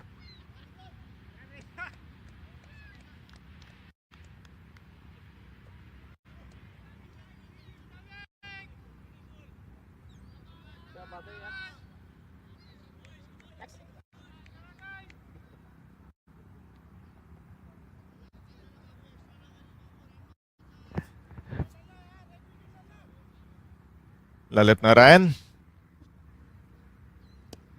Nicely bowled once again.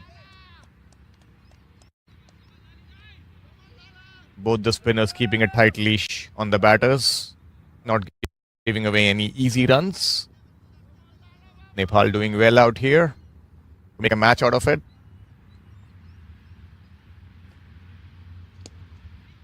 Played back to the bowler.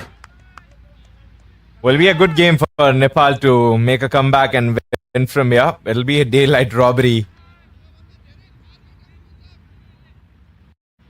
The game is still on. With 4 wickets, the Nepal team can still do it. Yes, as they say, it's a matter of 4 good balls. And beautifully played in the gap by Gursahib Singh. That's a brilliant shot right off the back foot. You knew what he was doing, played right in the gap, and gets a well-timed boundary for Canada. He slapped that one rightly as the bowler. It's the matter of 4 runs, not 4 wickets now for the high performance team. Gursaib Singh with Gurneek Johal.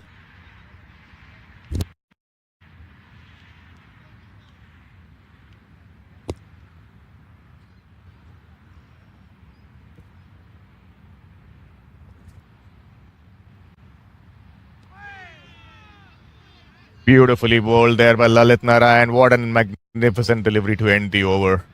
He was lucky to survive that. The keeper did eviscerate the stumps. Looks like we're going to have drinks with 18 runs remaining. And the commentary team would also have a bit of a tea break. We'll join you back in 5 minutes.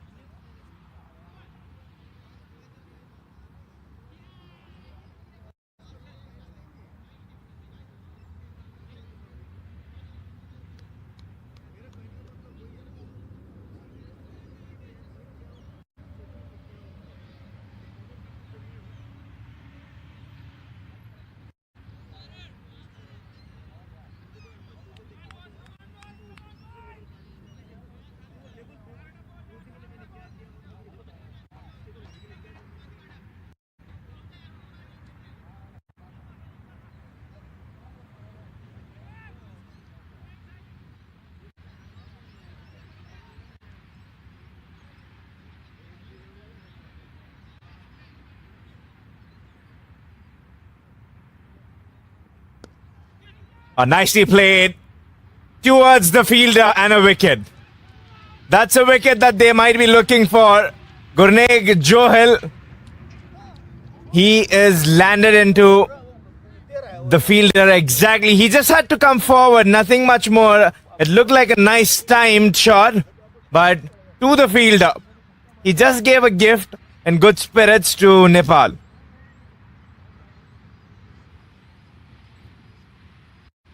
Right in the slot, he might got a little too happy and carried away. And that finishes off with the fielder. A wicket going down for Canada high performance team. Anil Kumar says that he is on the roll, and the decision he asking his captain for a no has proved right. 3 wickets away, Nepal to collect a victory. This will be a major upset for Canada high performance side if Nepal picks more wickets and marches on to victory.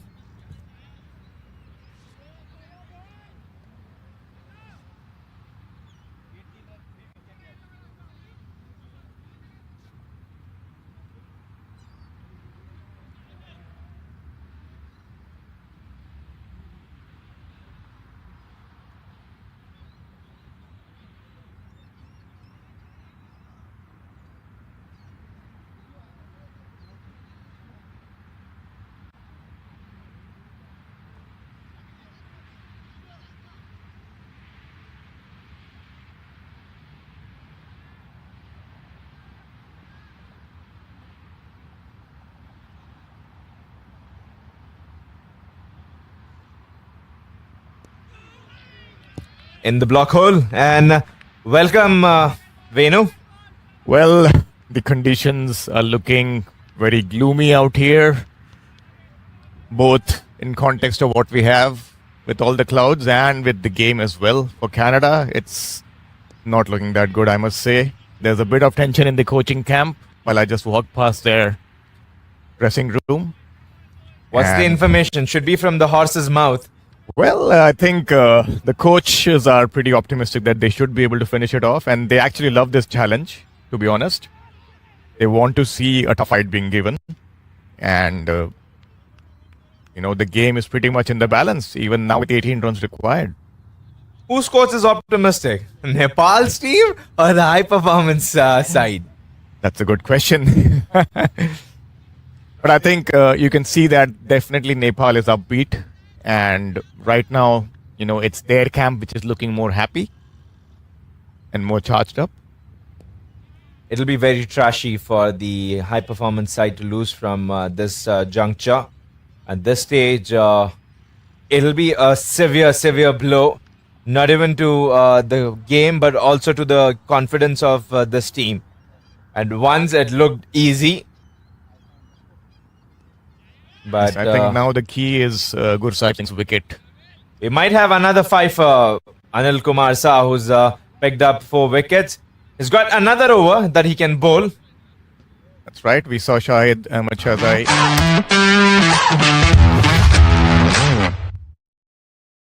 Would be interesting to see if Nepal have any other aces up their cards. Should have saved at least a couple for a scene or a situation like this. Would they be picking bones at? The high performance side. Is it a good call to go against Lalit Narayan or just rotate it off? I think they would love to play him off, to be honest. He's the bigger threat, I just feel, against the right-handers. Lalit Narayan got some hugs, raises our hands towards the sky, causing some divine intervention. Against Oliver Cox, English county player.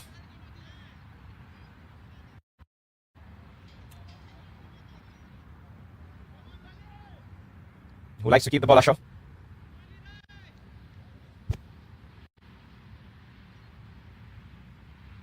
Oh, that's Necked beautifully bowled. Nicked off the surface, but not off the bat. That was a beautiful delivery. Any batter coming up first up and facing that kind of a ball would be lucky to survive that.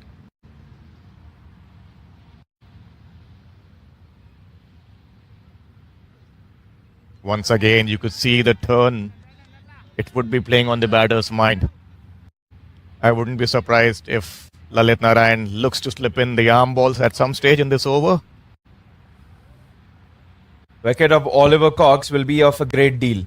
Just like Samra's wicket got them in the game, Oliver Cox's wicket will be an inch closer to the victory, and it'll be just be a final nail to hammer in the coffin.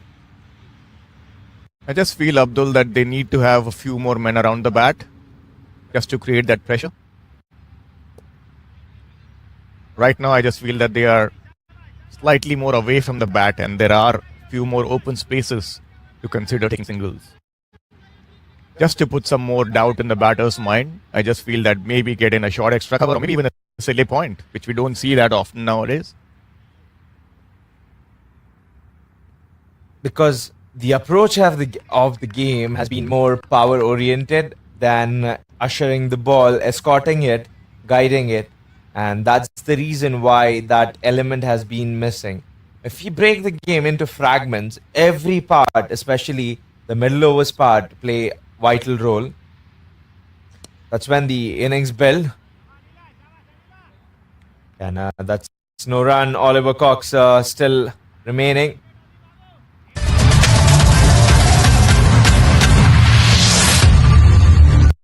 Nine. End of 33rd over, 127 for 7. And I'm sure there might have been a fight in the comment section with the fans of Nepal and the fanatics of Cricket Canada. Throw in your comments to see if it's your favorite team who's going to win or Nepal who's going to upset the very favorite Canadian high performance team.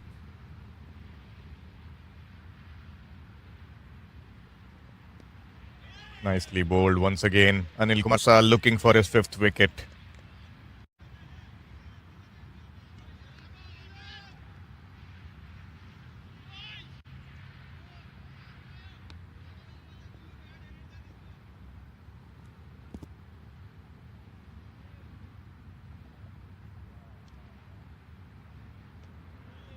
Once Into the again, gloves. nicely bowled. Here's what last 4 balls, the captain might have told him that give us your best 4. Let's dismantle the favorites in the game. Oh, lucky, very close to the pads here, just ticking off.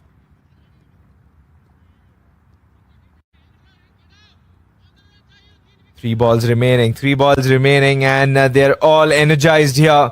The Nepal cricket team on the field, on toes. That's cut and a miss. Still looking for that 5th wicket. Anil Kumar Shah. It would be a huge boost to him as well as the team if he gets one in this over. Khurram Chauhan will not be happy. The head coach seeing the team lose from the stage, especially in Visage. Just imagine Oliver Cox being bowled out or being caught behind. How big he plays of, it out nicely. how big of a turn of an event would have been? 128 for 7 after 34 overs.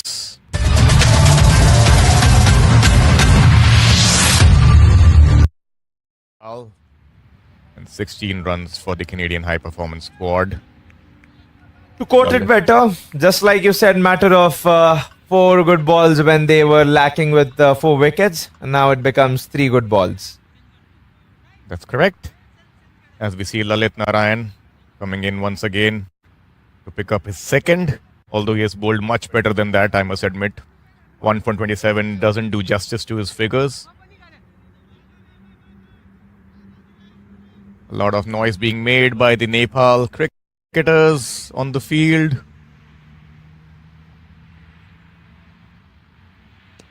Oh, that's lovely bowling by Lalit Narayan. A lot of drift, turn and bounce on offer, and he's utilizing that to the max, enticing the batter to play across the line.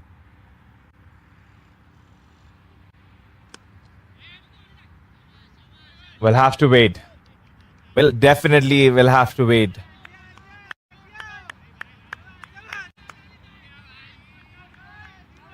Trying a good old trick there, Lalit Narayan trying to change the position of the bails at the bowler's end. Something that Stuart Broad did recently against the Australians, which kind of worked in the Ashes last year. Changing the bails? With Stuart Broad, it did work. And were there any allegations of Stuart Broad? Ashes is always fun. Remember the wicket, Alex Carey? Alex Carey got Johnny Barstow. Bairstow, absolutely. Test cricket's more fun, but we're accustomed to faster games and especially the development of T20 and T10 leagues might have taken that flair away from Test cricket, but it's an absolute carnival when the Test game happens between the two most fierce nations.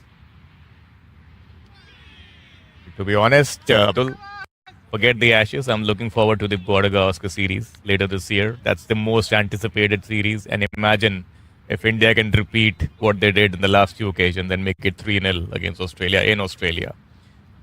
That'll be a huge, huge accomplishment.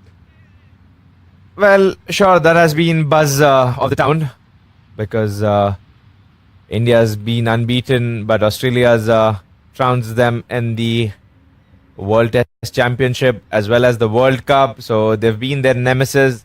So this will be a lip-licking battle to watch out for. But what keeps me excited is that the battle between Nepal, Scotland, and USA. USA has always got better of the Canadian team, and Scotland has been one prominent team in the qualifiers, have always come through the qualifying stages.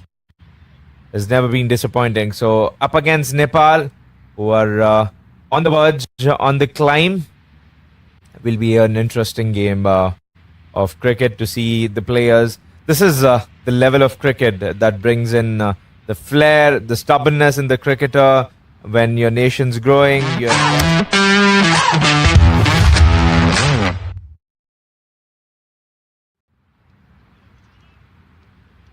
130 for 7 wickets.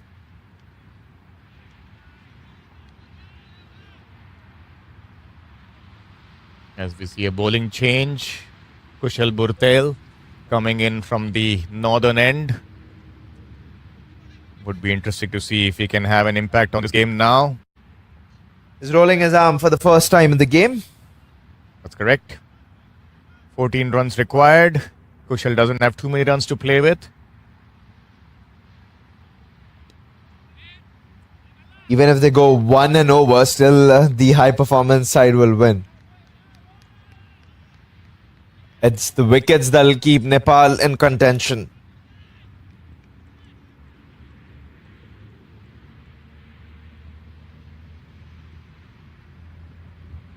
Oh, that's beautifully bowled. Tossed up, drawing the batsman forward this time and missing the outside edge. If they had an extra option alongside Lalit Narayan and one more spinner who's been bowling, I beg your pardon to miss his name out. Anil Kumar Shah. Anil Kumar Shah was picked up 4 wickets. That's clubbed away for 6 runs by Oliver Cox. What a sumptuous shot by Cox up straight. Yes, that's a rank long hop.